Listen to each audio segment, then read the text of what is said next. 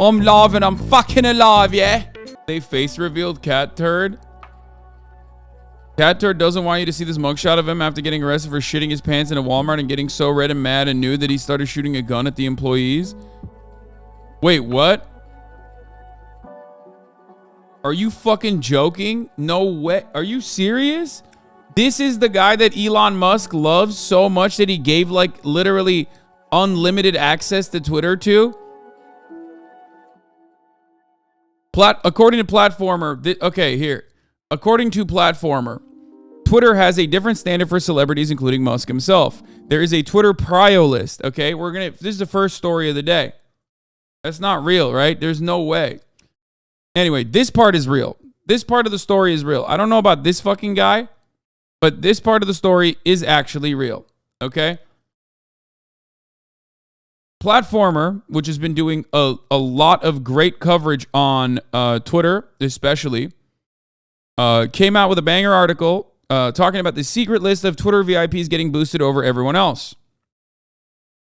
The people that were getting boosted over everyone else are basically NBA All-Star LeBron James, which is a goated poster to obviously give boosting to, and he deserves it. Let's be real. I'm going to be very unbiased in my coverage on this story. And as an unbiased and impartial observer, I think LeBron James deserves to get boosted on Twitter because he has a lot to say. He has a lot on his mind, and he has a lot to say, and it's fine if he gets boosted. I have no issue with that. I'm unbiased. Everybody knows I am probably the least biased person when it comes to NBA stuff, especially about LeBron James. Okay? He is the greatest of all time, and I think everyone could be. Stop saying LeBoosted. Stop saying LeBoosted in the chat. He deserves the boost. Everybody stop. Everybody is hurting my feelings by saying LeBron James was LeBoosted. You're hurting my feelings. He deserves this boost. He deserves it. He's very good. He's very good in his real life, in his real world experience. He's very good at basketball. He's very athletic. He's very talented. And he works really hard. And sometimes he just needs to say stuff to let off some steam. He needs to tell the truth like he always does, famously. He wants everyone to see when he is saying the truthful things that he says all the time. Okay, moving on from that. Daily Wire founder and conservative commentator Ben Shapiro, literally the most expected. Okay, Ben Shapiro needs a booster seat when he goes to Denny's with his wife, who he never fucks. So why wouldn't he get a booster when he's on Twitter?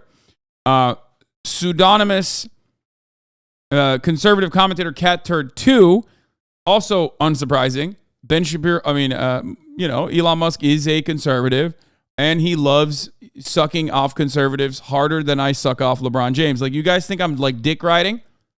Okay? Like, you say, like, oh, man, Hasan, you're dick riding LeBron? Well, nobody dick rides the entire conservative movement, which are, like, actually fucking losers. Like, love LeBron, hate LeBron. His dick deserves to be ridden, okay?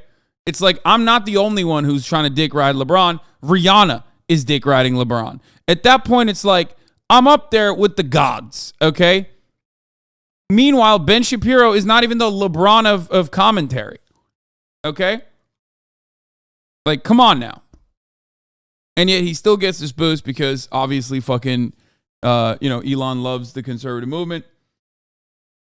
Hungarian expat, thank you for the 5, get the subs. Anyway, Cat Turd is like literally a meme account that constantly talks about farts and shit. Like, by the way, when I say farts and shit, I'm not even like joking. That's all he talks about for the most part. There's a lot of fart commentary. Not even a joke. And Representative Alexandria Ocasio-Cortez, that's a little bit surprising, but I guess they throw names like this. I think they throw names like this in the pile, and President Joe Biden, to be like, we are impartial. You know what I mean? YouTube star Mr. Beast, not surprising. Mr. Beast has rode Elon harder than I can ever ride LeBron James. There's a lot of like back and forth dick riding happening on this list. You see what I'm saying? It's like it's like dicks are flying in every direction and people are just like grabbing them to ride them. Yeah. Venture capitalist and Twitter investor Mark Andreessen, egghead himself. Not surprising that he's on this list. He is, again, another like famous VC dick rider of Elon as well, friend to Elon. Blocked me a long time ago. Literally just the dumbest fucking idiot on the planet, and has the funniest shaped head. Okay? Just the absolute funniest shaped head. Weird Twitter pioneer Drill. That one is deserved, but also doesn't even need it. It's fucking Drill. Jabuki Young White, another goated poster, friend of the show, Jabuki. Tesla community account, Tesla owners SSV.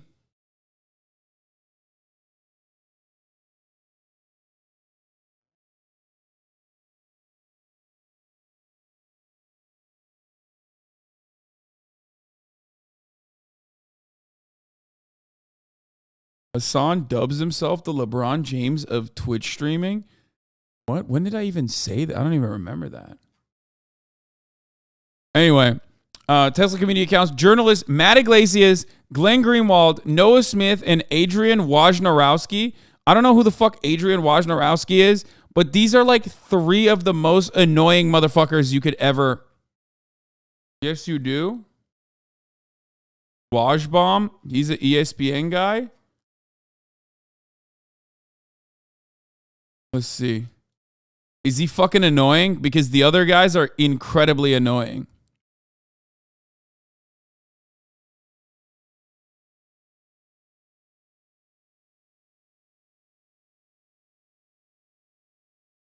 He's a GOAT reporter. Okay. I mean, respect to him. It just sucks that he's like, I guess, mentioned with some of the most annoying motherfuckers on the planet. He's just a breaking news NBA guy, huh? I never see his shit. So yeah, it is awful. Mark Cuban is also complaining. He says, on the flip side, I'm losing 500 to 1K users a day. I bought a blue check mark to see if it mattered. If there was the claimed priority given to paychecks, nope, same thing. But I have to say the 2,800 characters does have value. Kind of sad to see Jabuki there. Kind of sad to see Drill there because these are like, some of the most annoying people. As far as like AOC and Joe Biden goes, like I don't really care, because like they're politicians. They're fucking talking about politics. I don't know. I just unsurprising to see Ben Shapiro and Cat Turd on there. Anyway. As you guys know, in Nashville, Tennessee, at the Covenant Christian School, it's a private facility, a private school. A school shooting occurred by someone who went to that school. Originally, the initial reports stated that the perpetrator was a teenage girl. We then later found out, pretty shortly after, that the statements, the updated statements, was that it was a 28-year-old girl. Turns out, from what I understand, it was not actually a what?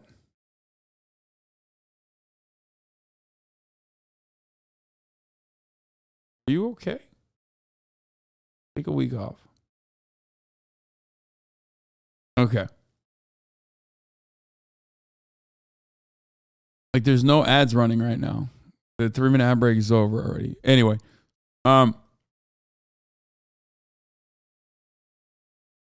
Anyway.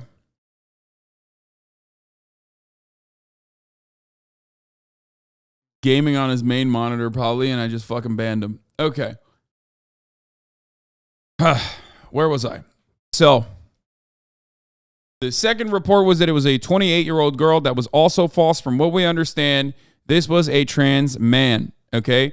An AFAB trans man, assigned female at birth, trans man who did the shooting. Why is this important? Because there's a lot of like misgendering and stuff happening, and it is taking the conversation away from it was a trans woman. Wait, what? It's a trans woman? No. Wait. No, it was not a trans woman. It's a trans man.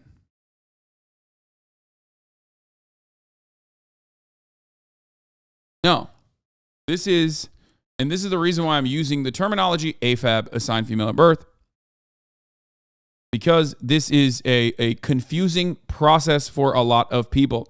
The articles have been calling him a trans woman. The irony of this, the sad and weird, dark, twisted irony of this is that gender is an expression, ultimately. Not that this is the main point of contention on the story, but that's precisely the reason why a lot of people fucking, one, have, weirdo brain about trans people in general. It like breaks their brain entirely. And two, don't really understand it. Like, don't really comprehend it, can't really comprehend it. Trans men in general are also additionally invisible, usually in the eyes of the public, so much so that it truly breaks people's brains when you bring trans men into the conversation. Ultimately, obviously, the main point of contention here is the shooting itself. The reason why I'm mentioning the trans aspect of it is because the right wing are using this to weaponize this against trans people in general, which is wild to do when there have been 2,870 fucking mass shootings over the course of the past couple of years, and then there's finally a mass shooting where there's actually a trans person who did the mass shooting, and they're like, oh, that's it, dude. Mass shootings are happening in America all the time because of trans people. It's like, that's crazy. That's wild. A wild thing to fucking say. But of course, they have been saying this every single time anyway. They've been saying that every single time a mass shooting happens, it's a trans person, it's a trans person, it's a trans person. When it's not a trans person, they just shut the fuck up, they move on, and they do it again. Rinse and repeat. Okay? I don't want to get into a stun log about, like, is it appropriate to fucking misgender a bad person or whatever? Like, it's idiotic to have this conversation. No, of course not. That's when you misgender someone, it's like, it's not appropriate to call if there was a black school shooter, it's not appropriate to call them the N-word or anything, clearly. So, that is the same principle behind it, because when you do that, you're just signaling to everyone that you are a racist person. When you do that, you're signaling to everyone that you're a transphobic person. Doesn't matter. Okay? There you go. That's my take on that part of it. Stop. Don't even engage with that kind of conversation. It's really fucking stupid. It's really counterproductive. The main point here is that yet another school shooting happened, and there are a lot of interesting components to this one, specifically that, of course, revolve around the shooter being trans, especially because the right is using this and weaponizing this against trans people in general. We will talk about that later. Here are some of the details. What we know about the Covenant murders on yesterday. There's one rumor going on throughout the community that we want to take a moment to clear up. There are those who think that specific individuals were targeted by the shooter who entered the building on Monday. We have no evidence that individuals were specifically targeted. This school, this church building, was a target of the shooter, but we have no information at present to indicate that the shooter was specifically targeting any one of the 6 individuals who were murdered. Chief John Drake will now update you on the progress of the investigation overnight and this morning, including what we know about the individual's purchases of firearms over the past couple of years. Again, this will be a brief briefing today. Chief John Drake. Good afternoon, everyone. Thank you again for being here. Just a brief update of what we know right now. We've interviewed the parents of Audrey Hale, and we've determined that Audrey bought 7 firearms from 5 different local gun stores here legally. They were legally purchased. Huh. That's interesting. Maybe there should be something about that. Maybe that shouldn't be a thing that you can do like so easily. I'm just saying, like, for example, as far as we understand, the shooter in this circumstance was suicidal. Perhaps if you are a suicidal person, you shouldn't have guns. I mean, that's like the most basic thing, okay? If you want to cut down on veteran suicide rates, if you want to cut down on just suicide rates in this country in general, that's a really easy way to just eliminate that. You won't fully eradicate it, but it's a very easy way to basically cut that problem at least in fucking half. If you're suicidal, you can't buy a gun, okay? It's for your own fucking good. Now, before someone turns around and says, well, you're going to disarm our veterans. Yes, for their own good, okay?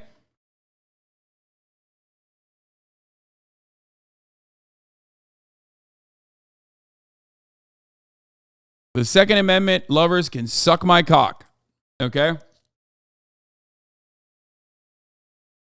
3 of those weapons were used yesterday during this horrific tragedy that happened. We know that they felt that she had one weapon and that she sold it. She was under doctor's care for an emotional disorder. Law enforcement knew nothing about the treatment she was receiving, but her parents felt that she should not own weapons. They were under the impression that when she sold the one weapon that she did not own anymore. As it turned out, she had been hiding several weapons within the house. We also don't have a motive at this time. We feel that these students that were targeted were randomly targeted. Hasan doesn't understand shall not be infringed. Dude, please stop LARPing, okay? Please, I beg you, just stop fucking LARPing, dude. I'm not even talking about, like, not giving guns to every single person. I just literally said well-regulated, and also regulation. A part of regulation revolves around taking guns away from suicidal people, depressed people. People with chronic depression should not have access to weapons. Okay? Please. You are so fucking stupid if you think that this incredibly common idea, this incredibly common concept that like every other nation pretty much has decided is like going to be the bare minimum rule that they apply. I don't know what to tell you. Okay? It is so frustrating to have this conversation over and over again. Everyone needs a gun, problem solved. I think, I'm going to be honest, you're too stupid. Like, you also do not make the bare minimum, like, brain processing capability to have a gun as well. I've decided suicidal and people with the chronic depression should not have weapons. Pretty simple thing. Pretty simple concept. Okay? And then you, because you're too stupid. How about that? Take 30 seconds off. Think about that. Stop baiting me when I'm talking about some serious shit.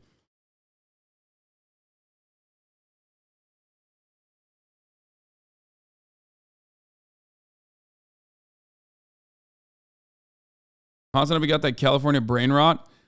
It is not California brain rot to say depressed people with chronic depression, suicidal people should not have access to weapons. It's American brain rot to think that I'm brain rotted for saying the most common sense thing.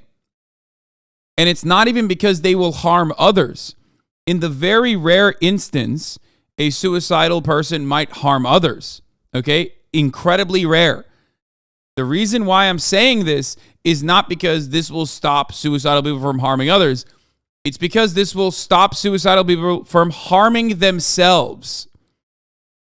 The thing that I'm stating here requires mental health evaluations before ownership of a weapon, which is an unimaginable concept in a bumfuck, idiotic, hick-ass, backwards-ass, troglodyte-ass fucking country like the United States of America, where we have nothing, so we might as well get all of our fucking treats and we might as well get our guns, okay?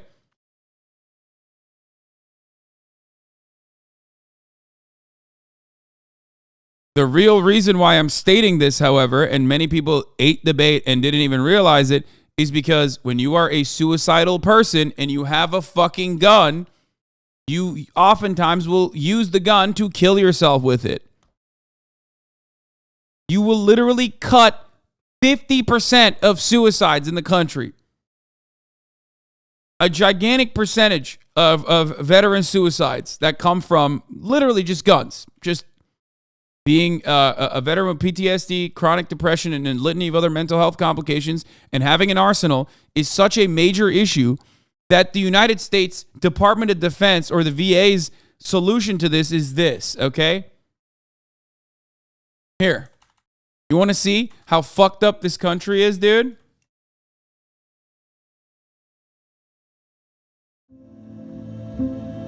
Crisis can happen unexpectedly to anyone. And though it may seem like a small barrier, a simple lock puts space between the thought and the trigger. These are the ads that run. They used to run on Twitch as well at the top of the hour when I ran a fucking commercial break. Like, how are you going to act like this is not a real issue in this fucking problem, dude? I mean, issue in this fucking country, dude. Crisis can happen unexpectedly to anyone. And though it may seem like a small barrier, a simple lock puts space between the thought and the trigger. Learn how securing your guns can help prevent suicide. I love that, like, we don't have anything. Hasan trolling moment, right? Because he doesn't understand it at all. Bad take. Yes, dude, you're right. Every veteran should actually have a weapon if they have PTSD and chronic depression, so they can fucking kill themselves, as they often do. So frequently that, like, the U.S. military has decided to, like, try to combat the problem. Of course, they can't do anything about the problem. 22 veterans a day killed themselves, okay? A lot of them use guns. But hey, you know what? It's such a big issue that the U.S. Department of Veterans Affairs thought maybe we could do, like, a gun lock or something, and that will help.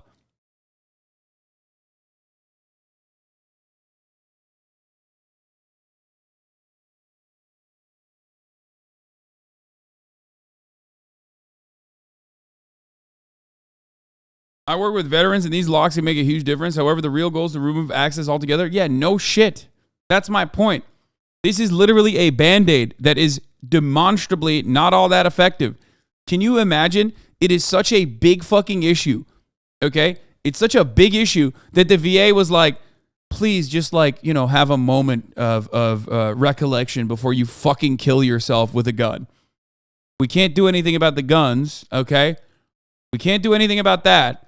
But, like, please, just at least the lock on the gun will, like, stop you for a brief moment, especially if you put a photo of your family there. What if you have no family? What if you don't have the photo?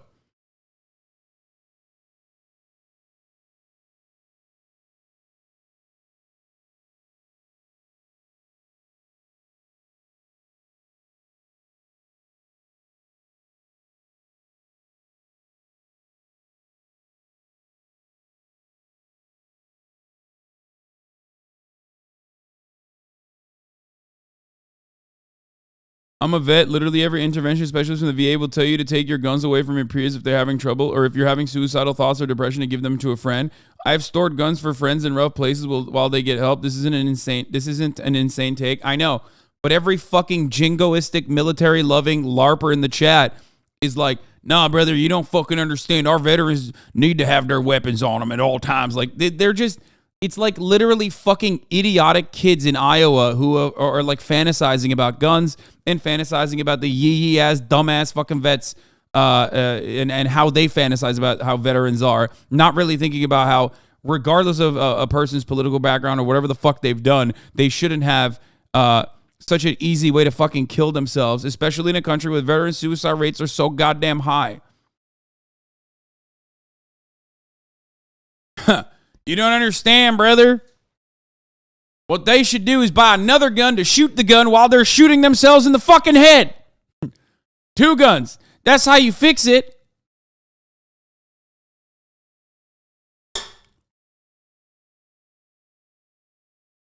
It's wild that, like, I have this conversation so much, and yet it's still one that, like, people come to me and say, dude, you're fucking wrong about this. You're freaking wrong about this. Dude, I'm tired of the Iowa slander. I'm just minding my goddamn business. Sorry.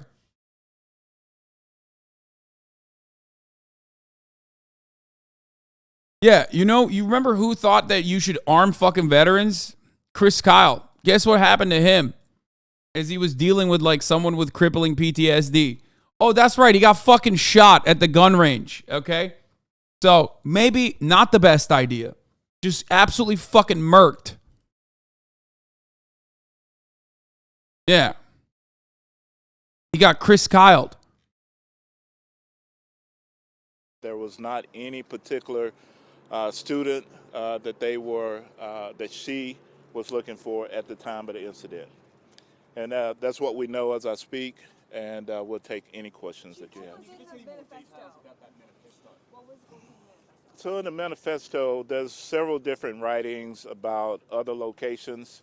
There were locations, there was talks about the school. There was a map of the school, a drawing of how potentially she would enter, and the assaults that... When trans use a gun, they don't talk about trans, they talk about gun. No, man. When white people use a gun, they talk about guns. I talk about guns. That's what I talk about. I talk about gun control in an issue that pertains to gun control.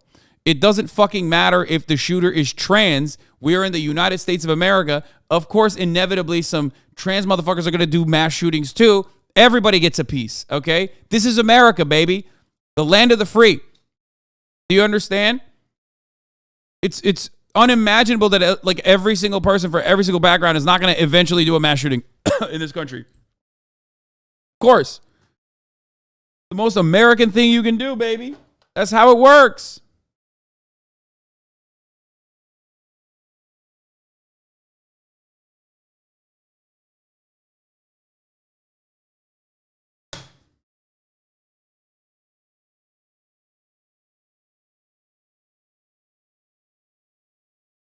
Yeah, we literally just had an old Asian dude commit a mass shooting, and motherfuckers are like, wow, that's crazy. Like a 67-year-old or 68-year-old Asian dude. Fuck you mean? It's America, goddammit. Everyone gets to do a mass shooting. Once you're in America, you're an American, okay?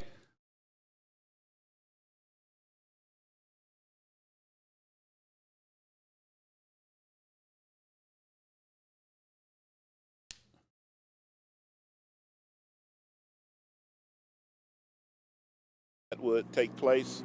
It's quite a bit of writing to it. I have not read the entire manifesto. Our team and the FBI has been working on this.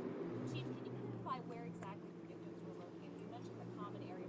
Spread out in different locations. When I went into the actual church, the kids had already been transported to the hospital. Also, the two of the adults, I did see the head school person, and she was in the hallway by the office. That's the only one. They were spread out. Wasn't in one common area, but they were spread out. Chief Drake, can you talk about the response in terms of targeting other buildings, other places?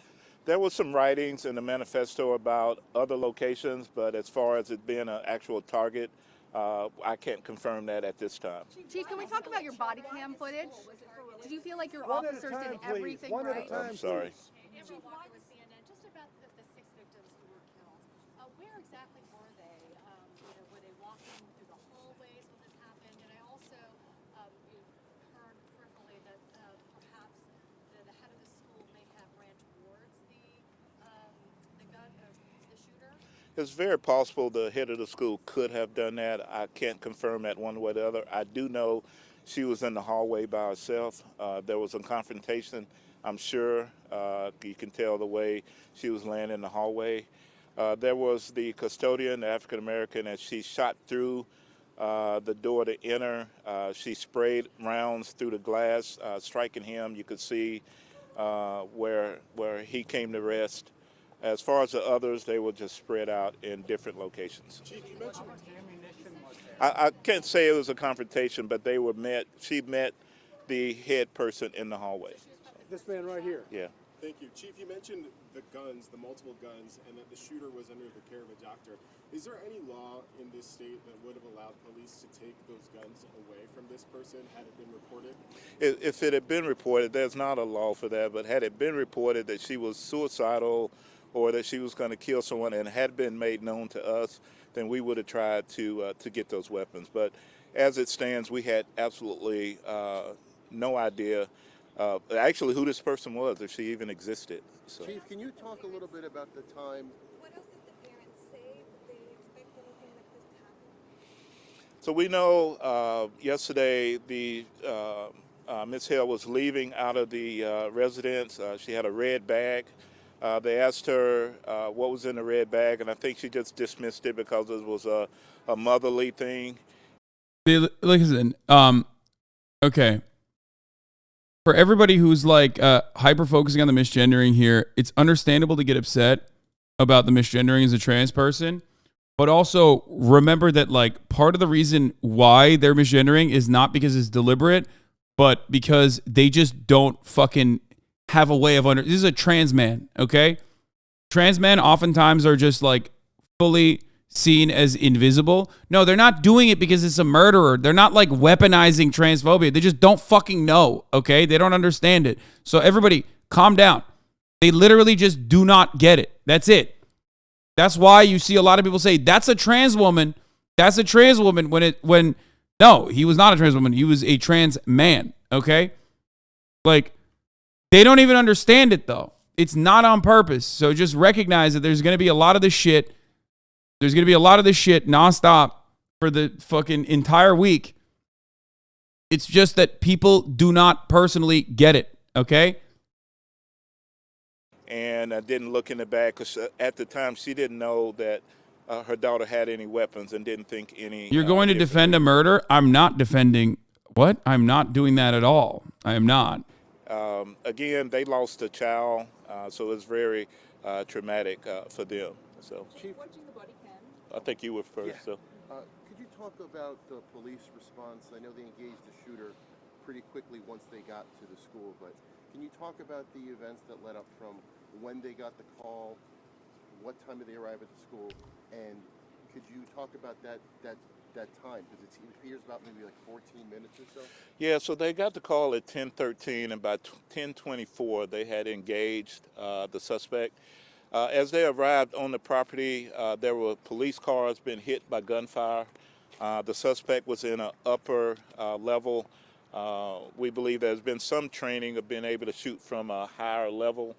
And her gunfire, from the video I've seen, she stood away from the glass so she wouldn't be an easy target to be shot. But as officers were approaching the building, there was gunfire going on. They went in, they went through door by door as we clear buildings.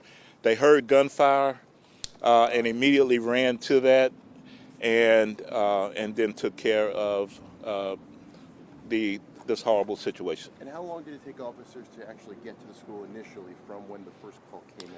From the time it went out from 10:13 to 10:24, it was over. The exact time, arrival time, I'm not sure. I know that myself, I ran emergency, and as I got there, they were coming out bloody and all kind of things were happening. So I barely missed being able or being there to go in as well. So it was really quick, the response, and I think you were next. So. Yeah, Chief, I was just going to ask you about the PJ Salt was trying to make a joke about the cop saying you are defending a murderer. That guy's at least shot a homeless person or gave an order to shoot a homeless person.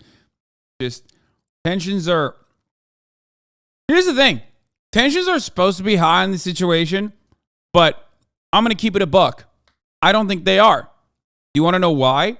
Because we as a fucking nation are completely and entirely, utterly desensitized to this kind of violence. Okay?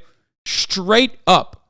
Like, even normies that I was talking to were like more confused about the shooter's gender expression than the fact that yet another fucking school shooting happened.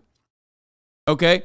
So we've basically got we've gotten so desensitized to murder in general. We've gotten so desensitized to like deaths in general, but especially when it comes to especially when it comes to like gun violence. It is such a normal part of American existence that we basically just move beyond the shooting itself and go after like the differences. You know what I mean? We already play the plug and play response, immediate response. You know, don't make this political used to be a thing. Now, immediately, of course, everyone makes it political. It's just wild. It is a wild circumstance where it seems like nobody gives a fuck that like children are being shot at schools. It seems like nobody gives a fuck at this point because we have so effectively so effectively gotten to a point where like we all recognize that we don't have any power over this, like at all. Like we have no power over this at all. Everybody gets it. It's just numbness. You know what I mean? People just feel kind of numb because they know like, oh, that's another fucking school shooting. Like this country is a country, the wealthiest nation on earth, one of the most developed countries on the planet. This is a country where more children die to gun violence than they do to fucking car crashes. Like, that's insane. It's the number one killer of children. That's wild. That is fucking wild. All right, if you don't think that that is an issue, I don't know what to fucking tell you. Like, if you don't think that that is a major problem, you're delusional.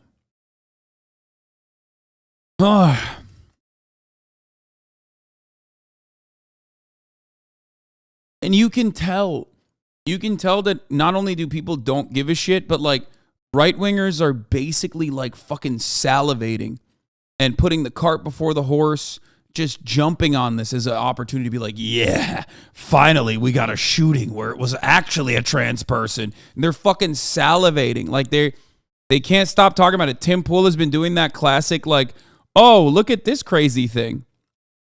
Over and over again. Over and over again, posting about like, different like trans events and how violent these statements were in these trans events, and how that is the reason why there's this real trans violence happening. Not towards trans people, but like trans people are becoming violent. That's what Tim Pool is trying to make it seem like on Twitter, over and over and over again.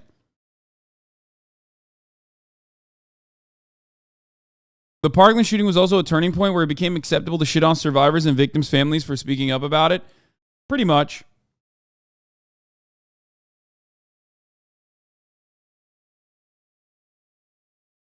Like,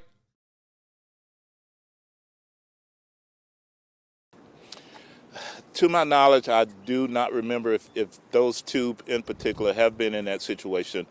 Officer Collazo has worked as a paramedic with the SWAT team, so I'm sure he's had some type of weapons training.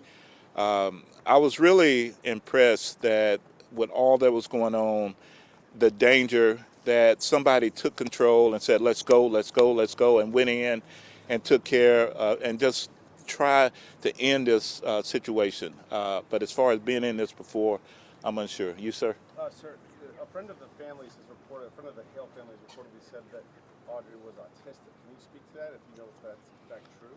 I can't confirm that. I've heard that, but I can't confirm if that's true or not. Let's do one more question. One more question and we're going to stop. One more. Just on the officers, how are they faring today, 24 hours on? Any indication of the significance of yesterday, why the shooter may have done this yesterday? And also, do you have anything that could indicate whether the school was targeted for religious reasons? I can't confirm either. I'm not sure if that we're approaching a holy period at Easter and all of that. I can't confirm any of that. Do not know. And so why she targeted that particular church, we do know she was a student at that church at one point, but unsure right now if that was the reason why. And I think I'll take one more. Just on your two officers there, how are they feeling today, 24 hours on?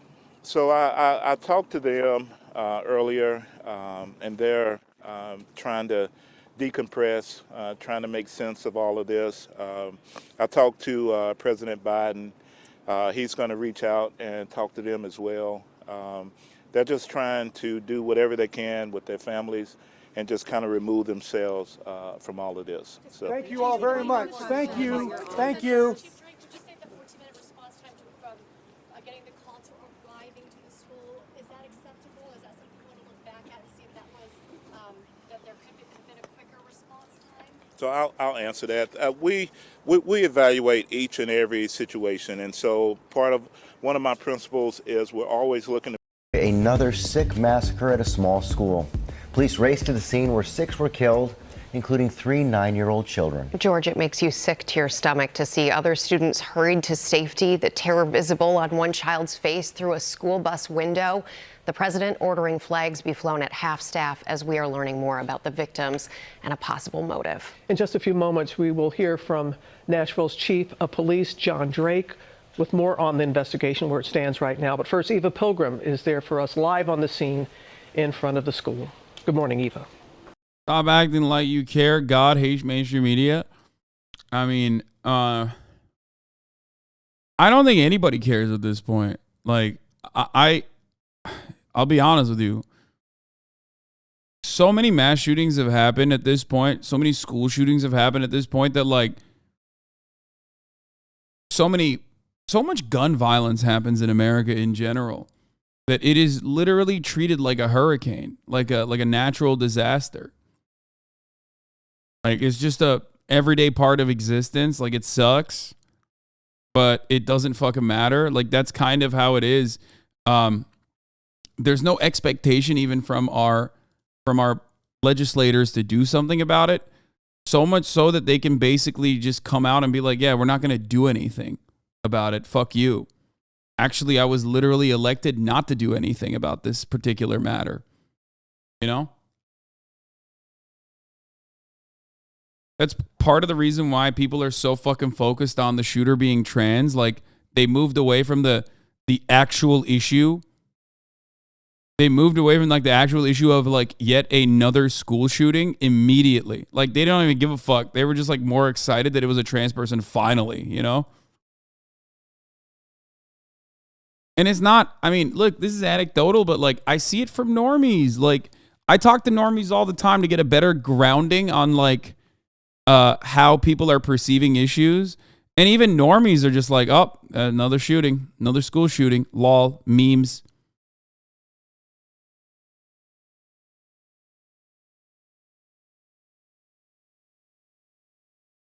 It's just like, feels like this discussion has already been had with Sandy Hook and Columbine, and it's been established with no legislation be made, just rage bait and pointing fingers till we move on by next week. We have moved on. People will move on by tomorrow. We've already moved on. Shooting happened. There was speculation that it was the shooter was trans, as always. You know, that's like the most common fucking meme at this point. Then they turned around and actually got what they were wishing for, and it was a trans person. Immediately, the conversation turned to the shooter is trans. We got to do something about the trans people. Like, immediately, almost instantaneously. It was like the fucking bodies were still warm by the time that, like, Matt Walsh and the others were already speculating and, like, literally started talking about how this is about trans people. You know?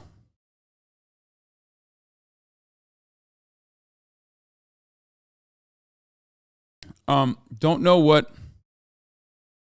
the fuck's going on with the manifesto. There are some additional information about, like, what the shooter actually DM'd people before doing the shooting, and we'll try to develop a better understanding of what the fuck that was, what the fuck was going on in their head. But you know. But, you know, it's the most American thing. It is the most American thing. I tweeted about this as well. I mean, listen. I posted about this yesterday on my Instagram, but, like, Benny Johnson and Elon Musk were, like, giddy over the fact that the shooter was trans, talking about it and how, like, this is actually a trans issue. 2,840 plus mass shooters over the last 5 years. Okay? 3 of them were trans. If you think this is an issue about trans people and not an issue about guns, like, you're a fucking psychotic freak, Lord. Okay? If you don't like it, get out. Yeah. There's been 14 mass shootings in the past 2 weeks. If you don't like it, get out. Get out where?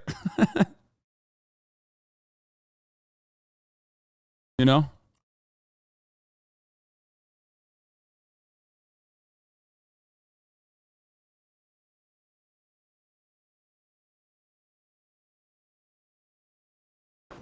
Robin, this is a small church school, about 200 students pre-K through 6th grade. The doors of the school were locked, but that shooter firing their way in. And this morning, we have to warn you, the images you're about to see are disturbing. Overnight, the Metro Nashville Police Department releasing this surveillance video showing the moments the driver of this car shot their way into a private Christian school. Once inside, killing 3 young children and 3 staff members in what police are calling a targeted attack. All units, be advised, we're under a mass casualty alert. The first 911 calls coming in at 10:13 a.m. Be advised, stay out of the general area of Burton Hills Road, Hillsborough Pike, confirmed active shooter.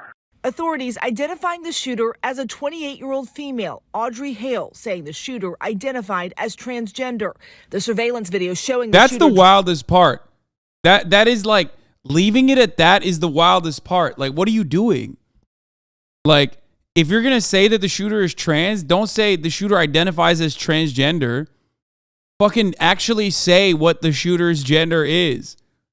Like, just, even if you say, like, this is a assigned female at birth, trans man, because, like, the wildest part about it has been, like, people are so confused on the matter, and the media is literally not doing what they're supposed to be doing, which is that, like you can't just leave it at trans, because then people think, again, this is a trans woman.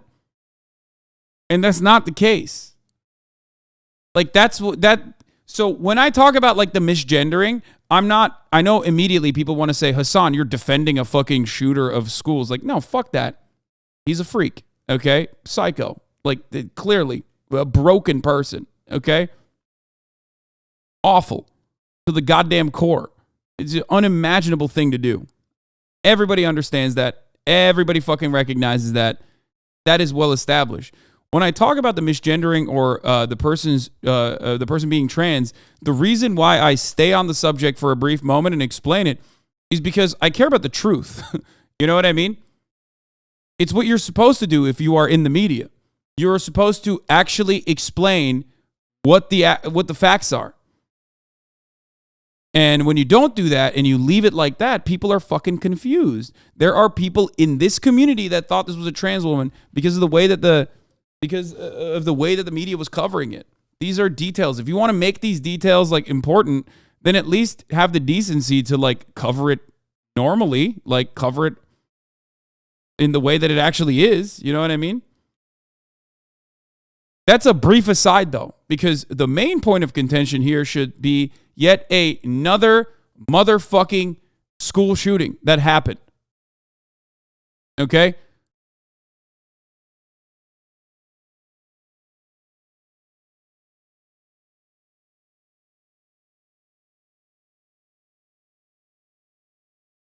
Driving up to Covenant Presbyterian School just before 10 a.m., shooting out the glass inside these doors. She entered the school through a side entrance and traversed her way from the first floor to the second floor, firing multiple shots. The video also shows the shooter walking the halls. Authorities say the shooter was armed with these guns, 2 assault-style rifles and a handgun, 2 of which were obtained legally and locally. The first about 8 or 10 shots were very loud. Love Police that. say when the tactical team of 5 officers arrived, the shooter began firing at them from a second-floor window, hitting their cruisers. There's multiple victims down inside the school. Shooter is down now as well. 14 minutes after that first call, at 10:27, these 2 officers, Rex Engelbert and Michael Colazzo, confronting and killing the shooter. Guns are quick. They don't give you much time. So even in a remarkably fast response, there was not enough time. In the aftermath, these images, small children holding hands, evacuating in single file lines surrounded by law enforcement, terrified faces being bused to a nearby church to safety. Guys, this is how this is going to work. I'm going to call 3 families at a time. The 3 students killed, all just 9 years old. Evelyn Dickhouse, William Kinney, and Haley Scruggs, the daughter of the church's pastor. 3 school staff also killed. 61-year-old substitute teacher Cynthia Peak, 61-year-old custodian Mike Hill, who was said to love his job and viewed coworkers and school kids as his family. And the head of the school, 60-year-old Catherine Kuntz, described by loved ones as a remarkable woman with a bright spirit. Strong and steady and hilarious. Dude, the most American thing is also like just being fucking unimaginably brain broken and then exercising that violence on like random people who absolutely did not contribute to your brain brokenness in any way. 9-year-olds that are not responsible for it. It's the same exact fucking thing that people do all the time with mass shootings. They literally go to a place of authority that they consider to be like a hierarchical existence that reinforces rules on their lives, okay? And they just go and unload into fucking random coworkers. You know what I mean? It is so insane. Look at what the fucking Shinzo Abe shooter did. You know what I mean? He identified a problem. He saw Shinzo Abe as like the major point of why this problem was persisting in Japan. He saw that like he personally fucking saw that Shinzo Abe and his party were allowing the Korean cult church to persist in Japan and collect donations from vulnerable old people like his fucking mom. He made a fucking gun and he shot Shinzo Abe. One of the most effective assassinations of our time. Okay? Straight up. I'm not condoning that. I'm not saying that that is a good thing. Okay? And chat should shut the fuck up and stop Fed posting.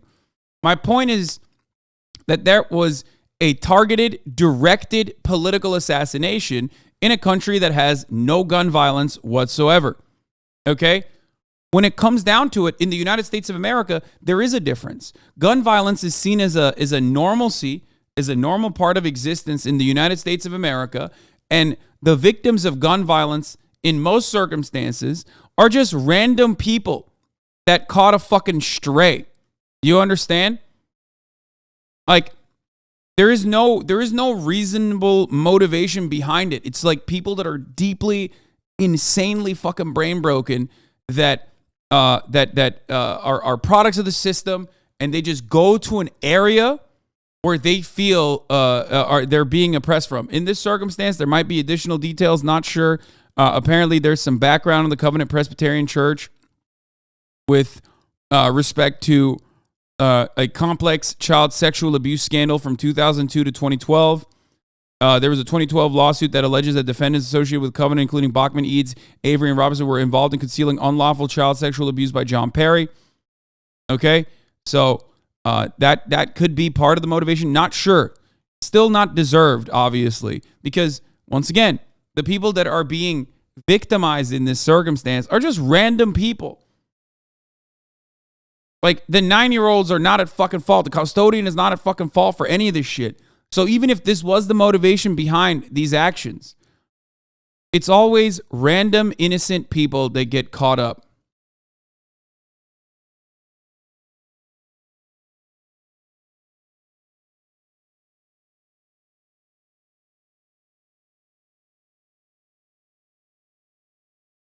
Do you have optimism that the multitude of victims of mass shootings in recent years will lead to more gun control in the future, perhaps even far future, because of the frequency of shootings and proximity to people? No.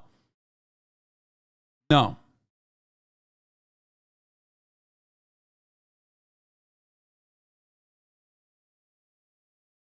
Absolutely not. It doesn't fucking matter. White babies were slaughtered at Sandy Hook, and nothing changed. It was over after that. It was so over after that. There was nothing happening after that.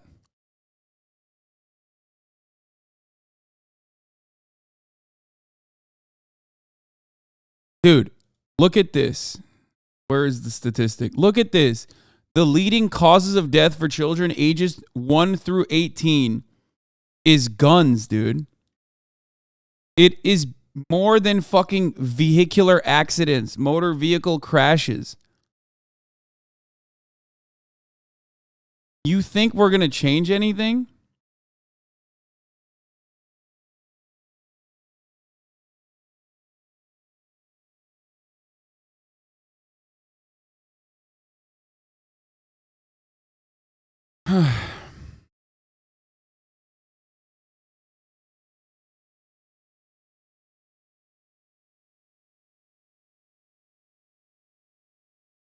Things are changing. Yeah, for the worse. Permitless carry is one step closer to becoming law in Florida. Yeah, things are changing for the worse. Those numbers are going to keep going up. We already fucking know. We already know what happens when you unroll gun laws. We know what happens when you deregulate guns. We know.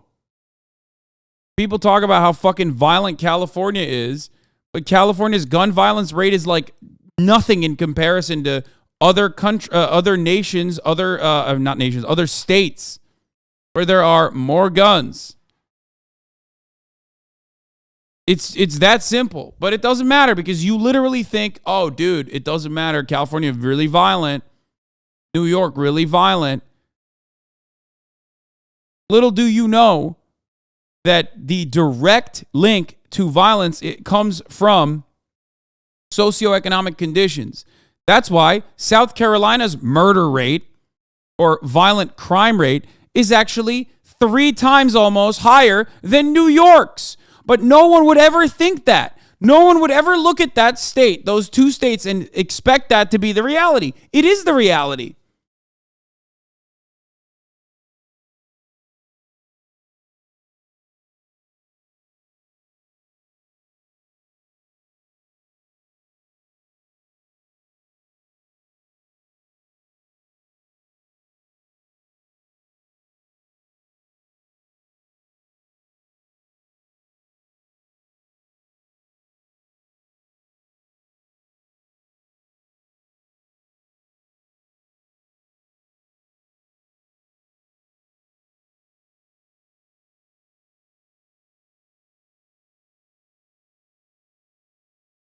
So I don't know.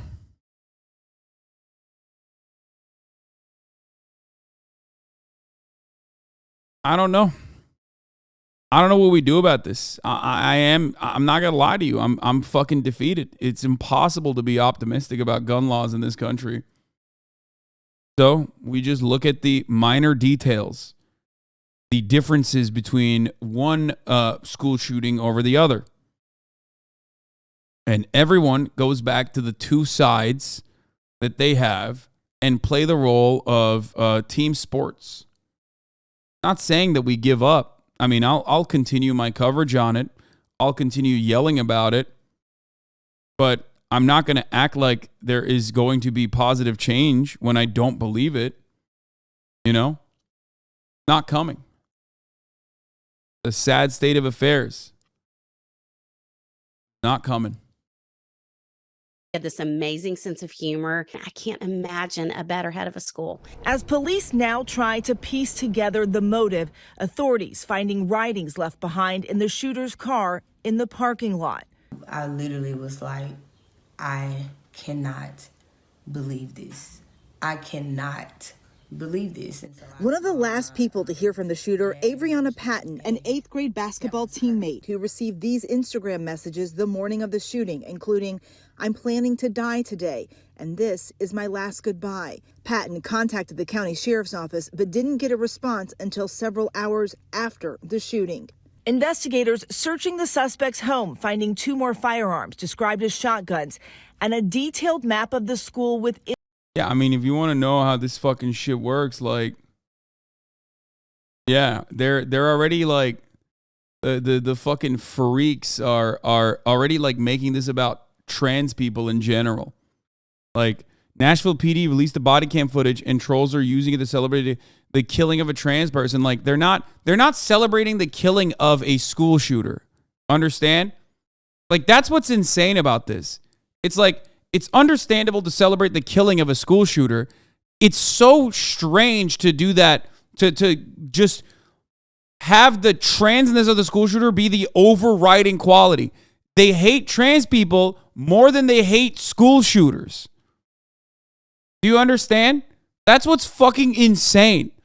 That's what's insane about it. Like, you're openly stating that you hate random innocent trans people and trans people in general more than you hate school shooters.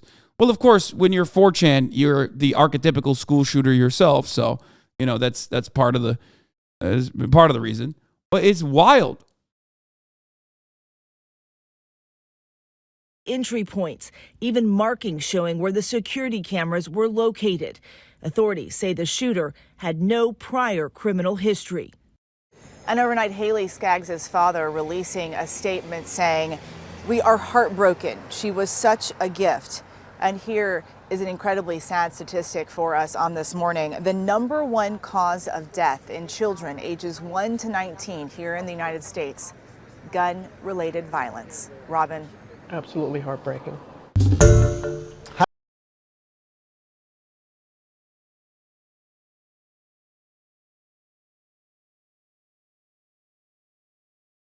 America's latest mass shooting, as you know, took place inside a school full of young children. 3 9-year-old students, just sit with that for just a second. 9-year-old students and 3 adults were killed at the Covenant School in Nashville, Tennessee. Surveillance video shows the moment that this shooter entered the school. We have to warn you, you've seen it. It's extremely disturbing. You can see the shooter, who police say was a former student, breaking a glass door with gunfire. Police say this attacker was heavily armed and this attack was carefully planned. We're joined now by Nashville's police chief. His name is John Drake. Good to see you, Chief Drake. I'm so sorry it's under these circumstances. My heart is so heavy. I'm so sad, so angry and mad. I cannot imagine how you were feeling this morning. I've seen interviews with you where you say that you think the motive here was resentment. What do you mean by resentment? What does that mean? Resentment about what? So the investigation is still ongoing into this whole incident. But what detectives have said so far is there's possibly some resentment for having to go to that school. There's a connection with that family. Right now, I can't go deeply into that, but because it's unconfirmed. But that's really where that came from. What makes you say the attack was carefully planned? So we have a manifesto. We have a booklet that shows exactly what she had planned to do. We have maps that showed the entry point into the school, the weapons that was going to be used, the clothing that she was going to wear. She had drawn it up almost like a cartoon character. It was exactly what she had on during this incident. And she was a previous student. She had some connections there. The head of the school was assassinated in the hallway. So we feel it was targeted and planned. Mm-hmm. You think she was targeting 9-year-old children? It's so unfortunate as this investigation continues to go. We already talked about this. There is going to be a lot of misgendering, like nonstop, okay?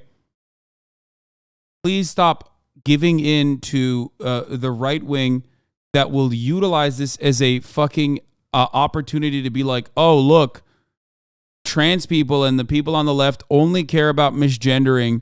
They don't care about the children, okay? These people don't know. It's confusing, okay? Gender already is very confusing. And these motherfuckers have no idea, okay? That this is an instance where, like, this is an instance where it's not like weaponizing transphobia from people in positions of power. They're basically fucking stating something that they think is correct. That's why they keep saying trans woman over and over again, thinking that they're correctly gendering someone.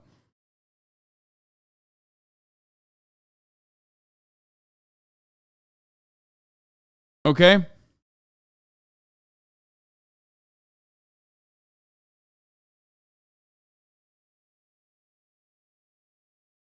That's it. Is him being trans confirmed?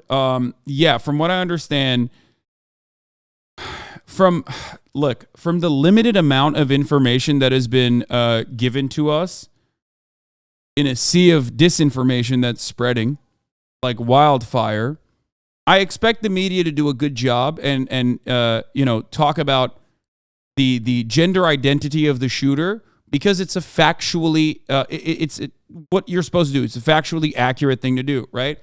Like, if you say this is a trans woman, you're all of a sudden literally just reporting false information. That's it. It's basic. It's like what you're supposed to do. Or when these guys are doing it, they're not doing it deliberately. They're doing it because they don't understand it. Like, in the eyes of so many people, trans men do not even fucking exist. Like, they don't even understand that as a concept. And two, it seems, with the limited information available, that this person was like transitioning recently. Okay? That's why in a lot of places you see both Aiden, which is what the name that they wanted to use, and Aubrey use interchangeably, even when he's using it in conversations. That's the reason.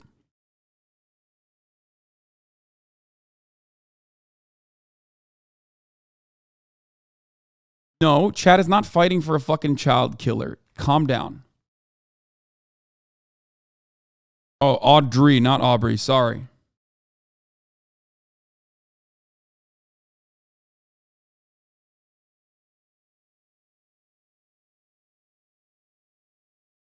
The main point of contention here needs to be about ease of access to guns, as always. Okay? That's it. We live in the United States of America. Of course, eventually, there's going to be trans people that also do mass shootings. Like, it's the most expected outcome. It's the most American thing. Do you understand? Of course. 3,000, almost 3,000 mass shootings in the past 5 years. Yeah, 3 of them were trans people. Yeah, of course. Of course there's going to be fucking trans people that do shootings too, because it's just the most American thing. But yeah, the reason why I'm mentioning this and the confusion beyond it, or the confusion that came from this, is literally because, look, Audrey, Aiden, like even the fucking perpetrator was using both names, okay? It seems like this was a very recent transition from all available information at this moment. So, of course, some fucking 50-year-old police chief doesn't fucking know how any of that shit works. There are people who are in progressive circles that don't fully understand what trans men are even, okay? Because the major point of contention around trans existence always has revolved around trans women, okay? And how trans women should not be in these spaces. Trans women should not be competing in, trans women should not be going to the bathrooms. Trans women should not be doing this. Trans women should not be doing that. All matter of conversation that pertains to trans people revolves around transphobic sentiments expressed towards, more often than not, trans women. That's it. That's it. That's the major. There is no like positive coverage for the most part in a sea of negative coverage towards trans people. Okay? That's why there's misgendering happening. So it's a confusing process in general, and these guys are not doing it like maliciously. They're not doing it deliberately. Kids was obviously targeted. Praise goes out to the men and women the 2 officers actually who went into the school, because we could have had far more casualties than what we had. They immediately responded, went inside, addressed and mitigated the suspect. And I give the school credit as well, because for some reason the alarm was going off, the fire alarm, and there wasn't any kids in the hallway. And I think they've gone through some type of training. I'll find out more about that today. but they played a great role as well in preventing more lives from being lost. Yeah, all of this conversation that moves away from the main point of contention here in the United States of America, how impossible it is to have any kind of fucking change, any kind of legislative change in general. Any point of contention that revolves that moves beyond that is just deflecting away, and it's done. It's basically done because, like, you know, we're powerless, so we're just going back to something that is more familiar. Instead of addressing the issue, instead of addressing the existential angst that comes from recognizing that you can't do anything about fucking people getting guns and just blasting motherfuckers like left and right. You know what I mean? Whether it be their workplace or blasting innocent fucking people everywhere. Like innocents being slaughtered everywhere, including little babies like 9-year-olds in school. We have nothing. We are so powerless in the face of such inhumane cruelty. Violence is such a permanent part of the American existence, specifically gun violence, that we've started treating it like it's a naturally occurring phenomena. Okay? So that is difficult to address head on. That's very depressing. What do? You go to like what is actually a battle that you are willing to fight, a battle that you fought already. You get it? The battle that you are knowledgeable on, a battle that you're familiar with is transphobia. Or, oh, the shooter's trans. Let's talk about that. Liberals do a version of this as well in some respects. If they're hyper-focusing on like another white male shooter, which is, you know, the overwhelming majority of school shooters and mass shooters in general, right? Liberals play that role too, okay?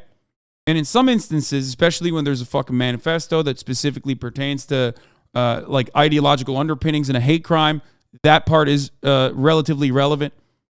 But if we're talking about mass shootings, like ultimately the most important component, and I have said this in every single mass shooting, whether it be a fucking hate crime like Buffalo, whether it be like El Paso, or whether it be this one, every single instance of mass shooting that has occurred in the United States of America, the number one principle, the number one factor, the number one contribution is ease of access to weapons.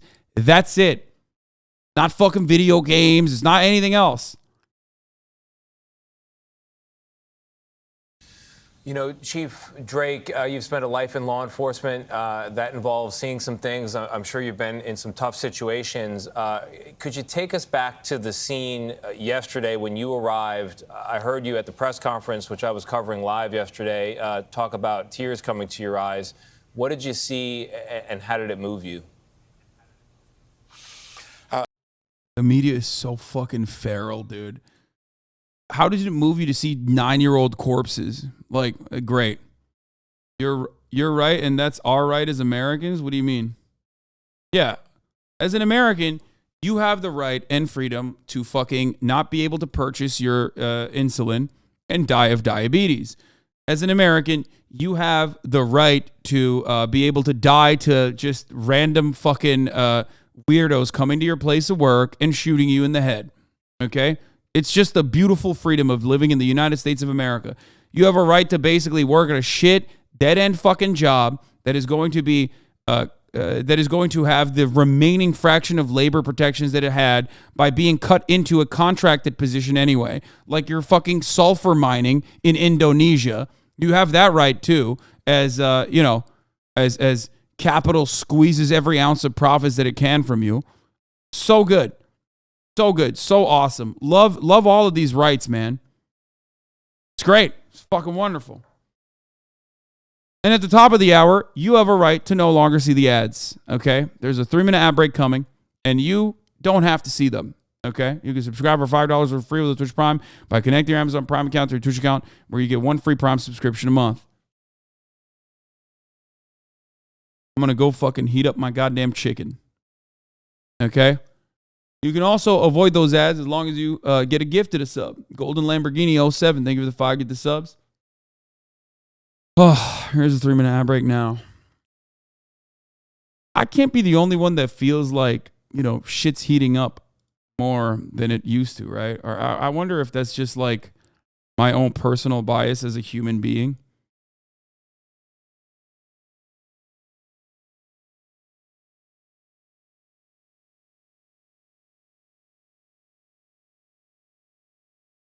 Like, I don't know. Maybe it's my personal bias. But I do feel like there are mass protests happening internationally, mass protests happening in every fucking country towards neoliberal administrations. There are, in the United States of America, the contradictions are becoming more and more glaringly obvious. And as it happens, you have the right moving closer and closer towards fascism, like openly fucking brandishing fascist ideology in an effort to basically deflect away from the real reasons as to why you're fucking experiencing this. Governments are trying to do everything they can to stop this kind of backlash from occurring. One manifestation of that is basically this kind of violence that is unending. It does sometimes feel like we're nearing a boiling point, but I don't know.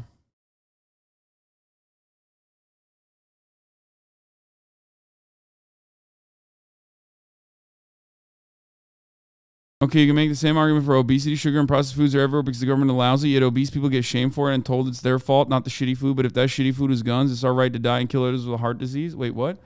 You think I don't think the FDA should do more to fucking eliminate sugar and processed foods from our diet? I believe in regulation. I believe in regulation and the government actually doing what it's supposed to do. And what the government should be doing is literally fucking regulate guns and also regulate our food supply. What kind of fucking weird take is this? I'm like literally confused by why you even chose to bring that up. Also, obesity doesn't kill other people in the same way that guns do. So that's like such an irrelevant thing to bring up.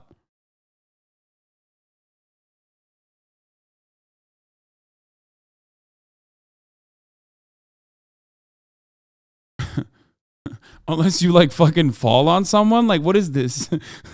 This is such a confusing point to bring up. I don't know. I was so hurt. I've done this. I've been in this profession for. Analogies are always 1-to-1. I mean, it's not supposed to be 1-to-1, but like, it's not always supposed to be 1-to-1. But one, I already agree with the regulation aspect of it, and two, I don't really understand because like the main problem with guns is that it kills people. Like it kills other people. If we were simply talking about guns and how devastating and damaging it is to the individual who holds it, which is true, there is truth to that, then that's fine. 35 years, and I've trained for these type of situations just as the officers have. And when the call went out, I immediately canceled everything I had going for the day, went out to the scene, and it really was just a few minutes from having to go into the school myself.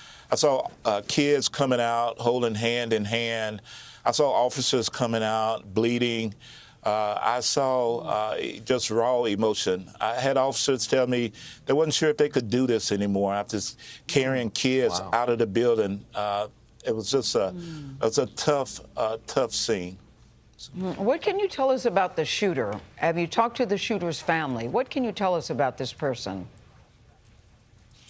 So we know the shooter to be Audrey Hale. She's 28 years old. She actually attended that school and has some history there. We've talked to the father and the mother.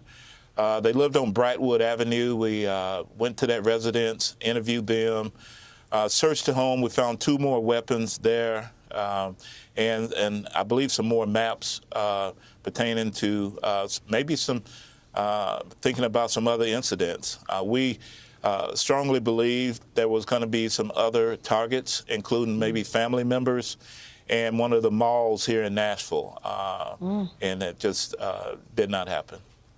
Chief, your hometown is Nashville. I would like to give you an opportunity to send a message to Nashville and the rest of the country, if you will, because this is something we are collectively dealing with here in the U.S. I want to say to Nashville and to the rest of the country, we have to do something with gun violence and mental illness. Our kids are counting on this. I was in conversations with my daughter this morning. I have a 4-year-old grandson, and she's considering homeschooling, a place where it's supposed to be safe. We send our little loved ones off. They're excited to go to school. They're excited. I mean, it's understandable that a cop would literally say this because, you know, ease of accessibility of guns makes police work way, way harder. It's, of course, ironic because, like, a lot of the cops are also the same, like, fucking libertarian, like, gun nuts themselves. So I don't know how you fucking deal with that reality, but, you know.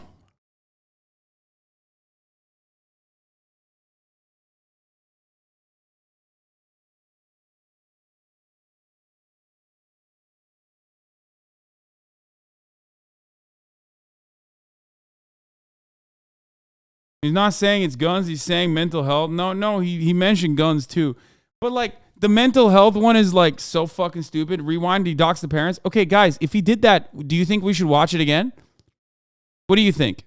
You think that's better to watch it again over and over again? You think we should just maybe, you know, post it in the fucking chat too?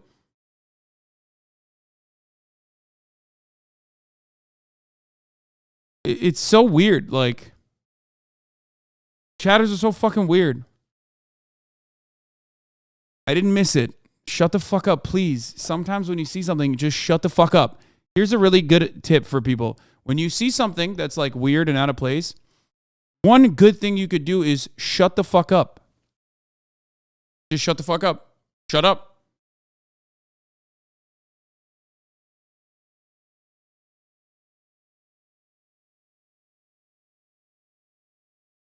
To be around friends and then have to deal with this tragedy. We have to come together. We have to address gun violence, and we have to address mental illness and make it safe for the ones that we love the most and are most vulnerable, which are our kids. Yeah, we keep saying that message, and this keeps happening. You said you talked to Audrey Hale's parents. What did they say? So it's really hard for them emotionally right now. Our detectives have talked to them, and we're just combing through trying to find out what was going on. It was just really emotional because they lost a child during all of this as well. And so it's very traumatic for them, too. Wow. Chief John Drake, thank you for joining us. I mean, here, look at this. Representative Tim Burchett, Republican from Tennessee, on school shootings. 3 precious little kids lost their lives, and I believe 3 adults, and the shooter, of course, lost their life too. So it's a horrible, horrible situation, and we're not going to fix it. Criminals are going to be criminals, and my daddy fought in the Second World War, fought in the Pacific, fought the Japanese, and he told me, he said, buddy, he said, if somebody wants to take you out and doesn't mind losing their life, there's not a whole heck of a lot you can do about it. 3 precious little kids lost their lives. Love that, man. Thank you. That's sick. That's our legislators, baby. Just openly stating that, you know, it's not going to happen, brother. Sorry. American bravado. Just so fucking violent. Just this level of violence is so obviously preventable. So many countries have prevented it. And nope. Americans are so stuck in their own assholes that they're like, they're like, it's unimaginable.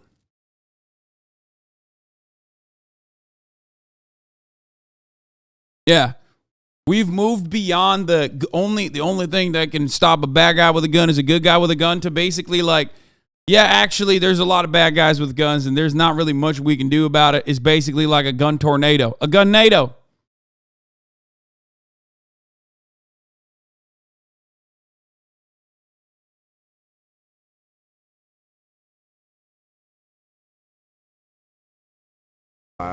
My man said, what you gonna do? It doesn't matter. He said, do you think there's any role that Congress played in reaction to the Tennessee shooting? I don't see any real role we could play other than mess things up. Do you think there's any role for Congress to play in reaction to this tragedy? Why are you elected then? Like, Republican congresspersons are so oxymoronic in their existence. They're literally like the fucking what's the character? Is it Ron Watson? Is it Ron Perlman? Like it's just like Ron Swanson. Sorry, Ron Swanson. Yeah, it's like the Ron Swanson character. It's like, yeah, I'm here to just fuck shit up. My people elected me to personally fuck shit up, to make sure that, you know, Congress has no power whatsoever. We'll just mess shit up, sir. Obviously, this is your state now, but it's happened in every other state. Oh, it's happening. It doesn't matter what state it's happening in. We're all Americans. It doesn't matter the color of their skin. And they all believe red. They're believing a lot.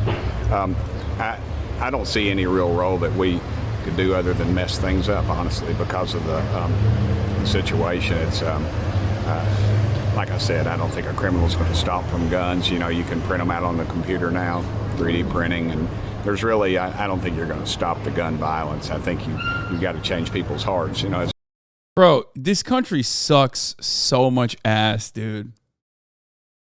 Like, we just suck so much ass, so much dick and ass, balls and all. It's just, it's so fucking gross, dude. The fact that, like, listen, the fact that you can have an elected representative this close to a fucking school shooting, just go out there and openly be like, yeah, there's nothing we can do about it. Fuck it, YOLO. Everybody got guns and we like them, don't we? Is mind-boggling. I mean, it's over. It's so over, dude. It's Jover. I can't even maintain the facade of seriousness when covering shit like this.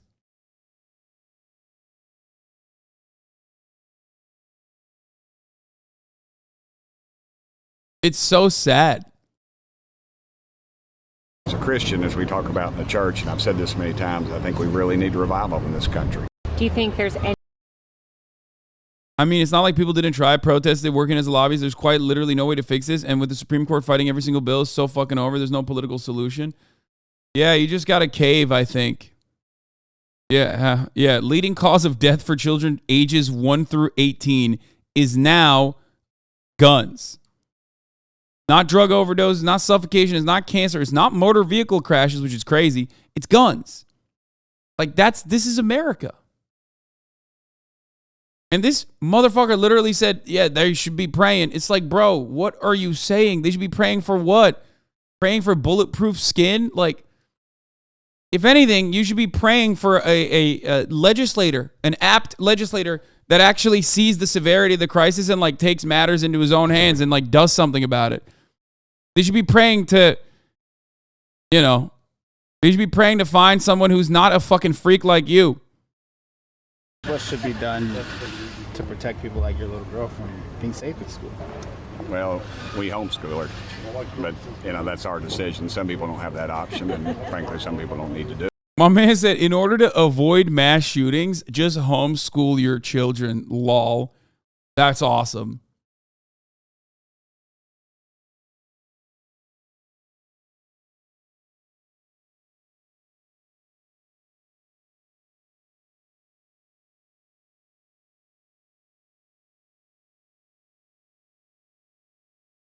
They just don't give a fuck. I mean, they don't. They so have checked out. They're not even trying. Like, throughout the past 10 years that I've been covering the news online, okay, I have seen the Republican Party basically shift their attitude to like carefully dancing around the issue to just straight up being like, I don't give a fuck. Fuck you. Yeah. Like, at least they at least had the decency back in the day to be like, don't make this political, or guns are not the problem, people are the problem. Now they're just like, fuck you, I don't give a fuck. Yeah, murder's gonna happen. It's a normal part of life. Incredible to see. I mean, listen, they say this is not about guns. They say this about everything. So it's not that surprising that they say it about guns like this. They have the same exact disdain when it comes to helping the working poor. They say it openly when it comes to not offering you health care. They say it openly when it comes to, well, by the way, they have health care. Remember that. They got the fattest fucking health care packages. Their salaries have increased, right? But not you.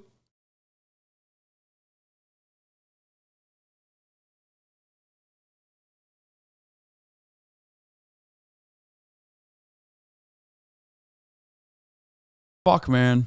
Do it. I mean, they don't have to. It just suited our needs much better. Thank you. You good? Yeah. Hey, thanks. What should be done?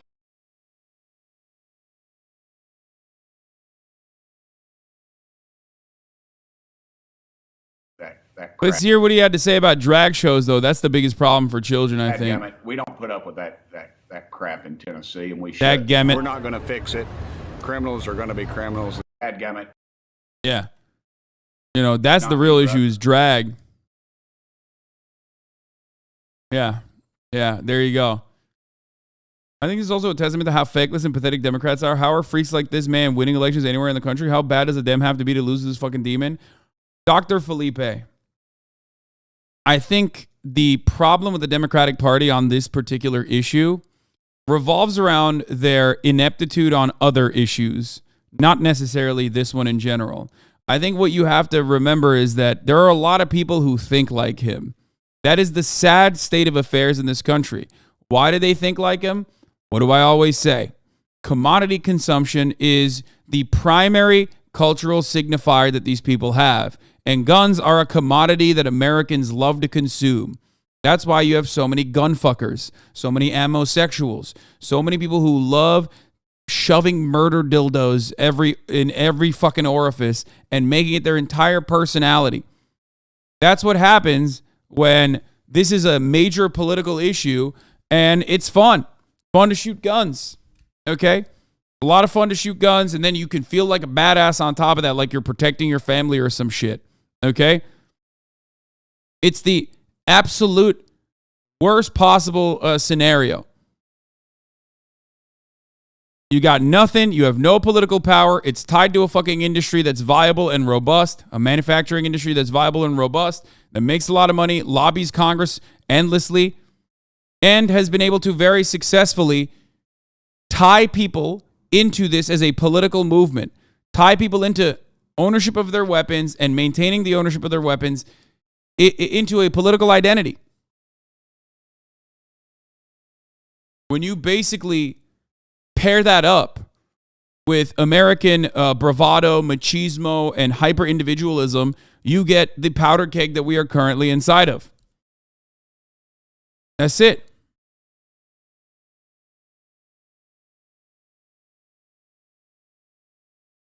That's it. Yeah, and you can tell, like, listen, this is what's, I mean, look, a few months ago, I wrote about how Der Stürmer, a pro-Nazi paper in 1930s and 40s Germany, laid the groundwork for the Holocaust by linking every crime to Jewish people. Anyhow, here's the front page of Rupert Murdoch's New York Post today. Transgender killer targets Christian school. Yeah, this is actually a war against Christianity by trans people, and that's what's going on. There's a concerned effort amongst trans people. Matt Walsh. I came to the conclusion years ago that the trans movement is the greatest evil our country faces. I only become more and more sure of this fact with each passing day, and am more and more determined to oppose it until my last breath. Yeah, it's totally. This is about trans people, for sure. Reported as a 28-year-old. See, there you go. Misgendering is worse than murder. There you go. See? Literally every single outlet in mainstream media is misgendering the shooter. Okay? Every single outlet is. And yet Crowder has already found a way to predictably turn this into more anti-trans bullshit, which is why I was saying, as a community that has a lot of trans people in it, this is why I was saying, like, these motherfuckers are going to lie about it anyway, so don't jump to that and don't give them this idiotic fucking counterpoint. Anyway, so here's what we talked about, but like, yeah, Covenant Presbyterian Church and its church-run school targeted in today's tragic shooting are at the center of a complex child sexual abuse scandal from 2002 to 2012. A 2012 lawsuit alleges that defendants associated with the covenant, including Bachman, Eads, Avery, and Robinson, were involved in concealing unlawful child sexual abuse by John Perry. The plaintiffs were unaware of the abuse until 2012. I don't know if this has anything to do with the shooting, by the way. I'm just saying that this is like an ongoing issue. And until we get more evidence as to what the shooter's motivations were and what the shooter's background was, we will not know anything. But this arrangement allowed the church to remove children from their homes and place them under Perry's care, raising serious concerns about the safety and protection of these vulnerable children in the hands of a confessed child molester. In 2009, a family saw help from attorney Larry Crane after being silenced for raising concerns about children's safety.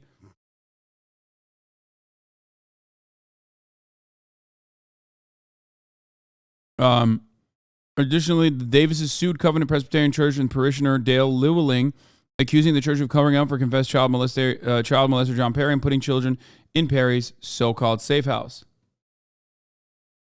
Family claims were harassed, assaulted, and threatened for raising concerns about the church's concealment of child sexual abuse. Despite the scandal, local media in Nashville has not covered the stories involving John Perry, who admitted to sexually molesting his own daughter in court. Anyway, this leads to the question: when females only commit 2% of all mass shootings and have only committed 4 out of the 147 school shootings before this event, could this have been a carefully plotted vengeance mission? This is before more information came out. Did Audrey Hale decide to partake in a tragic act of vigilante justice?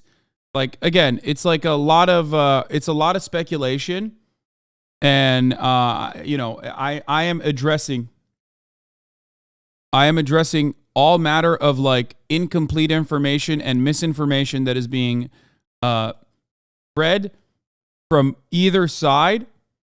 Okay, from either side of the political spectrum. Remember that.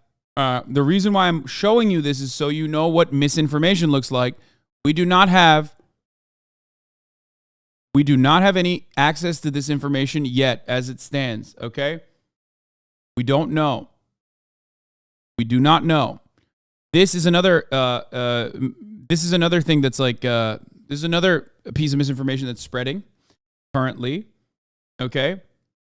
This is the trans shooter, Audrey Hale. The feds are in the middle of trying to scrub all her social media pictures from the internet. This person was a trans terrorist using a reason to kill Christians, as the sign makes clear, trans rights or else. As a society, we have to stop enabling mental illness as normal because it's not. Make sure this makes the rounds. It did end up making the rounds. This is not the person. And this is not sample art from Audrey Hale's website, I don't think. The photo is not Audrey Hale, the Christian school shooter.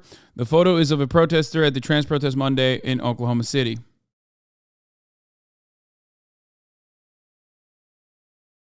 Why the fuck would the feds care? Law is a good question. They don't.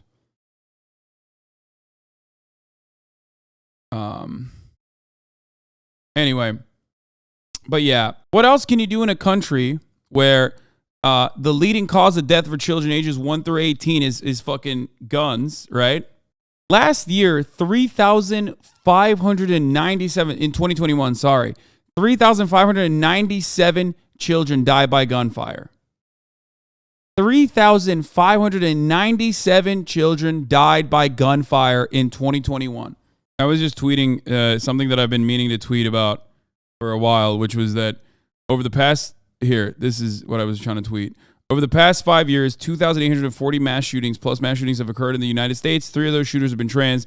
Guns are the number one killer of children 1 to 18, and the writer salivating over a school shooter being trans to deflect away from the main issue, ease of access to weapons. Anyone who fucking hyper focuses on the gender of the shooter or the background of the shooter, and I'm not just saying this because this is a trans person, okay? I've said this when the shooter is a white person. In the overwhelming majority of mass shootings, it is a cis het white guy, okay? Doesn't matter. There are trans people in other countries. They do not have this problem. There are white people in other countries. They do not have this problem, okay? The reason why they do not have this problem is because they do not have the same readily available arsenals that they could fucking purchase. Maybe you shouldn't support gun culture by them posing for your wannabe blue-collar merch line with them. First of all, it's not even a fucking blue-collar merch line, you absolute dingus. Okay? It's yee-ass shit. It's the hog line. And secondly, I also shoot guns. I like guns. Suck my cock. I say this as someone who actually likes shooting guns.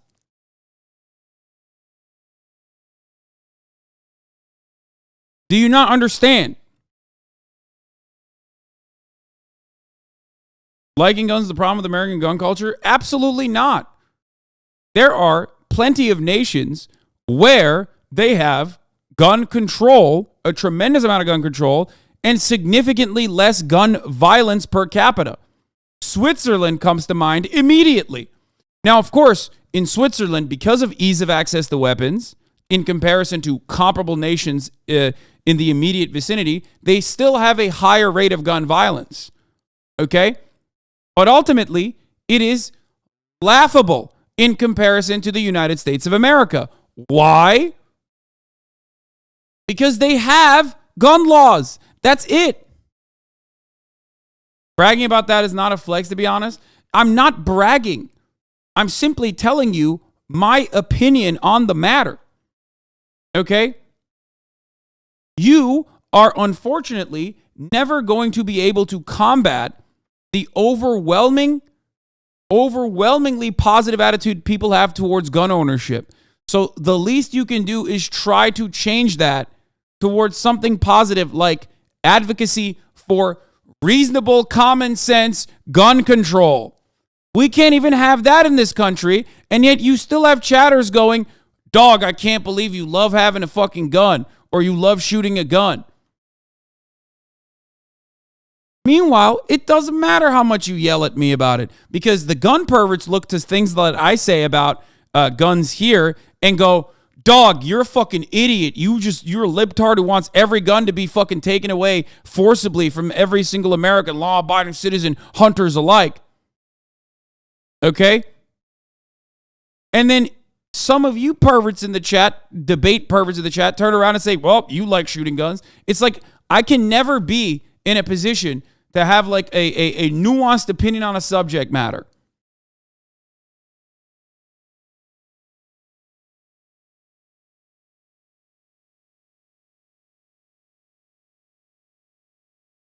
Also, turns out friend says she contacted authorities after speaking to Nashville shooter Audrey Hill on morning of attack.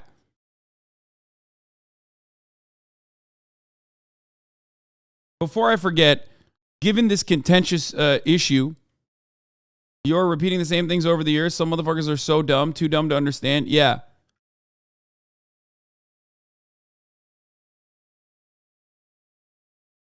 I'm going to run the top of the hour ad break here. I'm not going to do a segue. It's already a frustrating thing to cover. Okay? So I'm going to go through the body camera footage. Here's the 3-minute ad break. You already know what to do. Fuck it. YOLO.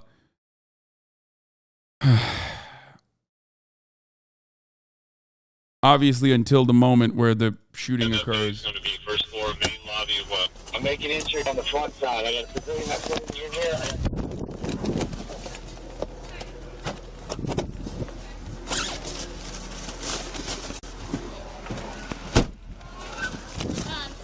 Kids are all locked down, but we have 2 kids that we don't know where they are. Okay. Okay? Yes, ma'am.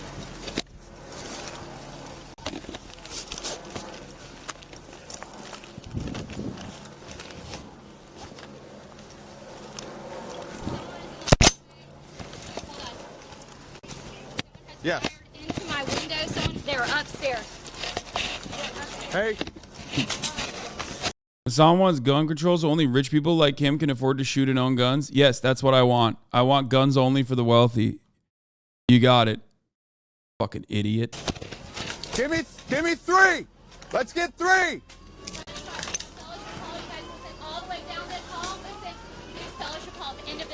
So fucking brain dead. They just said they heard gunshots down there, and then upstairs are a bunch of Let's go. I need 3. One more. Let's go.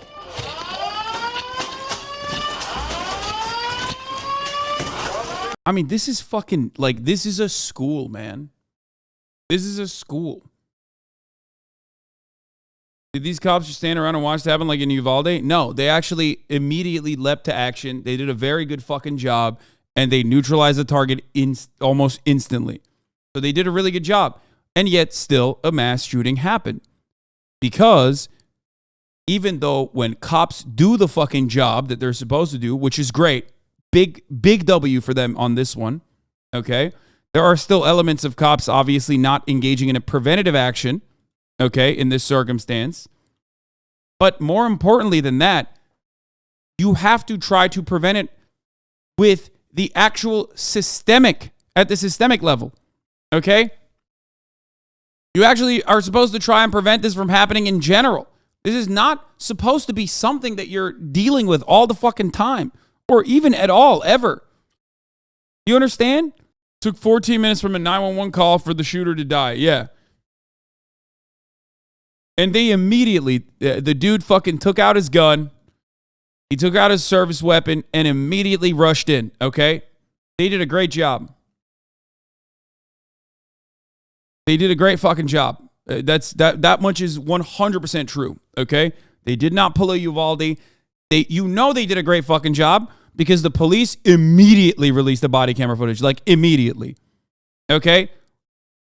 You know they would have held on that. You know they would have fucking held on to that for a month if they had like twiddled their thumbs like the other cops did in Uvalde, okay? They did their job. And their job, especially in a situation like this, is fucking insanely difficult, okay? It's true. It's not like, not every cop is supposed to be fucking no cop is supposed to be dealing with fucking mass shootings, let alone school shootings. It's supposed to be an exceptionally rare situation.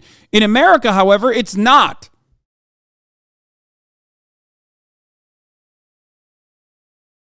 So the fact that they rushed in immediately as the officers responding on scene is great. The right thing to do, and they did a fucking great job. Straight up. That's a big dub for them. I have no issue openly fucking stating that. Metro Police! Is there any TOS in this? Like, do they show any kids or anything on the ground? I don't know. I mean, obviously the shooting itself is going to, when they get up the stairs. Wait, hold on. Let me just look through it real quick.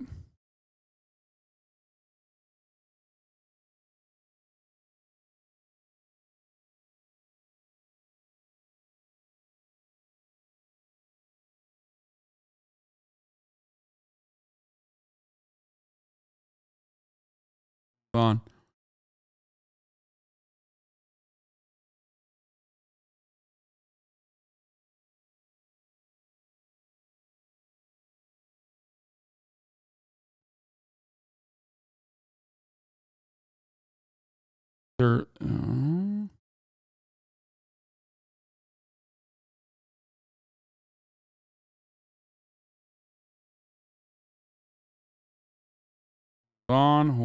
Hold on.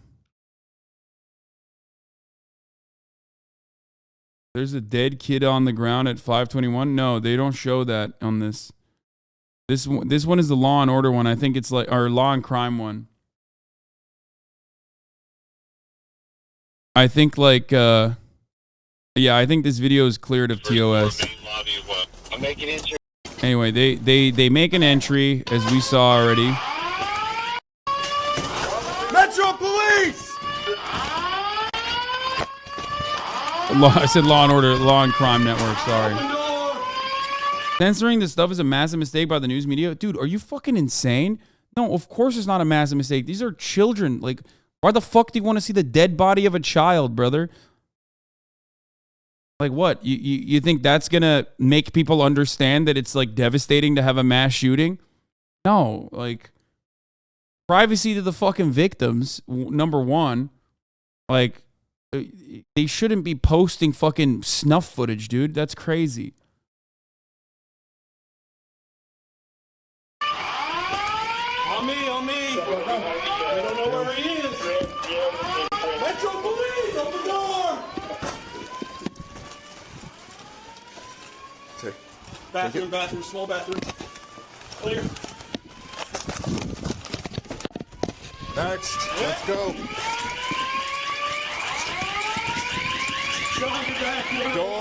Door, with me. Hold the door. Next. Check this. Open it, I got it. Bathroom. Let's go.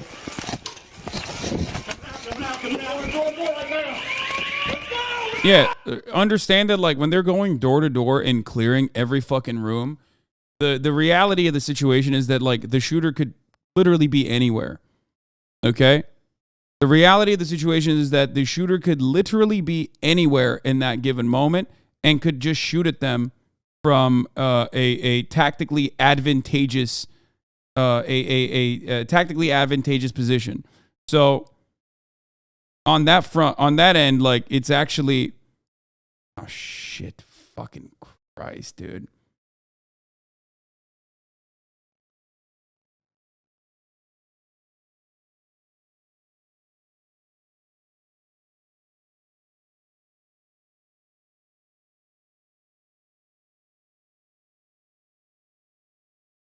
Okay, got it. Sorry, it's just like, I hate that they're tactic-cooling a school. It's not tactic-cooling. This is like an actual thing that they're supposed to do. No, I didn't forget to do anything. Just move right. Cover left. Cover left.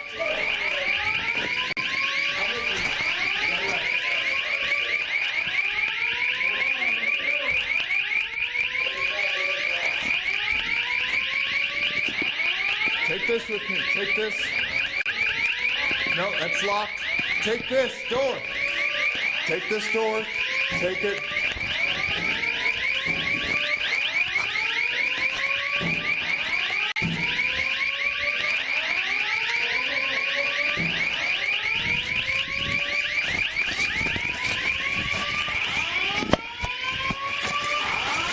I think it's upstairs. It sounds like it's upstairs. Go.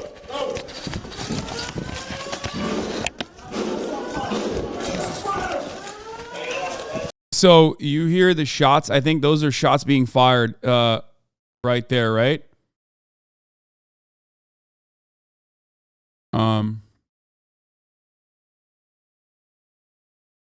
This is a high pressure, high stress situation. The guy is armed. How else are they supposed to approach? No, they did everything right here. Like, literally everything right here. So the shots being fired in that situation, I think, they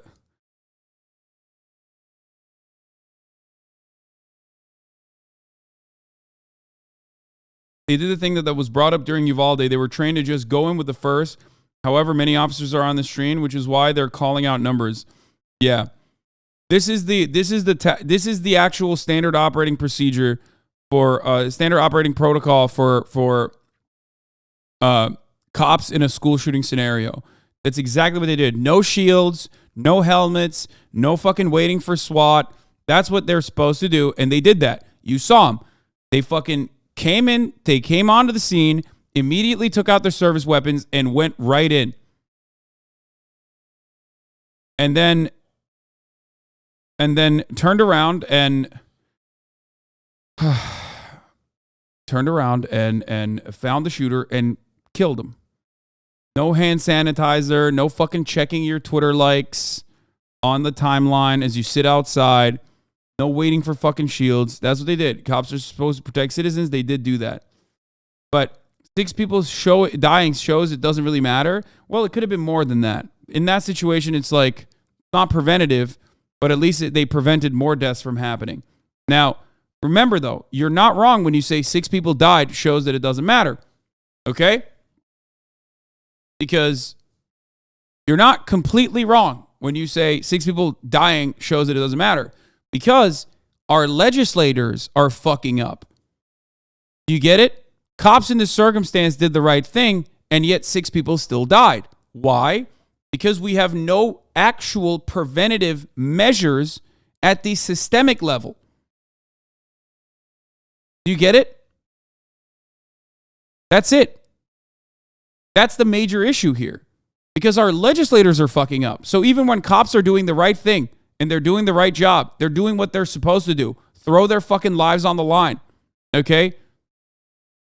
It's a gun-free area. Brother, you are a laughably stupid baboon if you think that, having a gun-free area automatically clears people of how easily accessible guns are. Okay? The fucking shooter went and bought a bunch of, a legal arsenal, man. The shooter bought a legal fucking arsenal.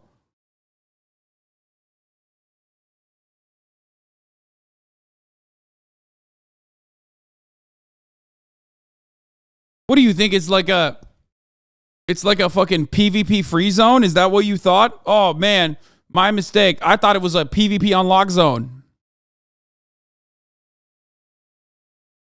Won't happen again. Sorry, officers. If you pass a gun-free zone with your gun, your weapon zaps you similar to a dog collar.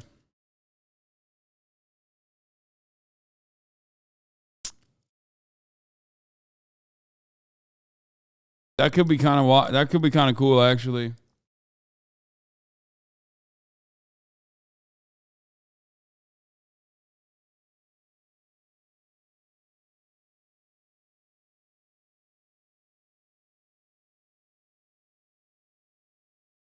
Yes. They stop the threat, which prevents more deaths. It does matter, but sadly it doesn't matter enough. Lawmakers will never do anything to do further mental health legislation and certainly won't do anything to restrict guns. Also, gun-free areas have been proven statistically to not work. That's why they refer to these places as soft targets. It literally doesn't fucking matter. It is always a Band-Aid solution until every area is technically a gun-free area, okay? When you can just very easily go and purchase a weapon, who gives a fuck if it's a gun-free zone or not? First of all, I don't even think that the gun-free zones are proven statistically to not work is correct. The reason why they do that is to prevent accidental misfirings, okay? That's it. The reason to do that is so that you can have additional charges given to you if you do actually get apprehended with a gun at a school. And it's not just something you can get away with by claiming, oh, well, I just brought my gun to school because it's a gun. This is not a gun-free zone. Okay? If gun-free zones did not fucking work, then the NRA convention would not be a gun-free zone. The NRA convention is a gun-free zone. You can't bring a weapon to the NRA convention even though it's done in fucking Dallas.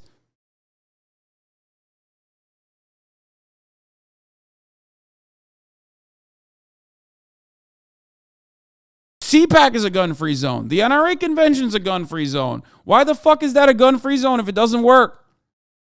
Of course it works. It's to limit the amount of people that can easily constitutionally carry. Because you don't know. Because ultimately, you don't know. That's the first thing that they teach you when you're getting your fucking concealed carry permit. Okay? First thing that they teach you is to tell cops on scene that you're a concealed carry holder. Why? Why? Because in that moment, you don't know who's a good guy with a gun and who's a bad guy with a gun.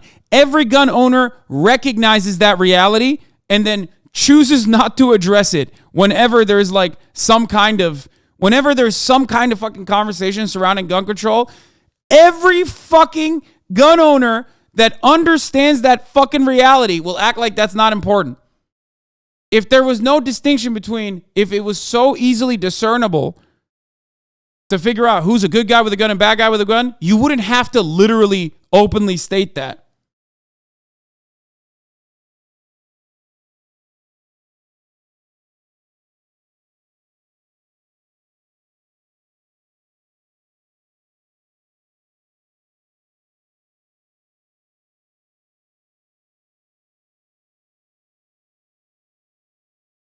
Gun-free zones exist because even the NRA knows that a good person with a gun can turn into a bad person with a gun with a blink of an eye, and accidents also happen. Taking the gun out of the situation makes everyone safer in the first place. Exactly.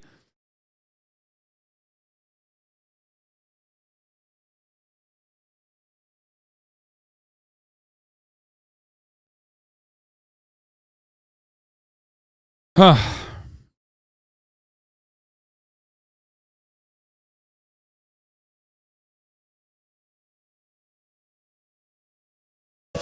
I think there's a... So they're at this point, I think they're shooting.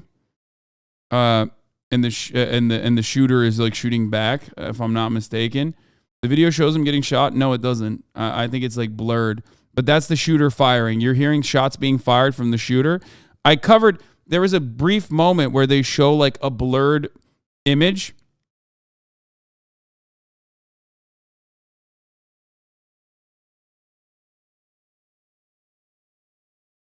Yeah, from what I understand, the shooter's shooting out the window at a cops in the parking lot.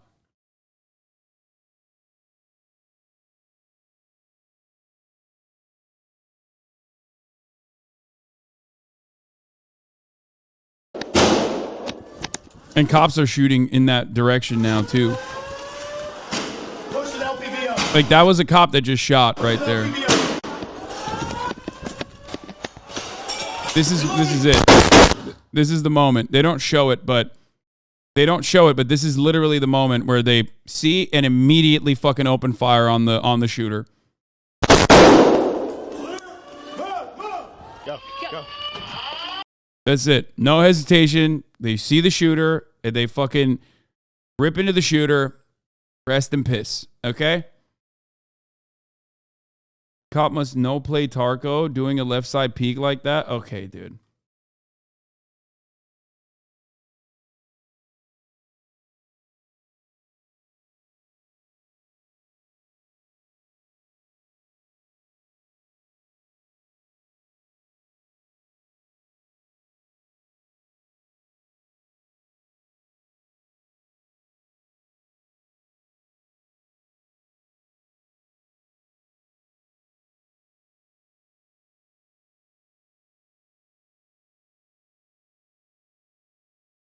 For the people saying, I've seen progressives oppose gun control because it could lead to over-policing of minority communities. Is there any way to successfully implement gun control without also reforming police? Either one of those is a gigantic task in and of itself. Both are impossible, gargantuan tasks that are basically virtually impossible.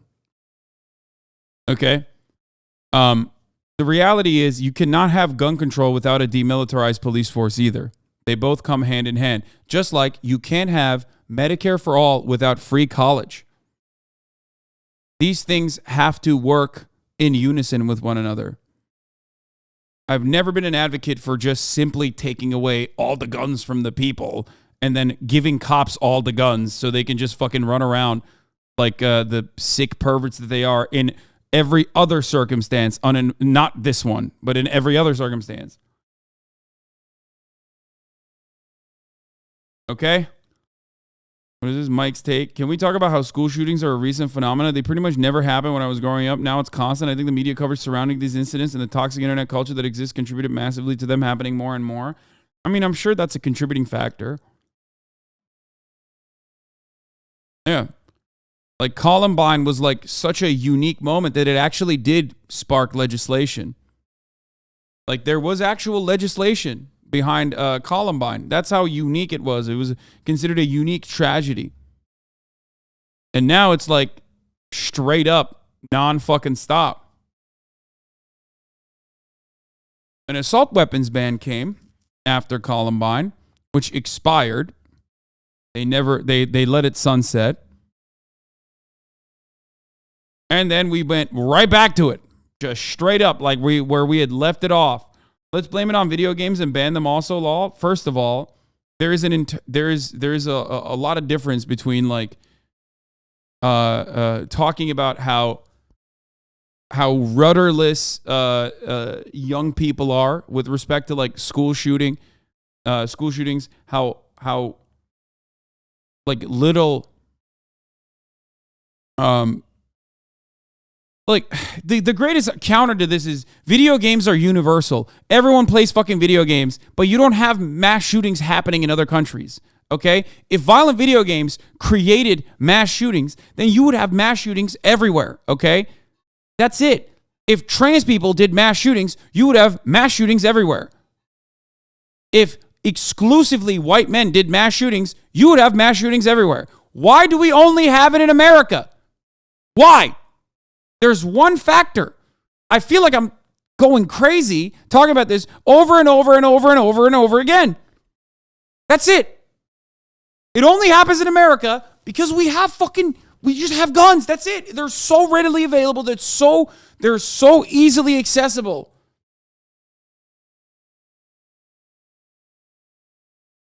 That's it. In a lot of ways, this is a complicated situation. It's multifaceted, but in a lot of ways, it's also very simple to understand. There is one factor that is the major contributing factor to this process.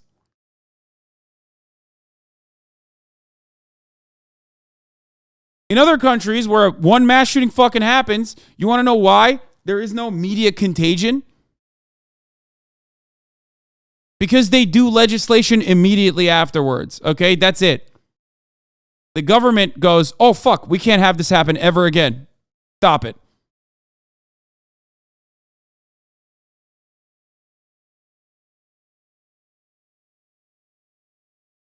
And that doesn't just mean that they take all the guns away, okay?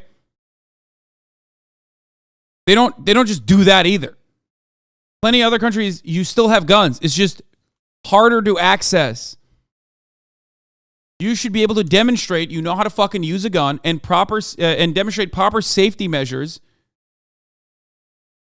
In a country with robust social safety nets, you would be able to have gun ownership in the way that you do, maybe not in America, but like comparable OECD nations. That's it.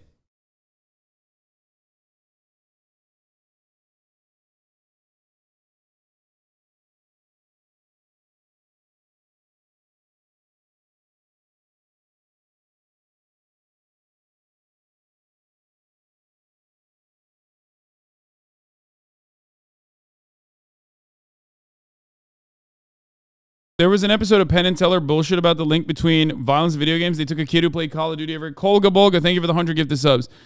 They took a kid who played Call of Duty every day and would say stuff like die, die, die into the mic and had him shoot a gun at the gun range. The kid cried. It scared him. Yeah, guns are scary.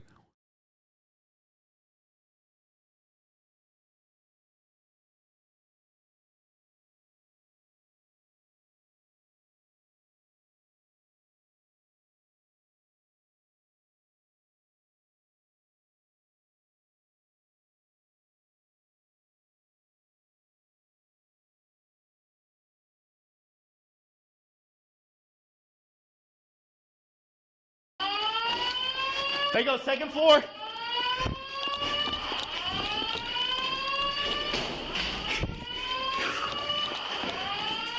I don't have a radio closet. Give me enough. No, locked door.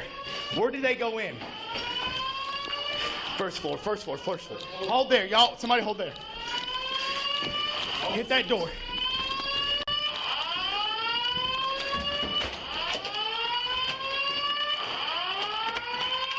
Rifle first. Rifle first. Blue, go. Go, go, go, go, go. Go. Move. Move. I'm with you. Go left. Straight, straight.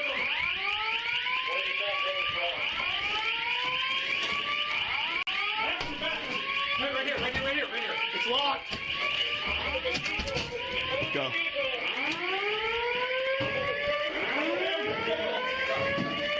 Hit that stair. Hit the stairs. Go. Those stairs. Those stairs. Go. Go, go, go, go, go. Go, go, go. I got it. Go. Ready? One down. Keep pushing. Go. Shots fired. Shots fired. Shots fired. Move.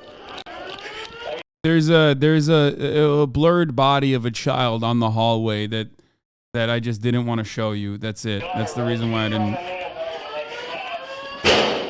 It's a tiny pixelation. Like, that's all you need to know. 9-year-old, a tiny little fucking thing on the side, on the corner. That's how fucked up it is. I don't think you need to see that. I don't think anybody needs to see that. I don't think that needs to ever happen. That should never happen.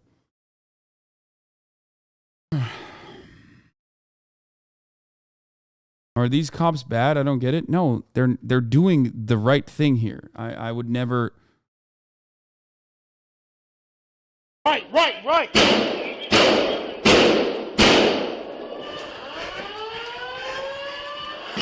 Push with LPVO. Push with LPVO. Go right.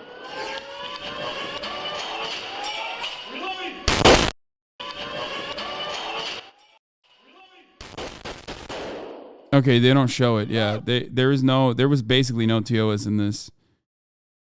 But yeah, I mean, there you go. They walk in.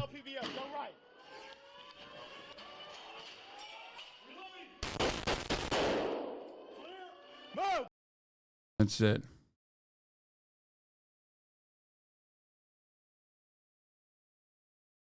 No, there is a unedited body camera footage available on the internet, of course. I'm just saying that Welcome back to CBS Mornings. There's unedited body camera footage available of the footage that happened on the internet. I'm just saying that this is not the one where they do that. Joining us now, Nashville Mayor John Cooper. Mayor Cooper, we're glad to see you this morning. Our deepest sympathies go out to your community today. I cannot even fathom what the last 24 hours have been like for you and those in your community. Can you tell us what you've learned about the victims and the shooting itself? Well, I think a lot of police work going on today, a lot of video footage. Just a big shout out to our first responders. I think you saw what they were dealing with, which was a prepared shooter with lots of ammunition who was clearly shooting at them as they were coming in. As to motive and to the other aspects of the case, I suspect today there'll be a lot of reveal to it. The chief mentioned a manifesto that the shooter had written and is in their possession, and I think maybe that'll be the next step, is the police department talking about this manifesto. By the way,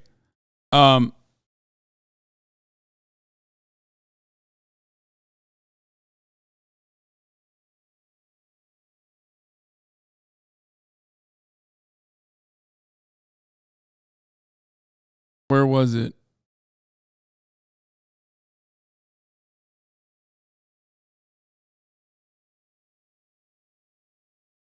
Hold on. Fuck. Fire alarm is going out. Hold on. I have to deal with this real quick. Sorry. More facts on the way today. Sure. Mayor, you talked very directly about guns and gun violence. This shooter was armed with 2 assault weapons and a pistol. And you were saying that the leading cause of death for children is guns and gunfire. It's not car accidents, and you called it unacceptable. And what struck me is at the very top of our broadcast, we said that so far there have been 13 school shootings this year. That's 1 per week. It almost makes you think that it is acceptable on some level. Well, and it isn't. I think this is the frustration by every city in the country, how this could keep happening in this volume. In Tennessee, guns are essentially ubiquitous, and when guns and mental health issues come into contact with each other, you have big problems like we saw yesterday. And what is our worst day? Nashville's had challenges before. We've had tornadoes and floods. But when school children are attacked in their school, that's your worst day. There was a photograph that is getting a lot of attention, and it's been circulating. It's a picture of Congressman Andy Ogles, who happens to represent the district in which the shooting happened. It looks like a family Christmas card, and in it, the family is, I don't know if you can see in that image, but they're all holding It's fine. big, It's fine. what It's appear to be nothing. some assault weapons. And this is what the quote says: the very atmosphere of firearms anywhere and everywhere restrains evil interference. They deserve a place of honor with all that is good, and they're surrounded by the Christmas tree. Wondered if you received that Christmas card, or whether or not you did, what you think of it. Well, I'm not on his Christmas card list, and I don't think it's appropriate. Yeah, we're not gonna fix it. Is the Tennessee representative? I already covered it earlier. Okay, I already covered it. I already covered the fucking Tennessee representative saying we're not gonna fix it, and there's pretty much fuck all you can do about it.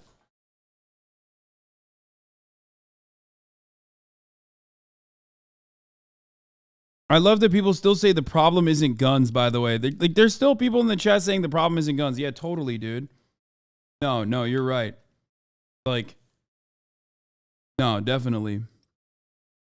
It's just weird because, like, let's say there was a magic wand, okay, that could eliminate one thing, and you just magically eliminated all guns. You would also happen to magically eliminate all gun violence. So, yes, guns absolutely are a fucking factor. That's so stupid to say that it's not a factor. Of course it's a factor. And I say this as someone who likes guns.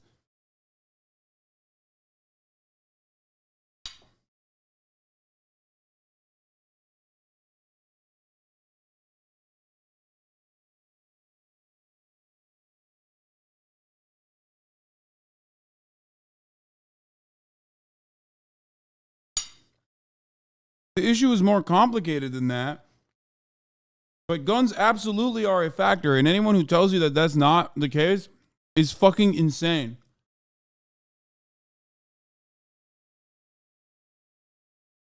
So one thing you should do, obviously, is not to, because there is no magic wand in the real world. One thing you could do is make it so that there is regulation.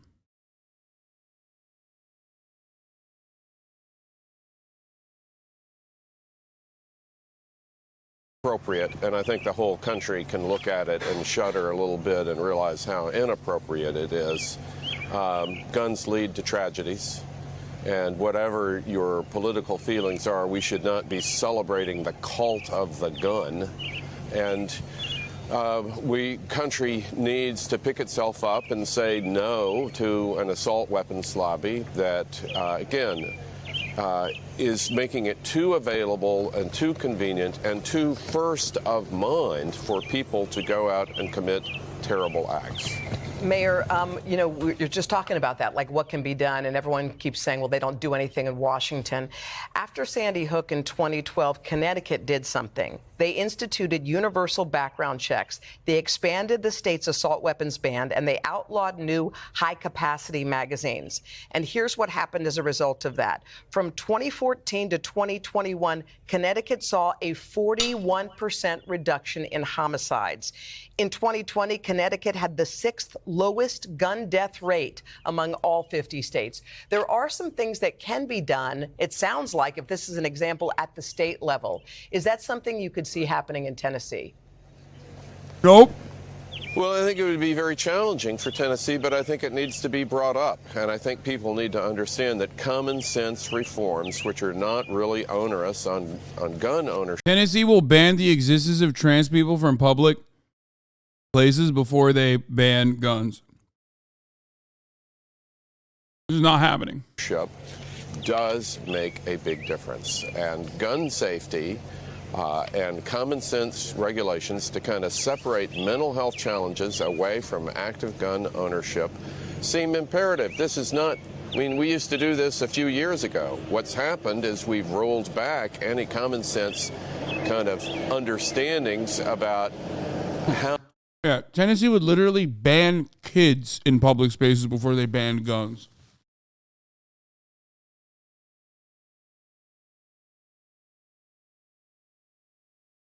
It'd be like, children should not be out in public. America's a very dangerous place. It's up to the teachers to make sure, it's up to the parents to make sure their children are not wandering around at places like schools, which you know are soft targets and you know. environments that are constantly susceptible to fucking mass shootings, they should be homeschooling their children. You know what I mean? How these assault weapons in particular are managed in America, and you end up with disasters and tragedies. And it's not the diminishment of people's rights, it's how we live together in a society safely. All right, well, Nashville Mayor John Cooper, we appreciate your time. Our thoughts and prayers, of course, are with your community. Thank you so much. We appreciate it.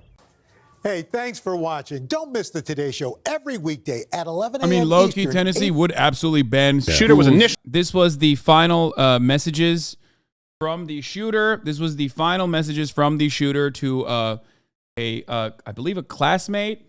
This is my last goodbye. I love you. See you again in another life. Audrey, in parentheses, Aiden. Audrey, you have so much more life to live. I pray God keeps and covers you. I know, but I don't want to live. I'm so sorry. I'm not trying to upset you or get attention. I just need to die. I wanted to tell you first because you are the most beautiful person I've ever seen and known all my life. My family doesn't know what I'm about to do. One day this will make more sense. I've left more than enough evidence behind, but something bad is about to happen. Patton said she called the Nashville-Davidson County Sheriff's Office to make them aware of the situation, was instructed to call Nashville's non-emergency number. By then, the MNPD says it was too late. After phone calls from friends and Audrey's name was released as the shooter at Covenant Nashville School, I learned that Audrey was the shooter and that she had reached out to me prior to the shooting. My heart is with all of the families affected. I'm devastated by what has happened.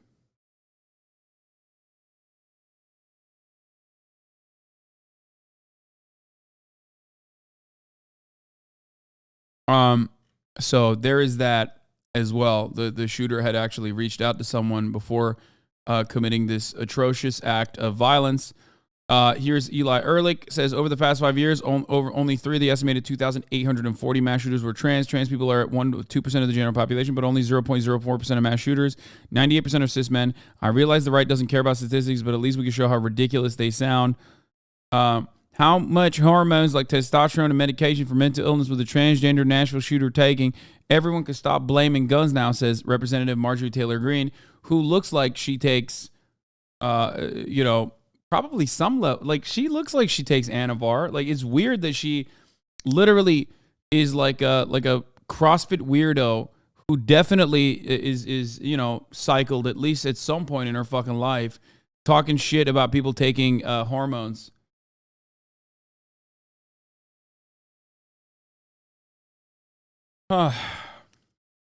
Anyway.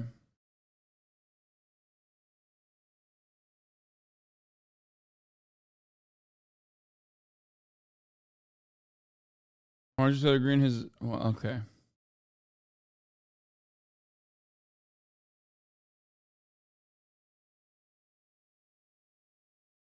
How does the media choose which mass shootings to cover? There's too many to choose from.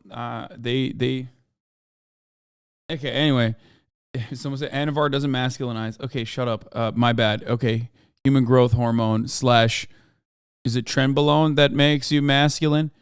It's testosterone, isn't it? I thought Anavar was like still T, so it definitely does masculinize. Okay, trend then. All right. Let's move on to Israel. Israel's Prime Minister Benjamin Netanyahu has delayed legal reforms after protests. Welcome. There have been more protests in cities in Israel, even though the Prime Minister, Benjamin Netanyahu, has postponed his controversial reforms to the judicial system. In unprecedented events, the country's biggest trade union called a strike, and Israelis watched society close down around them on Monday. Our reporter Sofia Batista has more details. Israel is gripped by one of the worst political crises in its history. There's outrage about a reform that would allow ministers to choose Supreme Court judges and would limit the court's powers. And after 3 months of protests, on Monday, Prime Minister Benjamin Netanyahu decided to halt his plan. In a TV address, he accused extremists of trying to divide the nation. Out of national responsibility, I have decided to suspend the second and third readings of the law. There is one thing that I cannot accept. There is an extremist minority that is prepared to tear our country to pieces. It is using violence and incitement. It is talking civil war. The US, a key ally of I don't think he's talking about right wing though, right? Like, he's not talking about the right wing minority, right? Because like that's a part of his coalition.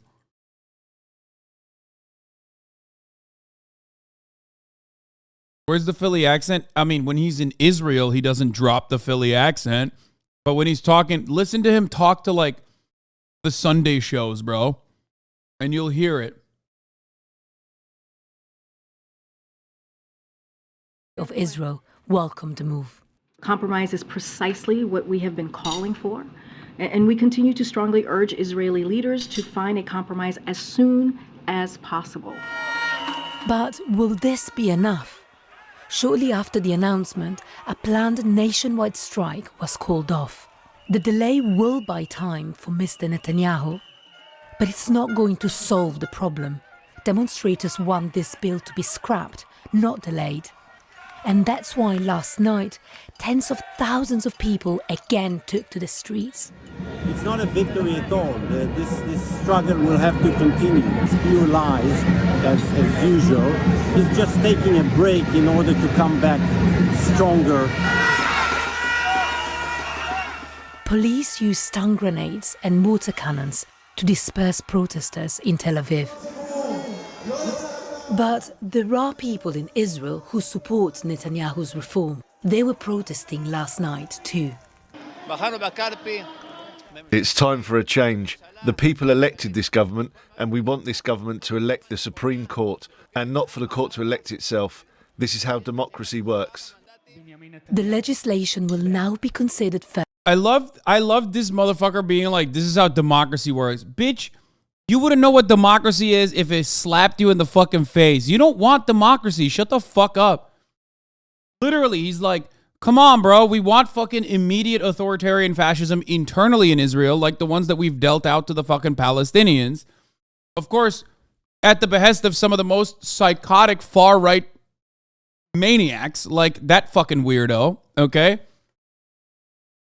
It's so funny that they're like, come on, bro. This is the democratic way to basically fucking develop our fascist state. Like bring on the final evolution that we have been trying to fucking create here through sequences of terror attacks and all this bullshit.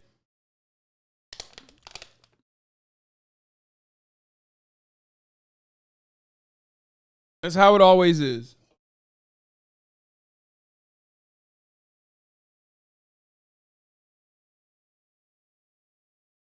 Further in the next session of parliament at the end of April. And Netanyahu is walking a tightrope. His coalition includes right-wing, nationalist and ultra-Orthodox parties.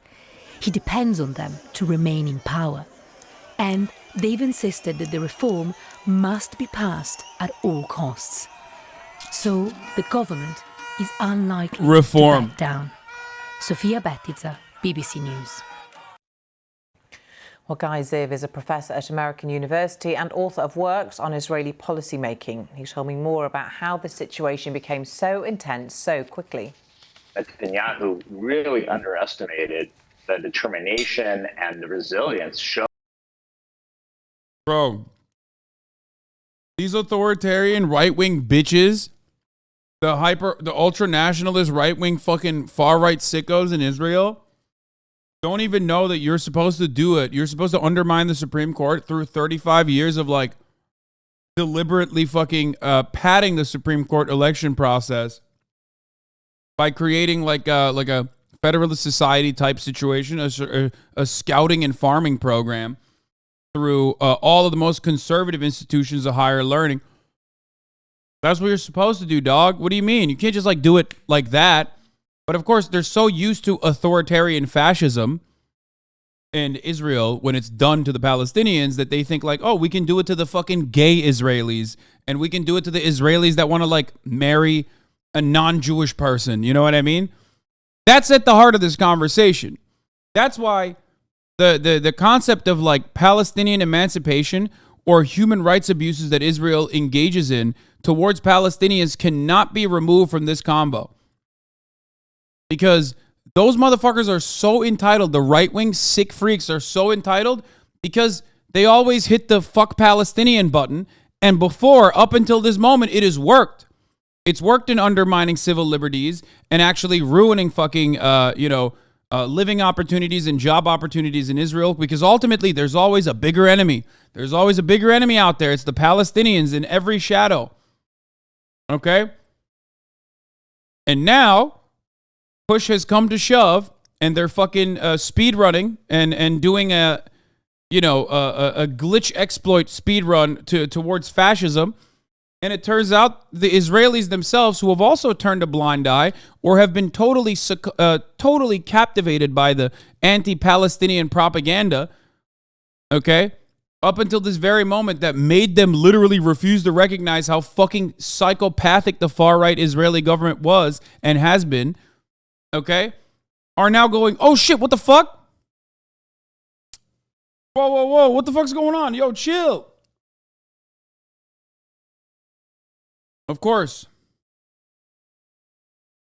a country or a nation whose citizens routinely turn a blind eye to its human rights abuses will, of course, end up slowly but surely eroding their own civil liberties that they thought that could take for granted. Because the same reactionary forces that constantly dupe people into thinking that Palestinians are the real enemy here will also inevitably use that opportunity within their control over the government to eradicate all matter of civil liberties and destroy like one of the safeguarding measures of civil liberties, which is seen as the Supreme Court in Israel. Okay? What goes around comes around, motherfucker. You want to know why I know that? Because I live in the United States of America, where that very same thing is happening at a much slower pace than Israel.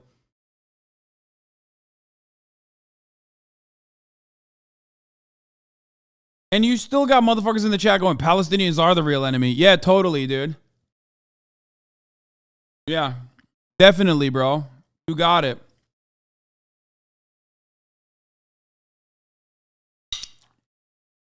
No, go ahead. Every time you think Palestinians are at fault, remember that like another fucking another fascist gains his wings. You know what I mean? Every time.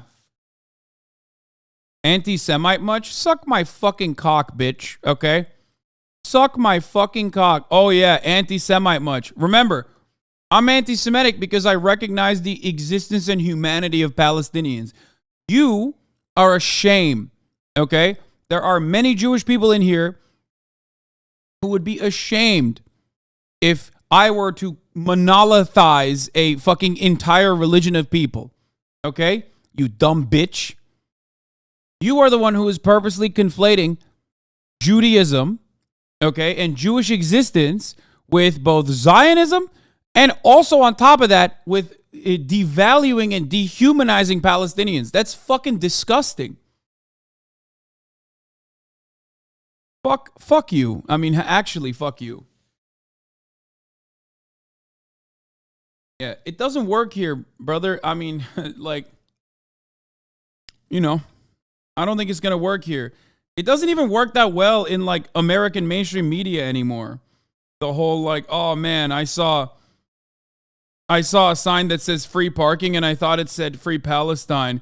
Oh, the Jews are tired. Like that kind of fucking energy. That kind of energy is like not working when you're fucking murking American citizen journalists. You know what I mean? When you're doing like regular raids into refugee camps. And trying to justify that kind of fucking violence. That is, of course, like the type of violence that is also seen as like an aberration from the routine violence, the routine existence, the routine violence of like, the maintenance of Palestinians in territories where they should have autonomy and freedom according to international law. Owned by these demonstrators, hundreds of thousands of them, who took to the streets week after week in defense of their democracy. Many of them are concerned that under Netanyahu's watch, Israel has been steadily moving in an increasingly illiberal direction, becoming a sort of Middle Eastern version of Hungary or Poland. And his decision to sack his defense minister, a member of his own party who simply demanded a freeze in the legislation for national security reasons, crossed a red line and only served to reinforce the perception that Netanyahu has become this sort of authoritarian leader who's. Lol, you corrected me on this back in 2019 and wiped my brain rot from my brain rot conservative father instilled in me over Israel. Marpanda says, what a lot of people fail to understand is something that I didn't agree with when I started watching you is that there is a separation between anti-Semitism and anti-Zionism. Growing up, I thought that there was no difference. Yes, it's propaganda. That's it. And it's very successful propaganda.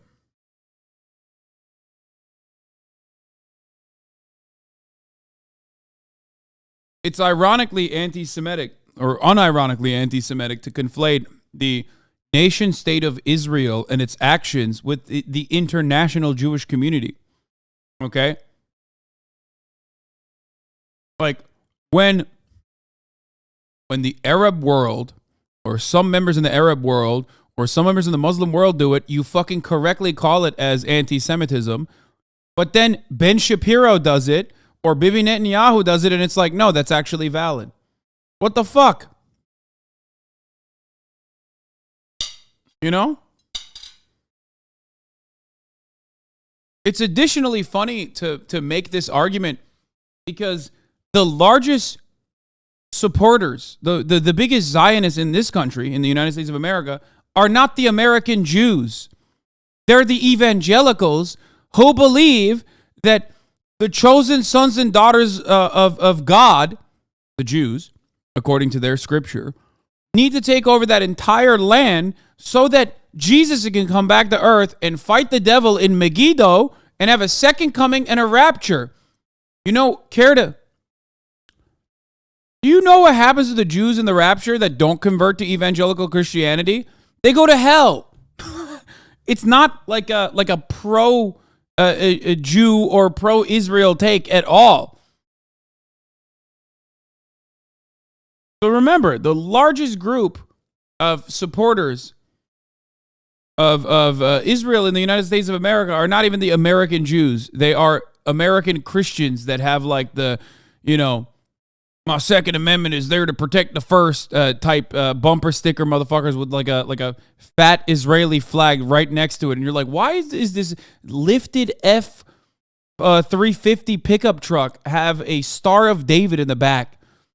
Like, this dude that came out of it is saying like really unhinged and anti-Semitic conspiracies simultaneously. They're literally like, yeah, George Soros, that Jew, he worked with the Nazis. He's responsible for America turning into a morally degenerate culture. And then they simultaneously are like, we must defend Israel at all costs from the Palestinian scourge. How? Well, I'll tell you how. Conditional allegiances.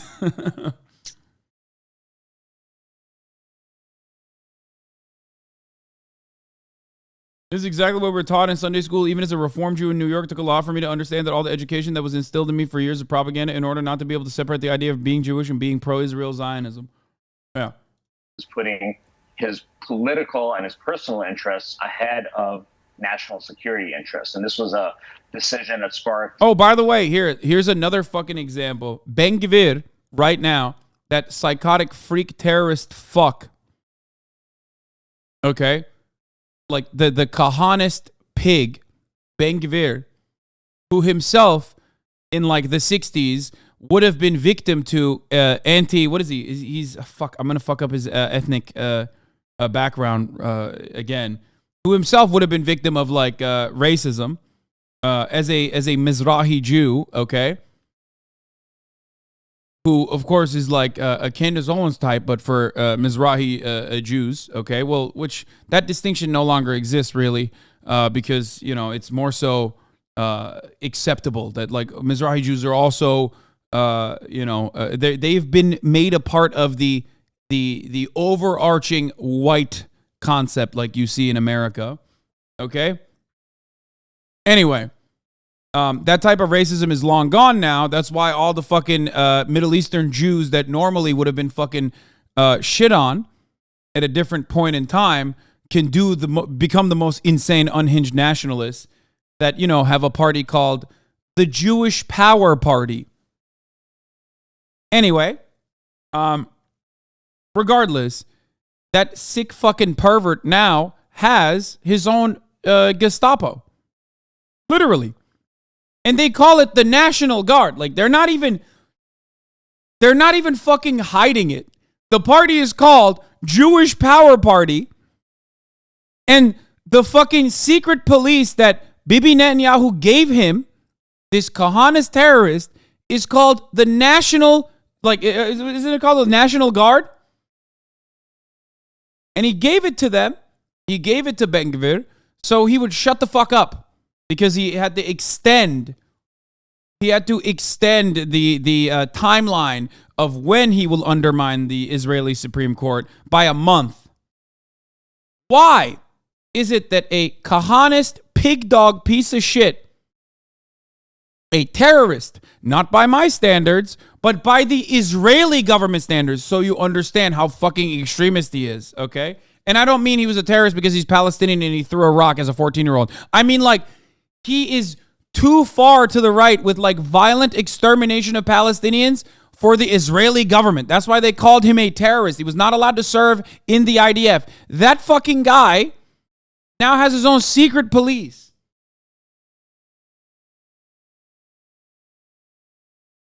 Israeli minister Ben Gvir posts video with bread after banning Palestinian prisoners from making it. השר, מאיפה הלאפה הזו? מכלא קציעות או מנפחה? מכלא קציעות ובנפחה אין לאפות. אבל עכשיו הגיע הזמן לאכול לאפות טריות. מחבלים לא צריכים לקבל לאפות טריות. אני מקווה שמה שעשינו זה רק ההתחלה של ההתחלה כדי להפסיק את הקייטנה בבתי הסוהר.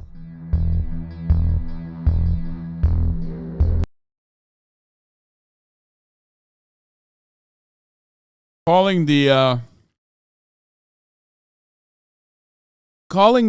camps that Palestinians are put into summer camps is choice words, you know? Just like calling the party the Jewish Power Party is choice. You know, just like the same choice exists for, you know, the Praetorian Guard. Like having the far-right terrorist, the far-right fascist terrorist have its own secret police force and calling it the National Guard. You know, just think about that. Just I'm not saying anything. I'm just saying that it's just very close to other things that have happened in history. You know, very similarly, as a matter of fact. Bit of a old school take there. Yes, Holocaust denialists refer to Auschwitz as just summer camp because it had a pool. That's what I was referencing. For those of you who didn't understand the point. Calling concentration camps summer camp is one of the most common fucking Nazi tactics. It was also utilized famously by Laura Ingraham when talking about our immigration detention facilities in the United States of America. But they literally did that. They actually would open certain concentration camps to the public. Well, not to the public, but to the media to show how wonderful it was. And the media would cover it as though it was like a wonderful, fun time, a summer camp for the Jews.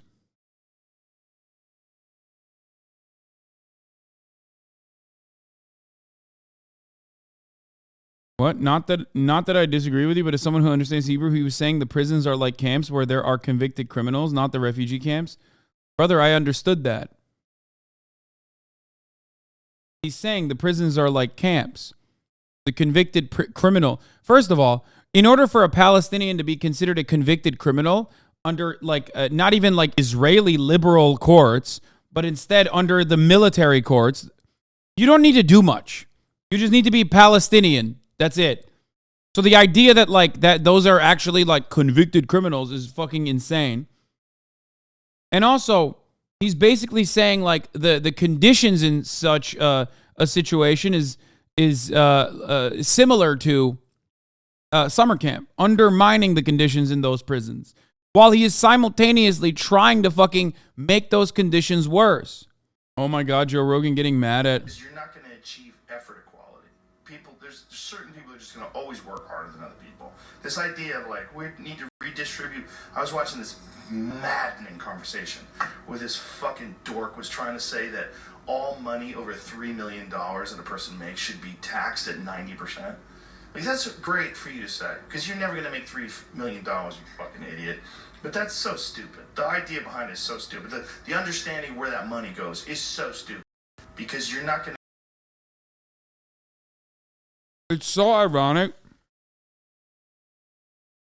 You're shitting on Sam Seder, who had a great quote-unquote debate, I guess, with some fucking libertarian weirdo. He watched the video and got mad. I saw that part. Calling him a fucking dork and a moron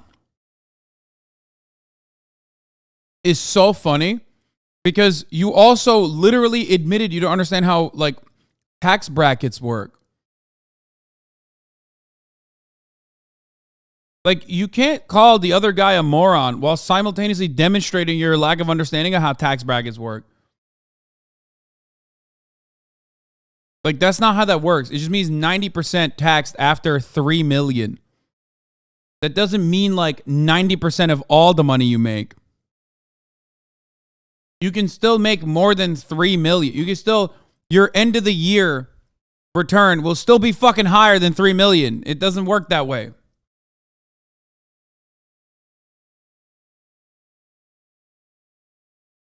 Also, we had that.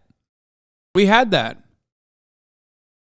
Sam literally explained that like 8 times on the video. Yeah, I know. I think Sam did explain that.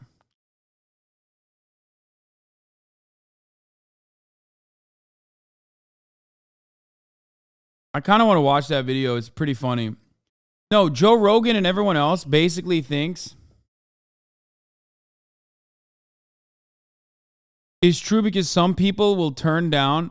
Dude, I love, this is my favorite idiotic take. Where is it? It's true because some people will turn down a higher raise because they don't want to be in a higher tax bracket. Is such a funny fucking take, because once again, you're just describing that like they don't understand how that works. Okay? Like they don't understand how that works, so they are stupid. Like that's not how taxes work. Does that make sense? Like you're, again, yeah, it's not the fault of the government. It's the fault of the fucking idiot for thinking that that's how it works. It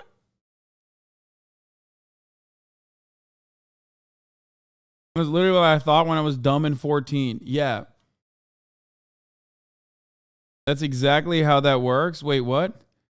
That's pretty dumb, not gonna lie. I don't want to get taxed 50% either. I get taxed way too much already right now. It's not fair. That's exactly how that works.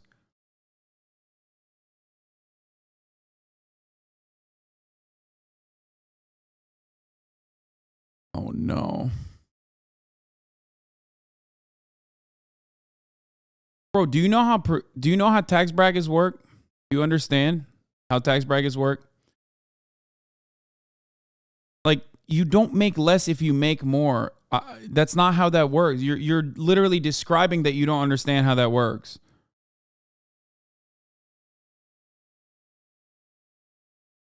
Okay. Realizing now that we need to not only watch the fucking Sam Seder video, but also not only that, but also just a quick refresher on how progressive tax brackets and how they work.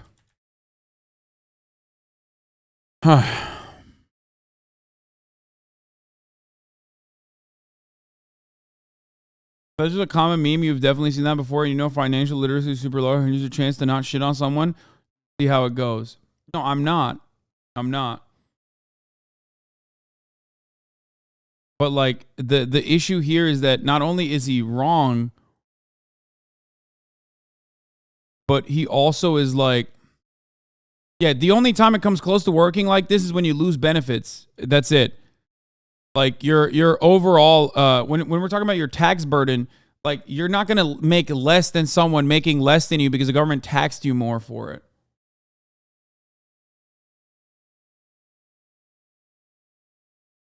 because ultimately you're still making more than other people. Okay? You're making more than other people. It's just a higher percentage of that, once it hits above that top margin, is getting taxed.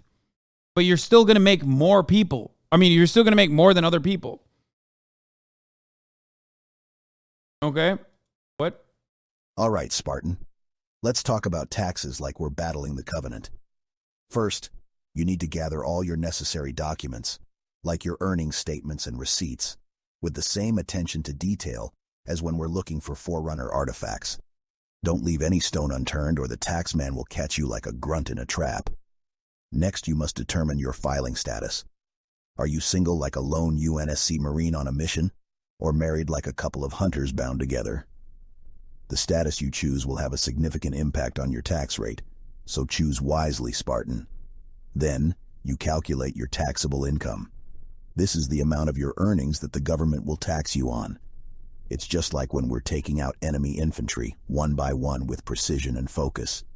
After that, you must determine your tax liability. This is the amount of money you owe to the government. There are deductions and credits available to you, but don't try to cheat, or the IRS will come after you like the flood. Finally, you must file your taxes. You can do it online or by mail, but make sure it's done right and on time, or you'll be in more trouble than a Spartan caught without their armor. Remember, the UNSC doesn't tolerate lateness, and neither... Okay, this didn't actually describe it well. Okay. Oh. A common tax misconception of people is when they think you get a raise, you get taxed more. Example, if tax bracket is 50K and you get a raise of 55K, you only get taxed in the higher bracket for 5K. Exactly. Like, so ultimately, you're still making more, and your end of the year, like, money that you're bringing home after it's been taxed is still going to be higher than the person who's making $50,000. Okay? Because leading up to $50,000, you and that other person who made $50,000 is getting taxed exactly at the same rate. Unless there's, like, you know, different deductibles and shit like that. But ultimately, it basically is literally up to that point, you're getting taxed the exact same. And then everything that goes above that point, you're getting taxed additionally higher if you are in the top marginal tax rate. Okay? These are tax brackets for 2019. Simple, right? But many of us make a common mistake when looking at this. Let's say my income is $84,000. Please tell me you never have turned down a raise. Like, I mean, that's not even a real thing. Can you even turn down a raise? Oh my God, your boss was probably so excited. Oh my God, I'm willing to bet. Dude, bosses probably are like, oh, what a fucking idiot, dude. I'm not going to tell him how this shit works. Hell yeah. Yeah, no, I'll pay you less. Sure. And it's for your own good. Can we take away your benefits too? That would be sick. Oh.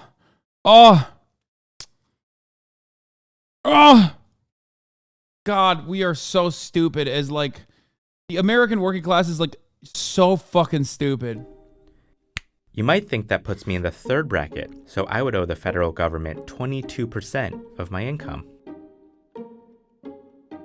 This is wrong, and it's causing us to have uninformed debates about tax policy. Yeah. People think that if you're in the highest tax bracket, that, like, 37.5% of your entire income is, like, cut down, and then the government takes that. That's not how that works. Okay? That's why there is a tax rate, a marginal tax rate, and then also on top of that, an effective tax rate. I can't believe we're, oh my God, says the millionaire bro. Yeah, honestly, I believe that meritocracy is a lie, and I'm pretty open about that.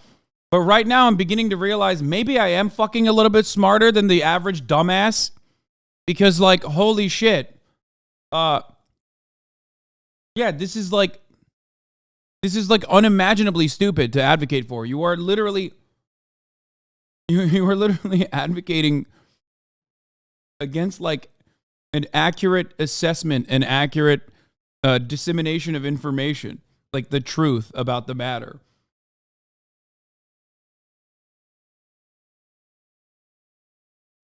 Here's how it actually works. Let's go back to my $84,000 income.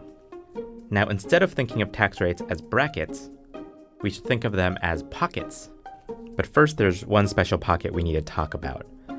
The money we put in this pocket is not taxed. The government automatically lets single people put $12,000 in this special pocket, and more for couples. But if you spend a lot of money on things like medical expenses or charitable donations, you can sometimes put in more. These are called deductions.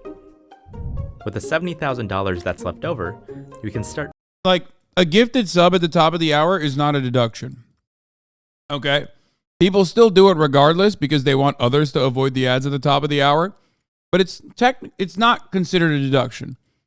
Just letting you guys know. Now, of course, at the top of the hour, there is a 3-minute ad break. If you no longer want to see those ads, all you need to do is subscribe, which you can do for $5 or for free with a Twitch Prime by connecting your Amazon Prime account to your Twitch account. Okay? So, hey, Bozo and Puddinghead just did not deduct 10 gifted subs total, but still gifted 10 people the opportunity to no longer see the ads at the top of the hour. Here's a 3-minute ad break now. Filling up the pockets. The first pocket only has room for Recall X. Thank you for the 5 gifted subs. So I only pay 10% on this money.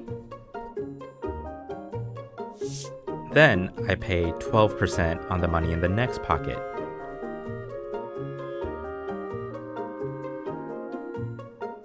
And then 22% on the money in this pocket. These are called marginal tax rates, and that's how these brackets actually work. So if I get a raise, that new money goes into the first pocket with empty space.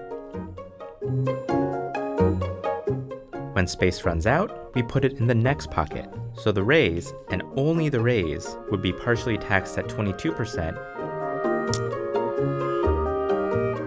and partially at 24%. So do you now understand why getting a raise never takes more money from you? With the only notable exception of like Medicare eligibility, obviously, or like SNAP benefits and shit like that. Which is completely completely removed from this conversation anyway.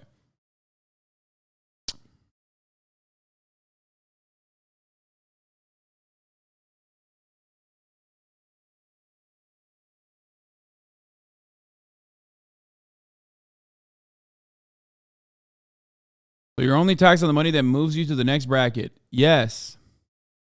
I work at the IRS and a lot of my coworkers still don't understand this law. Dude, there are CPAs that don't understand this. There are literal accountants that don't fully understand this take. Like, it blows my fucking mind. An easy way, like I think of it as after-tax income is a graph. It's like a line that goes up and starts to even out as you go higher, but it never goes flat or down, which means there's no way to get less money when you earn more. Yes. Read my last message.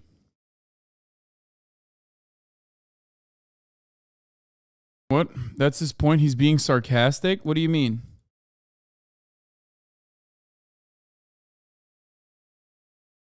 I was joking. Oh my God. Okay, if you ever say read my last message again, you're going to take a 1-hour ban right now. If you ever say read my last message again, and honestly, it's like some dumb shit like this, I will perma you. Nothing more frustrating than like a chatter being like, read my last message, streamer, and then it's nothing. How many people have credit card debt? How many people? You just said when you took out a mortgage, you said, I'm an actor. What was the rate? You're like, I don't fucking even know. You should know. Well, I was making so much money that I don't give a shit how much money you're guy, making, Sam. You should know what your mortgage rate is. But, you know, I mean, I didn't remember what it was in 1998, but I mean, I know what it is now. But I mean, but I was making so much money, but I was making, I was in the top, I don't know if I was in the top 1% at that time, but probably pretty close. So let me ask you a question. And then. I was a single guy who had just gone from making, to $22,000 a year to all of a sudden making that. How much were you making making a week at that point? I mean, I was making a lot of money. Now, how comfortable at that point would you have been paying 90% in taxes? Sure. So you actually want to pay 90% in taxes? No. Let's. I'm willing to bet this motherfucker doesn't know how marginal tax rates work. I think it's like, this is my most like actually neoliberal ass moment. Like James Medlock would fucking love this conversation if he's out there watching. But it is so deeply frustrating to see people who are notable thinkers on any political spectrum, both on the left, both on the right, just understand a fundamental principle of taxation with respect to marginal tax rates. It blows my fucking mind because the left doesn't understand it. Ultimately, they have the right energy. They have the right mind. So I don't like really fucking talk about it all that much because they think, oh, it should be 90% as in like if you make $3 million, let's say, okay, then literally we should take 90% of your money and then like reduce you to whatever 10% of $3 million would be. Okay, $300,000, right? Like, that's not how that works. That's what they think, though. That's how they think. They think if you make $3 million, like, this is how every fucking American thinks about this. They literally think if you make $3 million and there's a 90% tax rate, then you all of a sudden made $300,000. And there are a lot of people on the left who literally fucking look at that and go, that's actually solid, dude. Why do you need more than $300,000? It's idiotic. It is objectively the dumbest fucking thing you could say. It's the dumbest thing you could advocate for, but at least it's on the right side of the political spectrum, so I don't really talk about it that much. Okay? But that's what people think.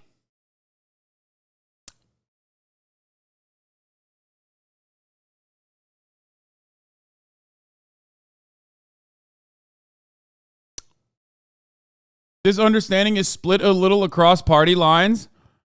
I mean, yeah. Democrats, incorrect. Democrats still have 37%. They still have 37%. 37% of the Democratic Party misunderstands marginal tax rates.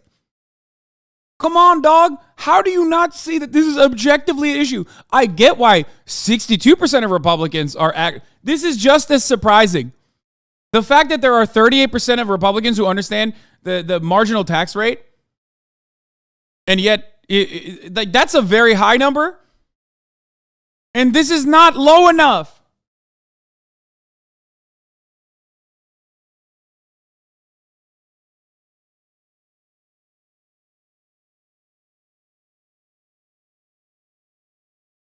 You say we should know this, but we literally aren't taught this in school. You know that, right?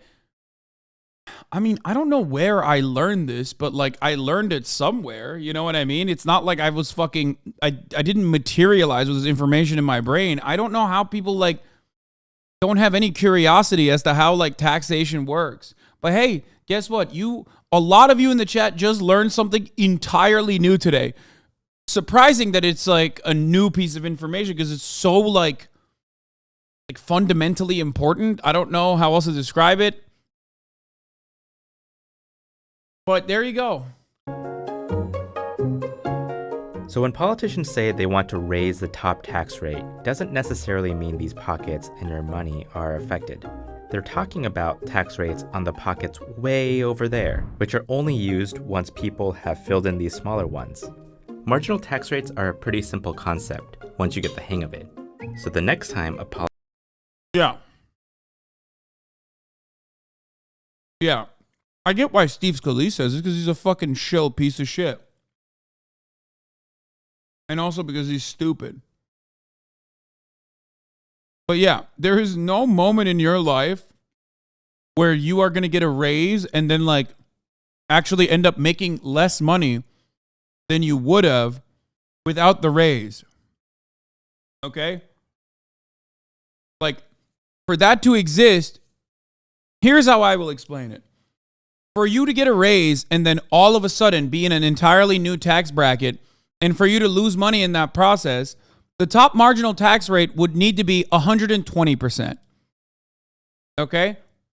Not 37.5%, but 120%. That's how that would work. Once you hit that new fucking And even then, you would have to literally make the raise would have to be less than 20% as well, which is, that's just math, whatever. Okay? But that's not a real thing. There's no such thing. That doesn't exist. There's no top marginal tax rate where you literally automatically trigger a process where they take more money from you than you are actually making. That doesn't exist.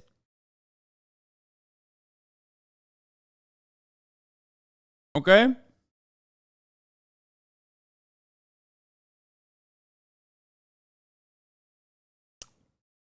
Yeah, the top marginal tax rate was 92% under Eisenhower.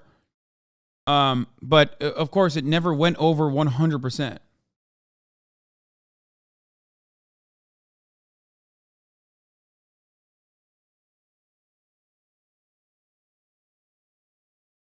Politician says the government wants to take away 70% of your income. Just send them this video.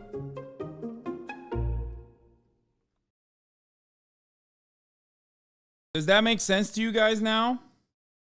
That's why in countries where there's like higher top marginal tax rates, like Norway, for example, there's still billionaires. As a matter of fact, more billionaires per capita exist in Norway than they do in America. How the fuck did that happen? You know what I mean?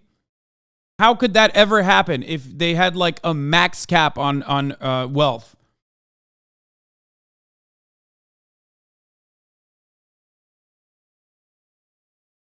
It's because when I do the math on my yearly income, it always comes out missing 30% of my yearly income, which is what I thought. That way? No. You have an effective tax rate, which is what amount of money you have at the end of the fucking year. And that's entirely different than the top marginal tax rate.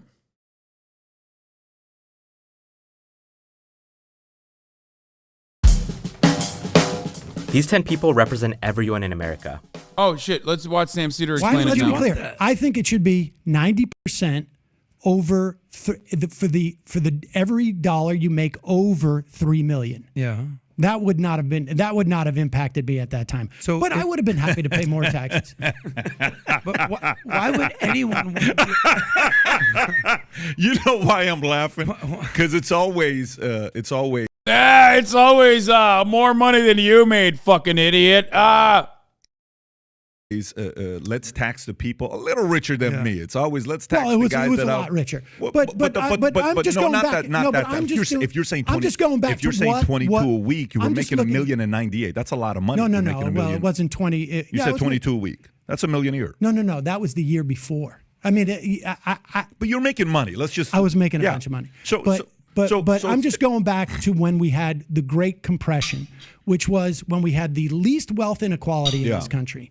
I'm the only motherfucker who says tax me more. Yeah, I make more money than Sam Seder. I might even make more money than this fucking scumbag, okay?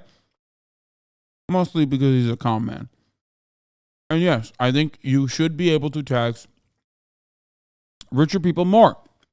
Now, I also understand two things. One, stop using my taxes on fucking giving police more overtime pay and more fucking tanks and shit, or a submarine in the LAPD, Jesus Christ.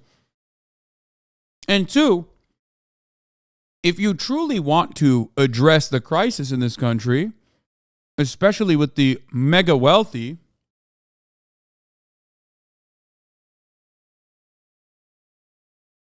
tax assets.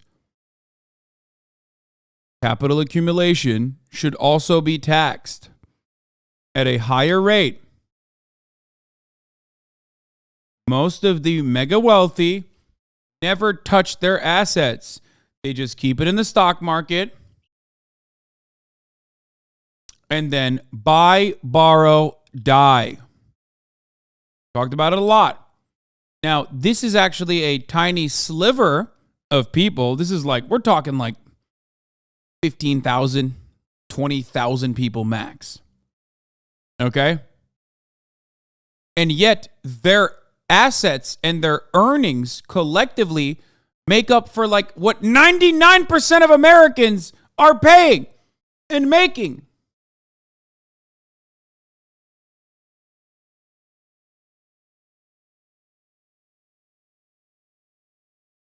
This is a beautiful way to put it. Thank you, Flex Sand. If the top tax bracket is 90% for $300 million and above, and you make $300 million and $305 million, you would only be taxed 90% at the $5 that you made. Did I say 300 million? Oh, I fucked it up. Math is so hard. If people don't understand marginal tax brackets, buy, borrow, die might as well be theoretical physics. I don't think so. I think buy, borrow, die is easier to understand than top marginal tax rates.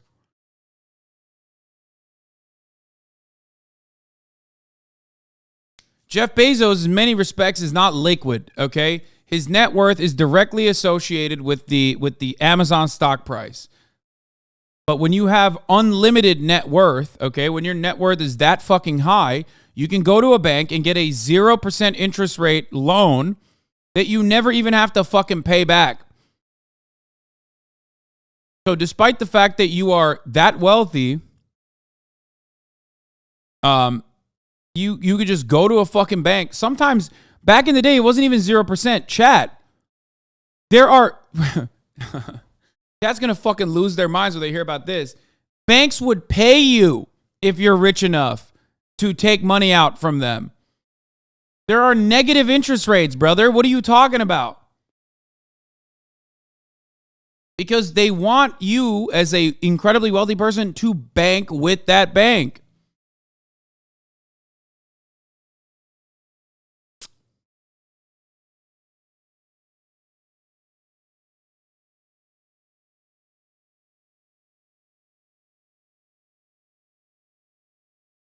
We had the GDP was, consistent with where, on our trajectory, but it was spread out. It wasn't like this, essentially. Rob, it was more spread out. It's called the Great Compression.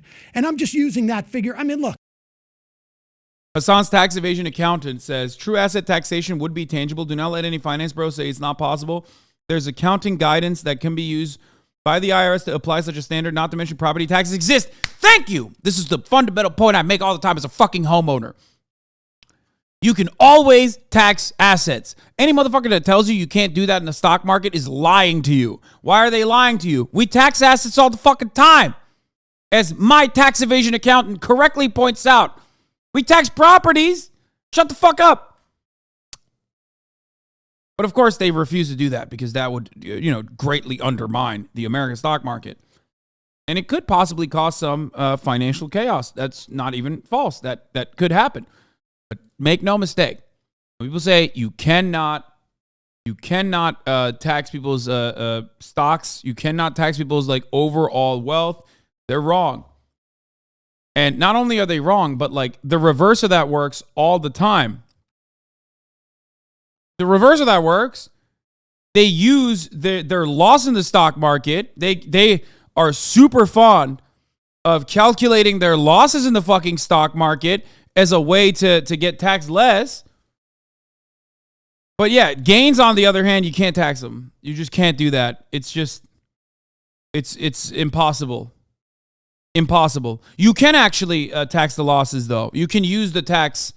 You can use it as a way to lift some of your tax burden when you lose. But if you win, no, you can't do that. It's permanent growth.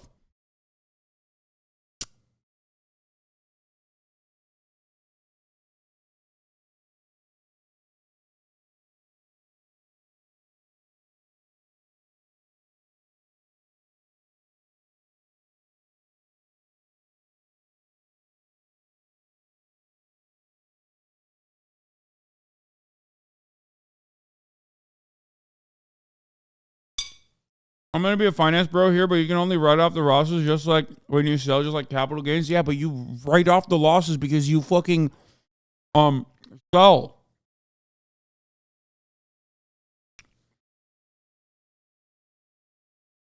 Because you ultimately have to. There's no max cap on how much money you can make, but there's always a fucking bottom on how much money you can lose. It's gambling. It's the same principle as gambling. Because the stock market is gambling.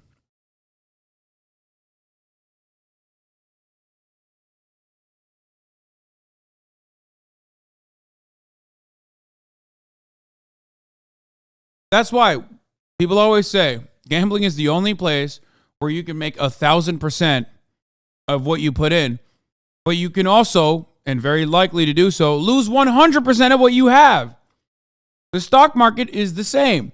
You can make 1,000% of what you fucking put into the stock market, but you can only lose 100% of what you put in. Well, that's not even sure. That's not even true. You could technically lose more than what you actually have. There are methods to do so. So that's not even true, but you know, you can short shit, you can do margin calls. There is obviously ways to do that because again, it's like gambling on fucking steroids. So you know, God, dude, it's such an incredibly fucked up system. It is so fucking stupid. But hey, there's fundamentals behind it. You know what I mean? There's solid fundamentals backing the stock market. So it's not like gambling. It's very different. If it's going to be 85% over 3 million or 85% over 4 million, I'm just basing it on what was the most successful economic era of this country. Why not do 90% over $250,000? I mean, rich. if the numbers bear it out, I'm agnostic as to that. Again, I'm just pegging it on when we had the most success in this country in terms of our economy. I appreciate that you're pointing out the success, but right now the top marginal tax rate federally is 37, 39. Okay, you do realize how shocking it is to say, all right, rather than go from 37 to 39, yeah, how about 40? How about 50? How many? You want to go to 90? How many people do you assume? How many people do you assume would be touched by that tax? Would be implicated? Top by 1%. Look at this number right here. Yo, fucking chill, dog. Hey, calm down now. Yeah, we shouldn't do that, Sam. I'm just kidding. Of total income taxes paid, the top 1% in this country pay 42.3%. The bottom 50% only pay 2.3%. So 100. Yeah, bro. Yeah. That's insane. You're looking at share of total income taxes. What do you mean? They don't got money. What do you want them to do? You want to take away more? They don't have anything. They don't have anything. What do you want to do? You want to milk them further? What the fuck?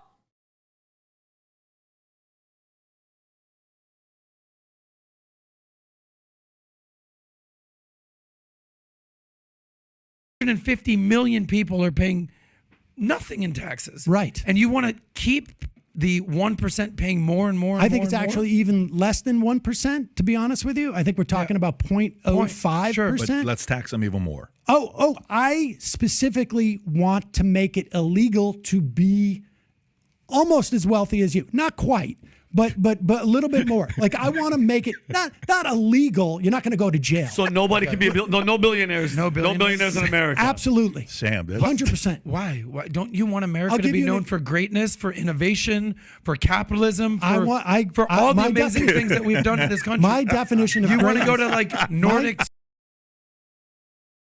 The thing is, in a country where being a millionaire is illegal, that would be the closest to being every single person being a millionaire by default. And I don't think these guys understand that. Like, first of all, you can't do that anyway. There's no way of like doing that. It would never happen. Obviously, capital owners would literally execute anyone that had ever came like anywhere near advocating for such a policy. But like, what a lot of people don't understand is like, if it was basically, if our tax system worked in that way, okay, this would be way beyond the Nordic model. First of all, understand that we're not talking 90%. We're talking 100% over a certain level of income. Okay.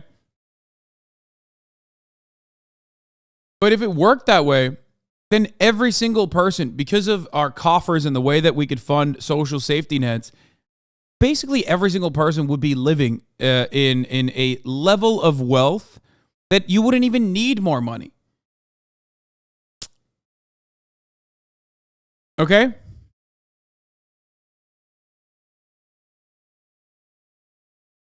You wouldn't even fucking need because all of your needs would be taken care of.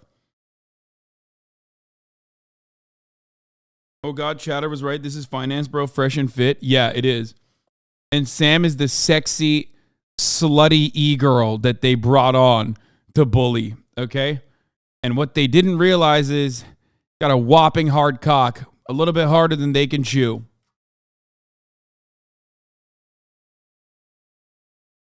Can't believe I said that. Sorry. Socialism. My definition of greatness is different from yours.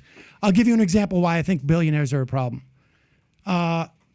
This country's public school system has been hopefully not fatally derailed because of an experiment that the Gateses did. They sunk about $750 million, probably about $1 billion directly, and then multiple billions other sort of like subsidiarily into an experiment in this country for education. It was done primarily up in the Northwest, but it changed the whole trajectory of education in this country. Value added, high stakes testing, all of this. They did it up in the Northwest. It impacted everything. Obama's Secretary of Education pursued this. In New York, we had high stakes testing, et cetera, et cetera. In 2017, okay, this for 2 decades, shoved a lot of teachers out of the industry, people who love to teach, but then they lost like their ability to, because everything had to be taught to the test. And there was no sort of like real thought going into education. Everything was prescribed. 2017, 2018, the Gateses hired the Rand Corporation to make an assessment of their almost 20-year project, which derailed education in this country. And the Rand Corporation said unequivocally, big mistake. Should have listened to educators and big mistake. Don't do it anymore. And basically, the problem with billionaires, in my estimation, is that on a whim, whether his intentions are good or bad or whatever, it doesn't matter. No one should have the ability to impact society in that way unilaterally. Neither should we don't have kings. But we don't have kings. Right. We live in the best system that we possibly can have, which is at this point, which is like as much democracy, and we could have a little bit more, right? There's still some minoritarian aspects of what we're going through, but democracy is better. It involves more stakeholders in it. It brings more people in who have investments in this. You cannot have one person decide on a whim, I'm going to derail public education in this country for decades. You just can't have that. We got rid of oligarchs. Seems goddamn un-American. Seems goddamn un-American what this fucking guy is talking about. How dare you?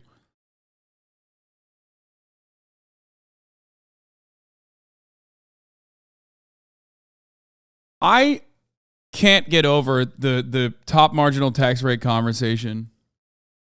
I'm sorry. I might be alone in this, but I cannot get over it. I cannot stop thinking about it. And I want to know who was the one who originally lied about it. Because whoever started this conversation, not in this chat, I mean in general, whoever like misinformed people originally had to have done it with the express purpose of like, lying to people and trying to get them to advocate against their best interests. And they did it very successfully.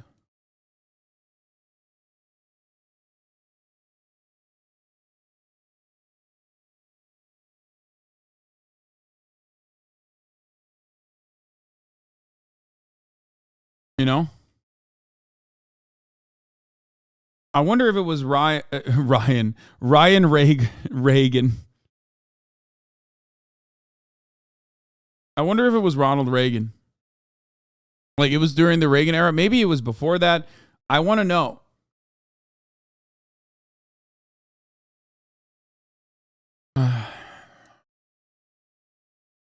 Anyway, there's a lot of funny moments. I think Sam does a decent job, but I wish he did a better job. He doesn't have a lot of major slam dunks. It's 3v4. I mean, it's 1v3, sorry.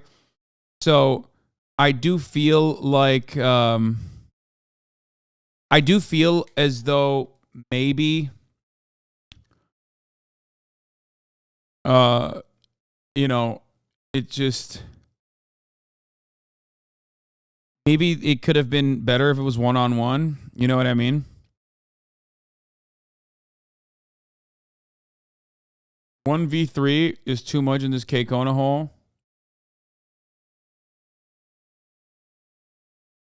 What? Can't believe I'm saying this, but I actually think Steven Crowder is very smart. He would have 1,000% been absolutely comforted by Sam, and he was right to be afraid of him.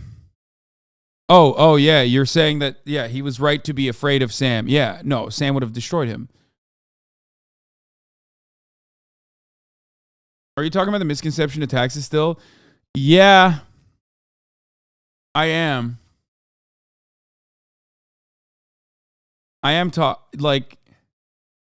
It's huge. It's very, very important. It's important.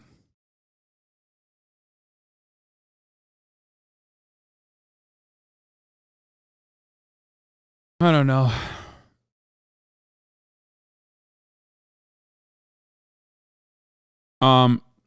There was another part of it. I'm trying to figure out. And Sam, when you said, and not to cut you off, Adam, because while you were saying that, Sam, I was looking at the chart for the spending. When you're talking about, I'm trying to figure out where it was. There was another conversation that they had. I think podcast background is atrocious. True.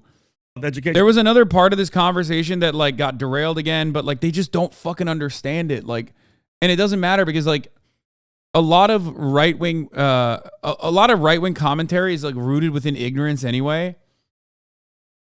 So it doesn't fucking matter.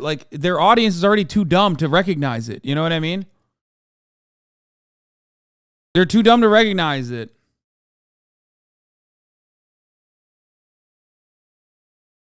Look how small that little chunk of education is, because they love to keep us stupid. But look at our defense. And I go, when we're in debt and we say that, thank God we're spending that much money. And you know why? All the money that who do we owe the most money to? China, you would say? No. China and Japan? No. China and No. Japan? No. We owe the most amount of money of our federal debt. Over 60% of it is to the U.S. government.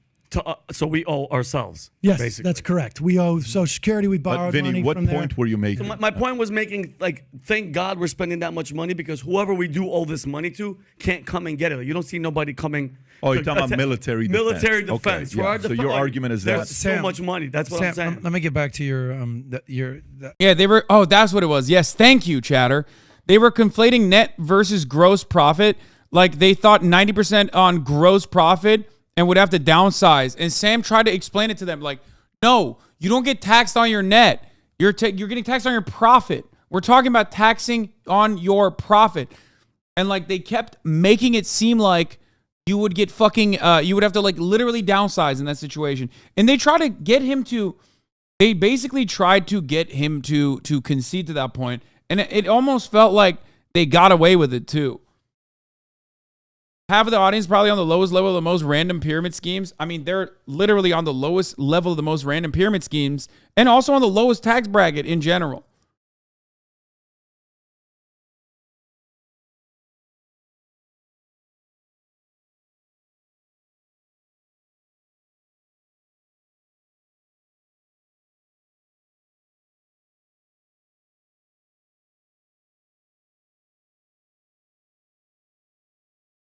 It's a financial podcast, so of course, a lot of not sure what secret sauce Sam has, but for some reason he broke through where Kyle and David didn't quite manage to, and props to PBD for inviting him. Oh wait, that's not that bad. Discussions like this make me super sad that Michael Burks is no longer around. The irony of going from bank bailout to risky investments conversation directly going into the art investment scheme is like a SNL skit.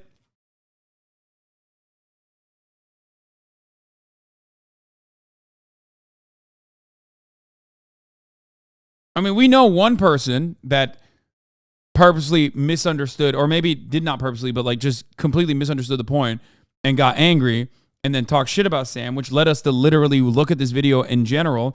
And that was Joe Rogan. Joe Rogan didn't understand. He saw clips of this and literally thought like Sam was being insane for advocating for a top marginal tax rate that is resembling the 60s in the United States of America. So clearly the message fucking flew over other people's heads.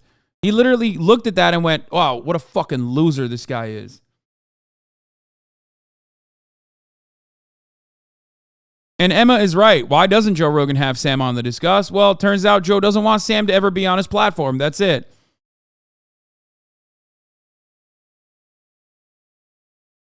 Pretty funny seeing Joe spit out the words fucking dork about a guy discussing higher tax on a business podcast he chose to listen to when he also regularly spends 3 hours on the edge of his seat while a guy in a tuxedo cries about Frozen 2.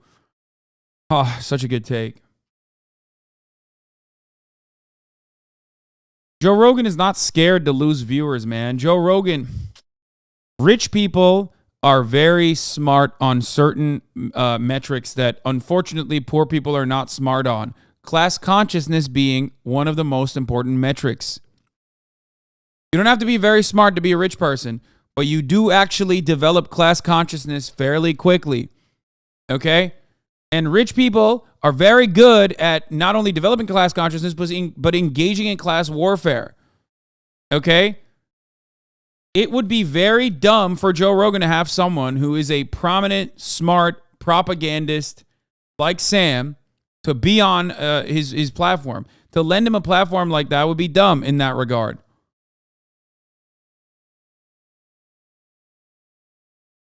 Also, you don't really need to be class conscious you don't really need to even be class conscious as a rich person. The system already helps. The system already works in your benefit. I am a perfect example of this. I literally am advocating against the needs of the wealthy, and no matter what I say, the system is still defending me. Does that make sense? Defending me in the form of like basically lowering my taxes. I don't like Donald Trump. I advocated against Donald Trump. Donald Trump came to power and still gave me a fucking tax cut. You get it?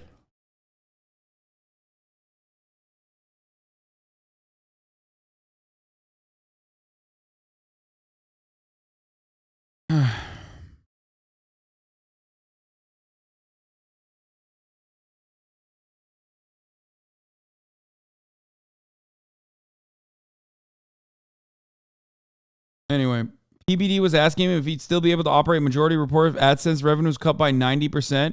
Literally finance bros conflating revenue and profit.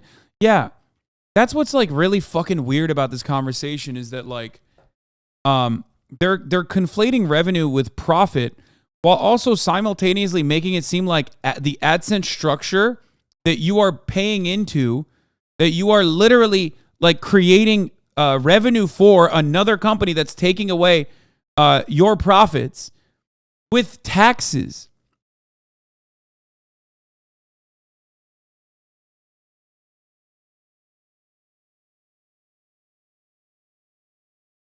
And they think it's a flat 90. It's just so stupid. Oh yeah, they're talking about the Laffer curve where, okay, on the 36 minute. This is actually very informative. Let's take a look. The lack of Ronald Reagan movies. And I would Okay, also argue there was no less houses that sold because that one particular broker stopped selling houses at a certain point. So go to it. So right now, I don't think that's a problem. I really don't. I mean, I think to raise it to 90%. Yeah, no, I don't think. I think top line. You know what you're plus. talking about is sort of the Laffer curve, actually, right? Yeah. You know the. You Laffer love the Laffer curve. You're a big fan of it, apparently. I'll tell you what I love about the Laffer curve is that we had a perfect example of almost like a perfect model of what happens with the Laffer curve, right? Like the Laffer curve argues that the higher the tax rate goes, the less inclined people are going to be to generate income, and then. Because they're generating less money, there's going to be less tax receipts collected by the government. Art Laffer was Sam Brownback's #1 advisor in Kansas. Do you remember this when Brownback became governor? Bro, he doesn't know shit. What do you mean, do you remember Sam Brownback becoming a governor? Like, no, that man doesn't know anything, Samuel. What's happening here? Don't even ask that question. Just educate them. He basically gave over his entire tax structure to Art Laffer. They had it destroyed the tax base in Kansas. It ended up destroying their entire education system. They had an amazing Kansas university. Brownback gets plucked out of Kansas and literally sent to be ambassador to Ether. You know what? They made him ambassador to faith because they didn't want this guy around at all. The Republican-controlled Kansas legislature raised taxes back up because it had destroyed their tax receipts. The theory may sound good, but it doesn't work in practice. So are you on YouTube and Rumble or just YouTube? So, yeah, he literally just avoids what Sam is talking about with respect to like how higher taxes work and how the theory of like higher taxes would ultimately literally stop people from wanting to make more money because they're getting taxed at a higher rate, whatever, which is a fundamental fucking misunderstanding. And how that would have like a negative effect on revenue, okay, like tax revenue. Immediately moves away from that and just starts conflating revenue and profit, and then starts like trying to bully him over this. I'm on YouTube. I think we put it on Rumble. I think we're also on Twitch, and all over the place. Okay, so let me ask you this question. He thinks he's took their popping AdSense from 55 to 15. Would you continue creating content? Yeah. You sure? Sure. This is such a dumb question. Okay?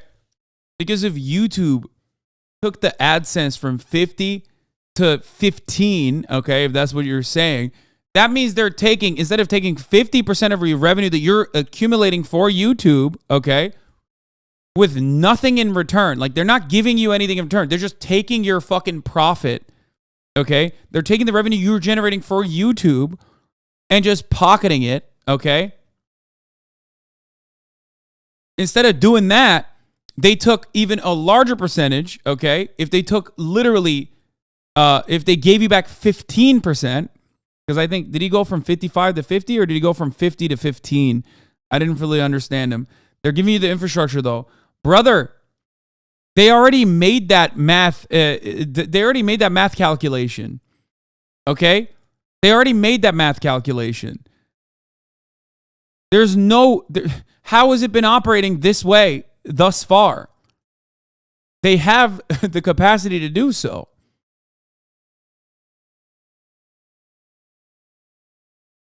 Also, again, they're not giving you any infrastructure. The only time this argument that you're making makes sense is if we're talking about the government. YouTube is not the government. YouTube takes the infrastructure that the government helped create, builds a fucking company on top of that infrastructure, and then says, here, you have to pay us profits for said infrastructure that we have built on top of the pre-existing infrastructure. Like a mediator in that situation. And YouTube is not doing that out of the kindness of its heart or because they want creative endeavors to prosper like the government would, okay? They're doing it for commerce. They're doing it to generate profits, okay?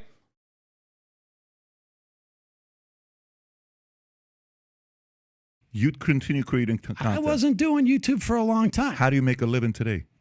I have membership. That people pay. I get ad revenue from different places. Okay, so let's just say the membership that you get from Patreon or whoever it is, okay? What if their fees went from them keeping 5% to 60% to 90%? Would you continue creating content? I mean, I would probably have to. I don't mean to offend you. Exactly. Well, but that's only because it's such a big change. No, you're not offending me. That's the part about incentive, Sam. So your audience gets to enjoy you. I'm not saying we'll cut the revenue for these businesses. I'm saying that the amount of you money. have no choice though because you're paying these guys. You need the revenue. No. I'm not suggesting we cut revenue for businesses. What I am suggesting is after that revenue comes in. And we divvy up and I have my net profits, then my taxes would go up. But I will say this, like if, let's say, the taxes went up on me personally, would I stop going on YouTube? No. So would you be able to scale it at how many employees you got working for you right now? I'm not talking about cutting revenue. I get that. How many employees are you working for you right now? We have payroll, I think, like 6 or 7. Okay, you got people. 6 or that's a small business you got there, right? Sure. He doesn't understand. He just keeps saying like, "Oh, you want to tax the profits of corporations, make it a higher rate." Well, how about the revenue? How about the revenue? For the revenue of the corporations, like, I mean, what if your revenue was cut short? Yeah, if your revenue was cut down, then you would have to downsize. Yes. For 7 people. Okay. If all of a sudden AdSense went up, the fees for your Patreon, I don't want to offend you when I say Patreon. I don't know who you use. Whoever you use that's got your membership stuff that you got. We use Fans FM. Okay, there you go. That's a shout out to them. So Fans FM, Right Fans there. FM? Fans.fm. It's actually a great Fans.fm. Okay, service. fantastic. So if they raised They take it, less than Patreon. if they take 50% all of a sudden, and they say YouTube says AdSense goes to 15%, would you be able to employ those 6 people? No, if my well, I don't know. But yes, if your revenue was cut short, yes. Yes. Yes, if your revenue was cut short, then you would not be able to hire or keep as many employees on your payroll. Of course. Okay? Yes. It would not work that way. You can't do that, okay? That's not how that works.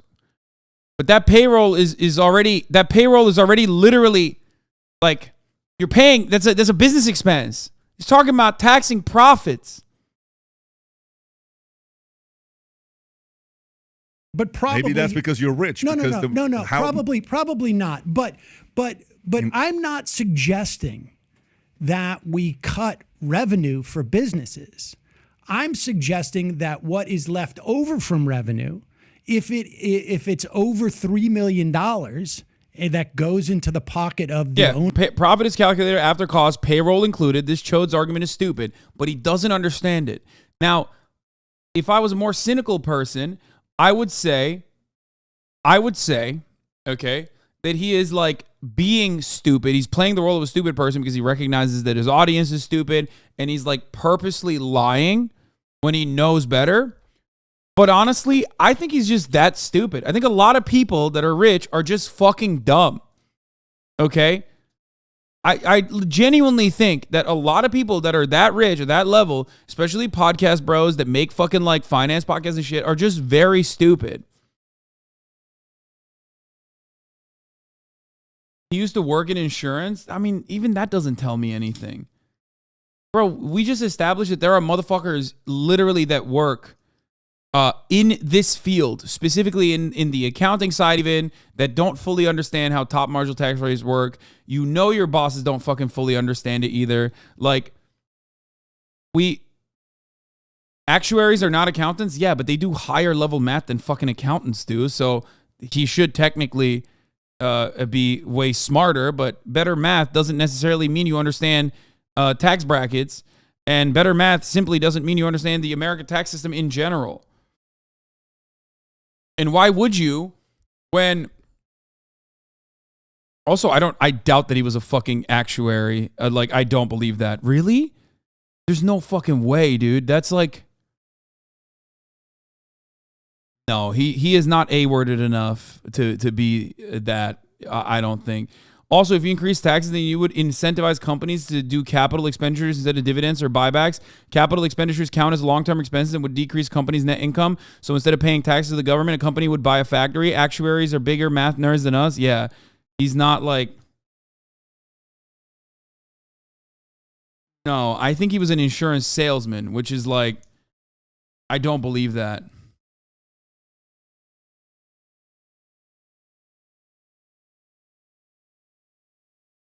I know plenty of physics PhDs that don't understand marginal tax rates due to lack of curiosity.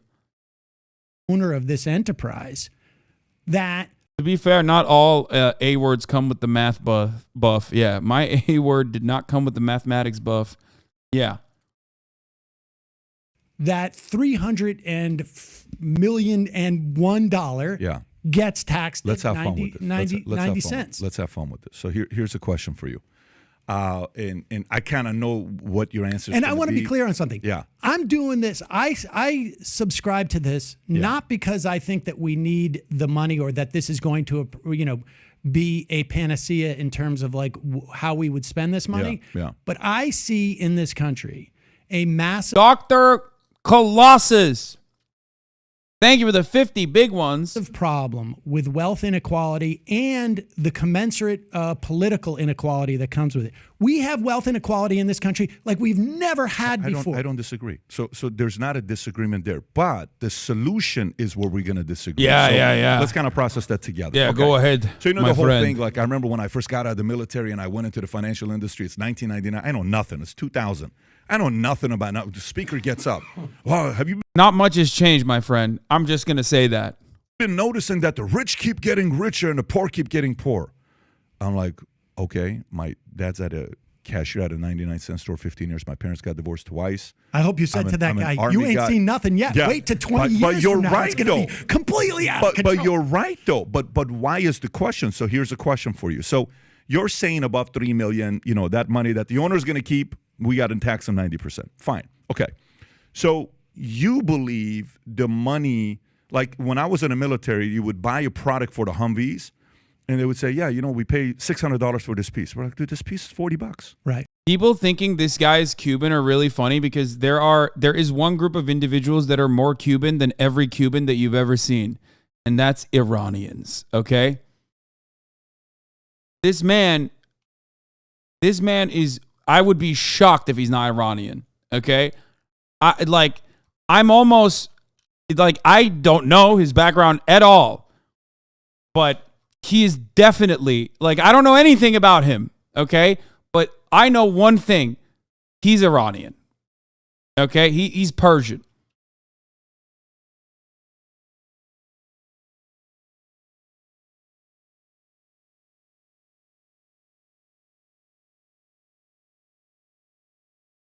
Iranians living in America are very they're the most Cuban coded MENA people.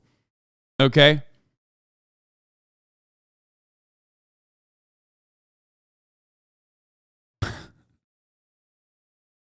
Straight up. Oh man,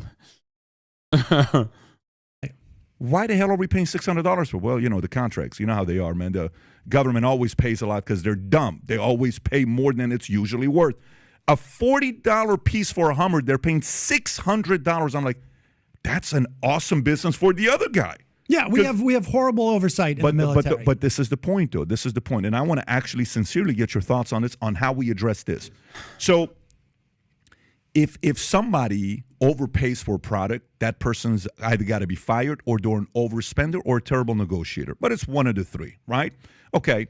So you feel money going to the government we do more good with, or money staying in the free market for people to produce more value? Where do you feel values produce more? Well, I'm not. I'm not sure I fully get what you're saying, but let me put it in this way. It's a very simple Okay. question. Well, I want it to be clear. Let me make it a little bit more concrete. Yeah. So you guys know that the biggest part of the budget, more or less, is Social Security and Medicare, right? And Medicaid, yeah. And Hasan, you showcase a lot of toxic leftist traits. Go ahead, enlighten us. I'll put you in the other fucking. I'll put you in here. We'll back pocket you because I'm wondering. I'm assuming there's gonna be some funny stuff Medicaid. there. Entitlement programs. Yeah, you can call them entitlement programs. I call them social insurance programs because Tomato. That's what they really are. That's 90%. What do you mean by Cuban coded? Honest question. So American Cubans, especially older generations of American Cubans, you kind of gotta live it to learn it.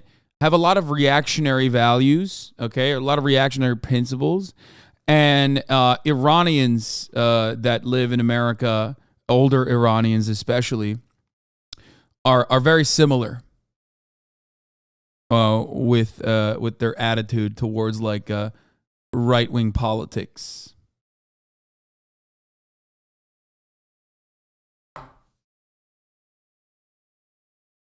Someone in the chat pointed to it perfectly. He said, all American Cubans and MENA Americans share the one similar, weird fucking super right-wing uncle, which is true.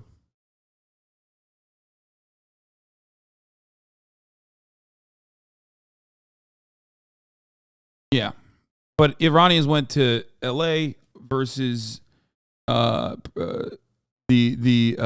Cubans went to Miami.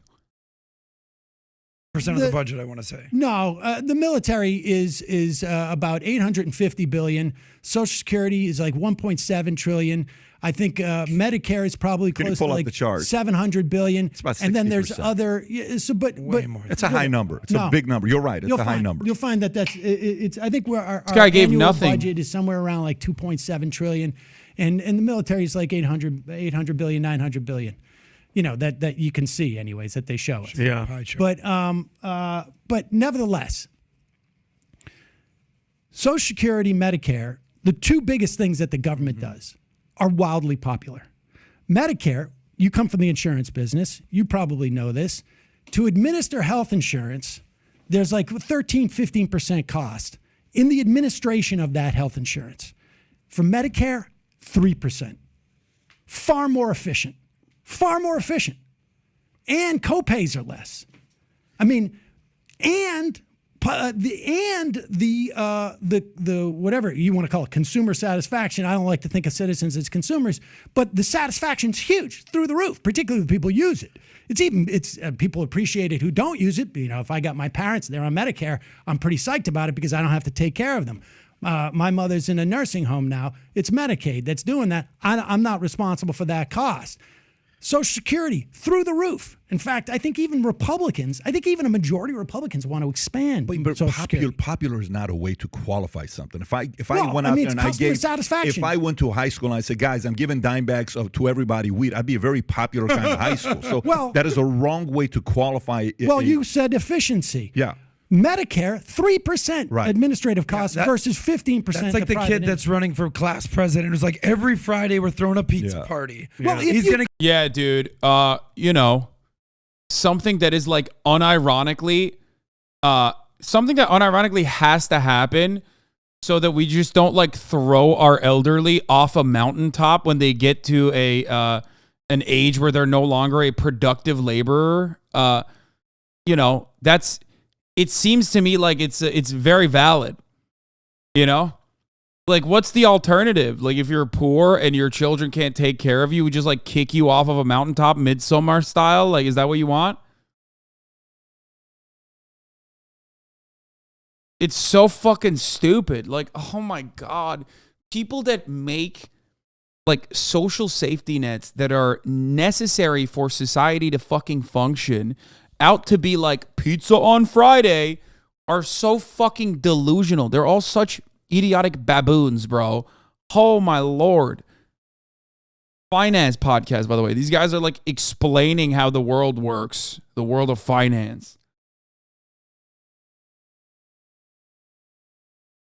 There is no world in which, like, if you don't have a fucking pizza party on Friday, you just don't have a pizza party on Friday. If you don't have Medicare, old people die. It's that simple. Like, your loved ones die. Why? Because they don't have money to pay for healthcare that they need.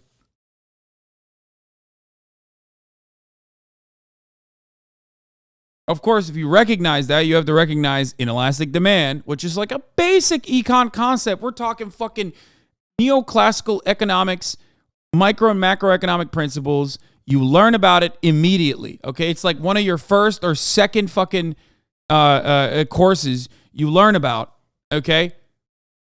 And these guys just avoid that. It's so fucking weird. Like, how? How do you avoid the top of the hour ad break and also inelastic demand? If you don't have healthcare, you fucking die. That's it. So you will always find a way to pay for it, no matter what happens. Unlike the top of the hour ad break, which comes for everybody, unless, you have a $5 a month subscription or a free one in the form of a Twitch Prime, or you got lucky and you got gifted a sub. Either of those things will help you avoid the top of the hour ad break. The Raging Hoppa, Pinky Poker, Virtual Meal. Thank you for the 5 and 10 gifted subs by the Raging Hoppa. Allowing 20 people total to no longer see the ads. Here's the 3-minute ad break now. Virtual Meal, you trying to lower his tax bracket in the chat right now with his gifted subs to ensure that he doesn't get taxed and lose more money after getting a raise. That's so funny that he just fucking... It's so funny that he literally... I'm sorry, bro. You gotta get... I mean, I'm gonna make fun of you a little bit. You know the streamer remembers shit that you say in the chat. Wait, is that how it works? No, man. I'm making fun of him for thinking that that's how it worked, and then literally, is gifting a 501c3 a write-off? Yes. Yes. It's deductible. Yes. If you have given money directly to a 501c3 in many of the fundraisers that we've done, you can actually add that into your add that in your taxes, and you should.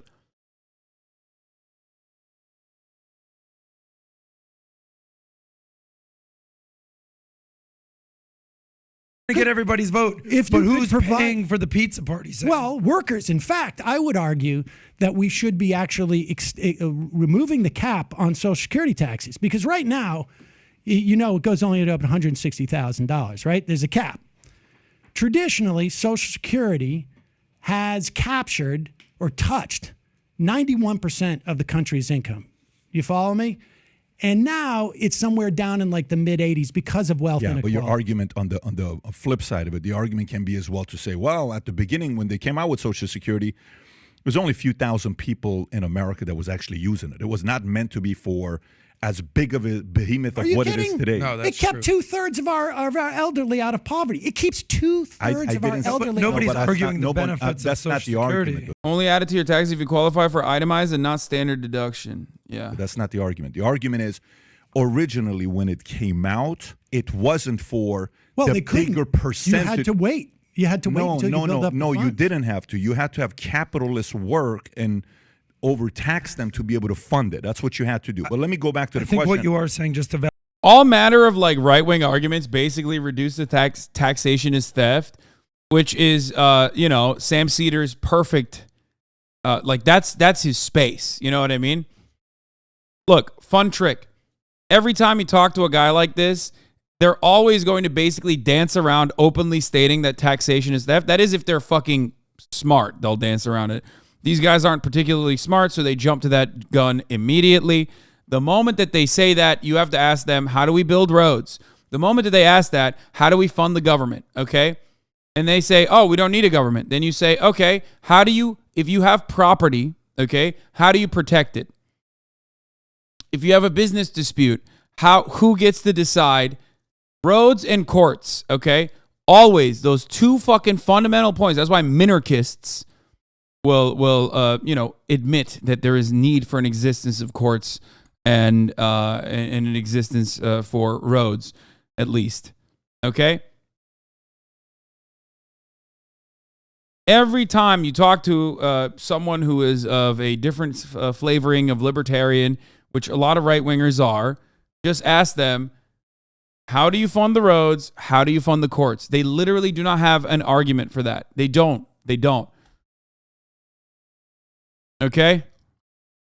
And almost every right-winger basically holds on to that fundamental principle, regardless of what tax bracket they may be under, which is ironic for many. The overwhelming majority of right-wingers do not even get to benefit from the tax breaks that they are advocating for. They just, advocate for it because they're fucking stupid.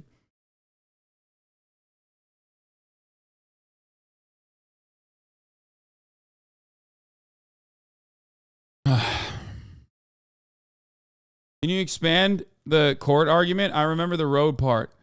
How do you fund? How do you have court? You need a court system. Oh my God. Pee-pee! Oh yeah, you want to take off? Okay.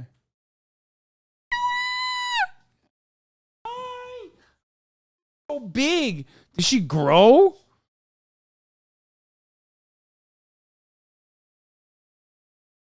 She's looking a little chubby. She's looking a little chubby thick. What? 50 pounds? Damn, that's a big girl. Anyway. Let's say we are living in the anarcho-capitalist libertarian utopia. Let's say someone else with more guns than you came over to your fucking property and said, this is my property now. How do you deal with that? Or you have a contract dispute. Who gets to deal with that contract? Let's say you hired someone to do your job, do a job for you, and then they didn't do the job that you hired them to do. How do you fucking force them to do it if they have more guns than you? You have to take it to a court, right?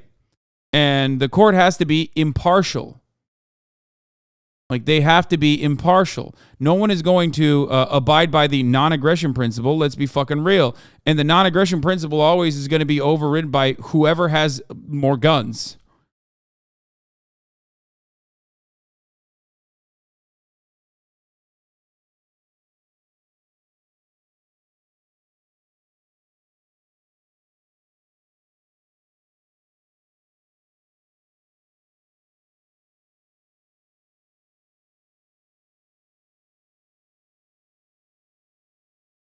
What is this? You fucking level 1 rookie bitch ass commentators on Twitter. You not fooling a libertarian by bringing up them bitch ass roads. You must drive on the roads. You must hate the roads. And you somehow think that the thing that's gonna stump us and be like, damn, fuck this libertarian shit is the motherfucking roads. Jesus Christ. Walter Block has a long form write-up of the privatization of roads and highways. This is level 1 shit. Just because you can't figure out how minus tax. So how does that work though? No, go ahead. I love that. It's like every road needs to be a toll road. Okay. How does that work though? Who builds it originally? Why are they building it? Because you're trying to put a toll system on already pre-existing roads, but we're talking about roads that you have to build. Who the fuck is building those roads? Why would there be a network of connecting roads in a situation? How do you enforce the toll? You put a toll there, I drive my tank right through it. How do you enforce that toll? What do you got, auto turrets? This is why decentralized structures that crypto libertarians advocate for always fucking fall apart, okay? Because might is right politics would just destroy it. And let me tell you, there's always someone with a bigger gun than you, okay? How do you fund the roads? Us kindergartners would appreciate a quick catch-up. Taxes, man. That's how you fund the roads. And every single time you see a goddamn pothole in one, remember that is a pothole that could have been filled, but that went to the fucking cops so they could get a new toy.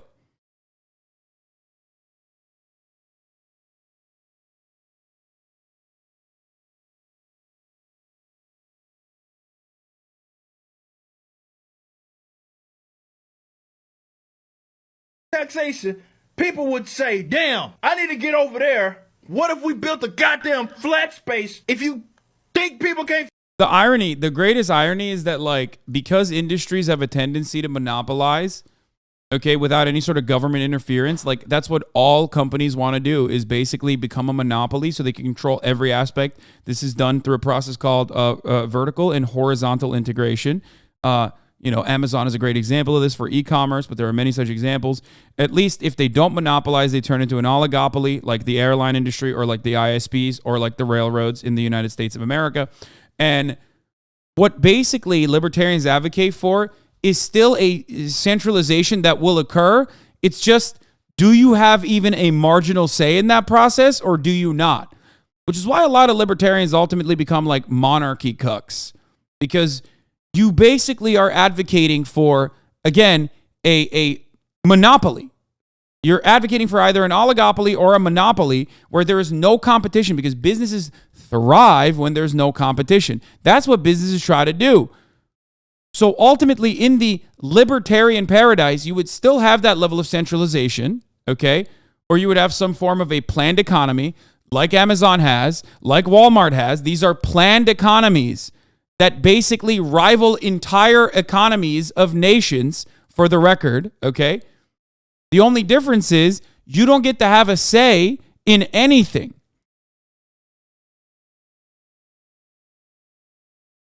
Hasan, take it easy. He's a grown man wearing a Marvel hat. He's saying all these wizard words that I don't know. Libertarian arguments are always reinventing society, but worse and more annoying without fail. Yes.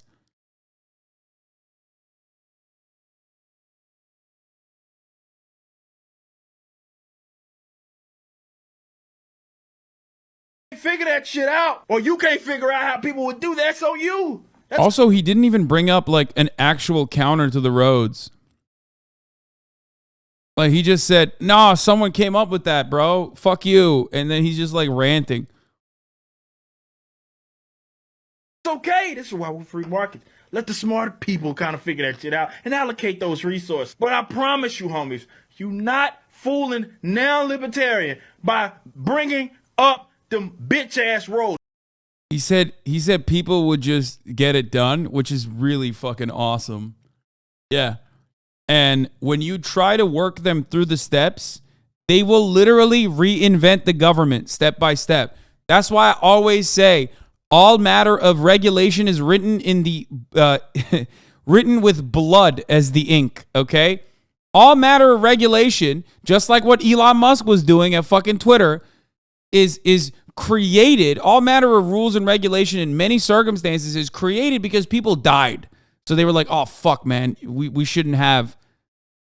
You know, we need like some fucking zoning or building codes. You know what I mean? This man hates seatbelts. Oh, you know he does.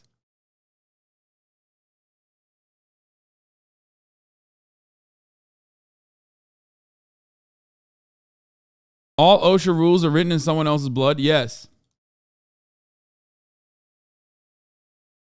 You literally only need to know how to guide a principle to its logical conclusion to completely stump any libertarian. People will just get things done. Is unironically the same thing anarchists believe? Yes. There is truth to that, which is why libertarians in Europe would be anarchists. Like, you know, that yes, there is some truth to that, ultimately.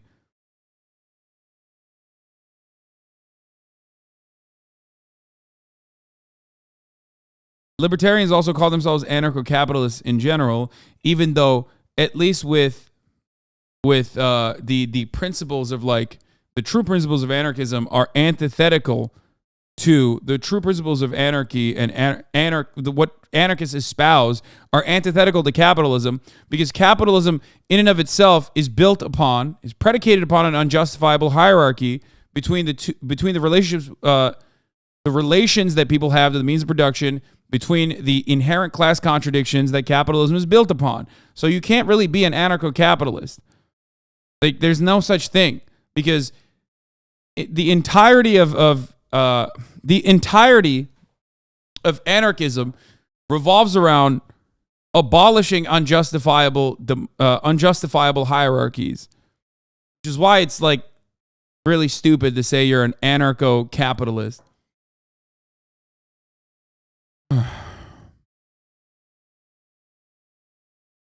Try not the strawman anarchism challenge. Difficulty impossible. Okay.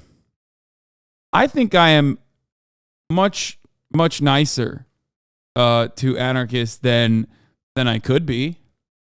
Like, every now and then I tell anarchists to take a shower, but other than that, not a straw man. Comrade Cummy.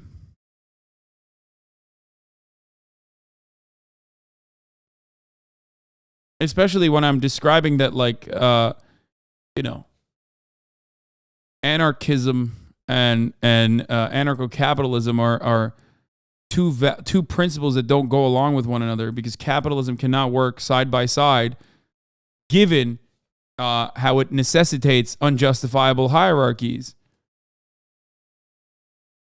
Okay, hey man, I believe in justifiable authority. Fuck ANCAPs totally. Okay. Well, I guess maybe then anarcho-capitalists can say, well, I justifiably would democratically vote to suck a boot. Maybe it's not so unjustifiable.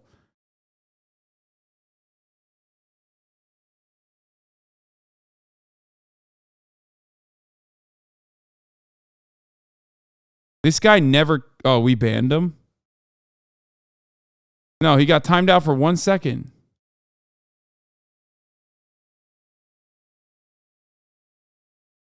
He never came back. Okay. Validate your point. I think at that point, this is FDR back in the day. Yeah, we can pull up the data. That's I think not there was 40 workers for every retiree. I think now it's closer to like 3 workers. Yeah, it's not Yes, sustainable. So it's not even close. No. It is sustainable. You think it's sustainable. No, I don't not think it's sustainable. This is funny. Bro, Habibi, libertarians don't believe in taxes. He just wants everyone with jobs to pitch in a set amount of money proportional to their income after every pay period to help fund these public services. He even wants to pay a small amount of those taxes back at the end of the fiscal year. Yeah, exactly. You're so right. Yeah, exactly. So that, some of those, it's not, this is just like Trainwrecks being like, no, it's not a charity. It's a system. No, it's not taxation. It's a system. No, I mean, I know that's what that guy was saying, by the way. That guy was joking about that. Well, I'm looking at the Social Security Trust Fund actuarial with the tables. letter when they sent you this in the Social Security letter, they're telling you if we go this way, this is going to go bankrupt. No, in the letter. No. You're misreading it. The trust fund is going to go bankrupt. In 1981, Greenspan and Reagan expanded the trust fund. We had a surge of baby boomers. There is a trust fund that exists that is essentially like a rainy day fund. That is going to be insolvent around 2033. 2033. 2033. 10 years. You are correct. I just had this conversation this past week. However, that's not a concern. That's not a concern. That's not a concern. Yeah, he's going to explain to you why it's not a concern because the fucking federal government has the capacity to fund it, okay? And they could just fucking print more money to fund it. That's it. And there is never going to be a situation where the federal government, unless I guess we have like the psychotic fucking podcast listeners become, in positions of power, like they will never fucking run out of money because they will always print more money to fund it. That's it. That's how that works. It is a concern. It will cause 20% in cuts to our benefits. Okay. But that's it, period. Now, the way that we can get rid of that 20% in cuts in the Social Security Trust Fund is to do what I'm suggesting. Increase the max cap as well. That's probably what he's going to advocate for. That's what something, ironically, even Joe Manchin has said he believes in, even though I don't believe that he believes in it. Let's be fucking real. Move the cap so that every dollar you make, even above $160,000, is taxed by Social Security. Sam, and then your kids will be long dead before that trust fund is out. Hopefully, if I raise my kids right, my kids won't need to be supported by the government. If they don't need that. That's crazy, dude. That is such a fucking crazy thing to advocate for. That is insane. Like, hopefully my kids don't have to need Social Security. Okay, but what if they do? Like, this is, America has created this like weird, dogmatic, hyper-capitalist religion that is so incredibly beneficial for capitalism to thrive. This hyper-individualistic mentality is so perfect. That's why they advocate for like deregulation at every step. You know what I mean? It's like, bro, what are you talking about? It's like, even when I talked to XCC when he was, remember, like I always have to go back to the seatbelt analogy because like that actually fires people off. Like that fires like the synapses of every American a little bit and like makes them realize like, oh yeah, you're right. People are fucking stupid. So like there should be some regulation to stop them from doing stupid shit. Same principle goes for uncertainty. Like you don't know if your fucking kids are going to be like, successful enough to avoid Social Security. Like what the fuck is that? There are plenty of people who don't, you know what I mean? So what do? Do you let them die?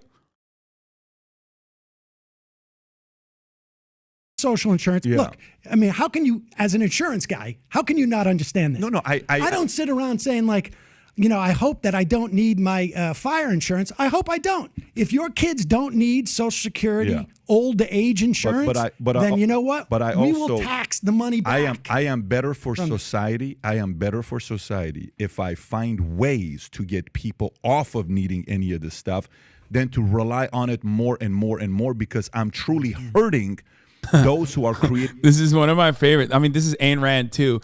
I grew up on welfare, Medicaid, and food stamps. America's a meritocracy, and I made my own success myself. Sorry, #DNC 2012.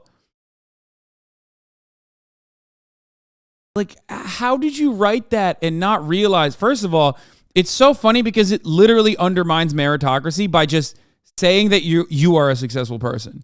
Because if meritocracy was the truth, then like you would not have been successful. Okay, so that's number one. Number two, no, it's not satirical. This is a right-wing weirdo, okay? It's not satirical. This is the woman who could not define woke, who wrote an entire book about it. She's not joking, guys. That's how fucking stupid she is. Also, think about conservative discourse in 2012 versus now. Look, she's attacking Medicaid, food stamps, and welfare. Think about that. That's what conservatives used to fucking advocate for. That's what they would ride for, which is ultimately their goal, right? Is to cripple those programs. But now it's all trans stuff.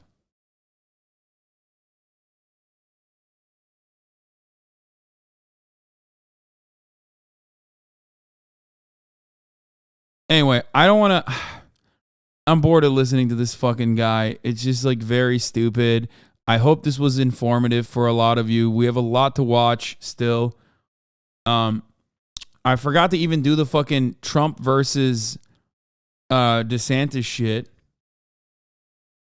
Like, should we even cover it at this point? I feel like we talked about it so much.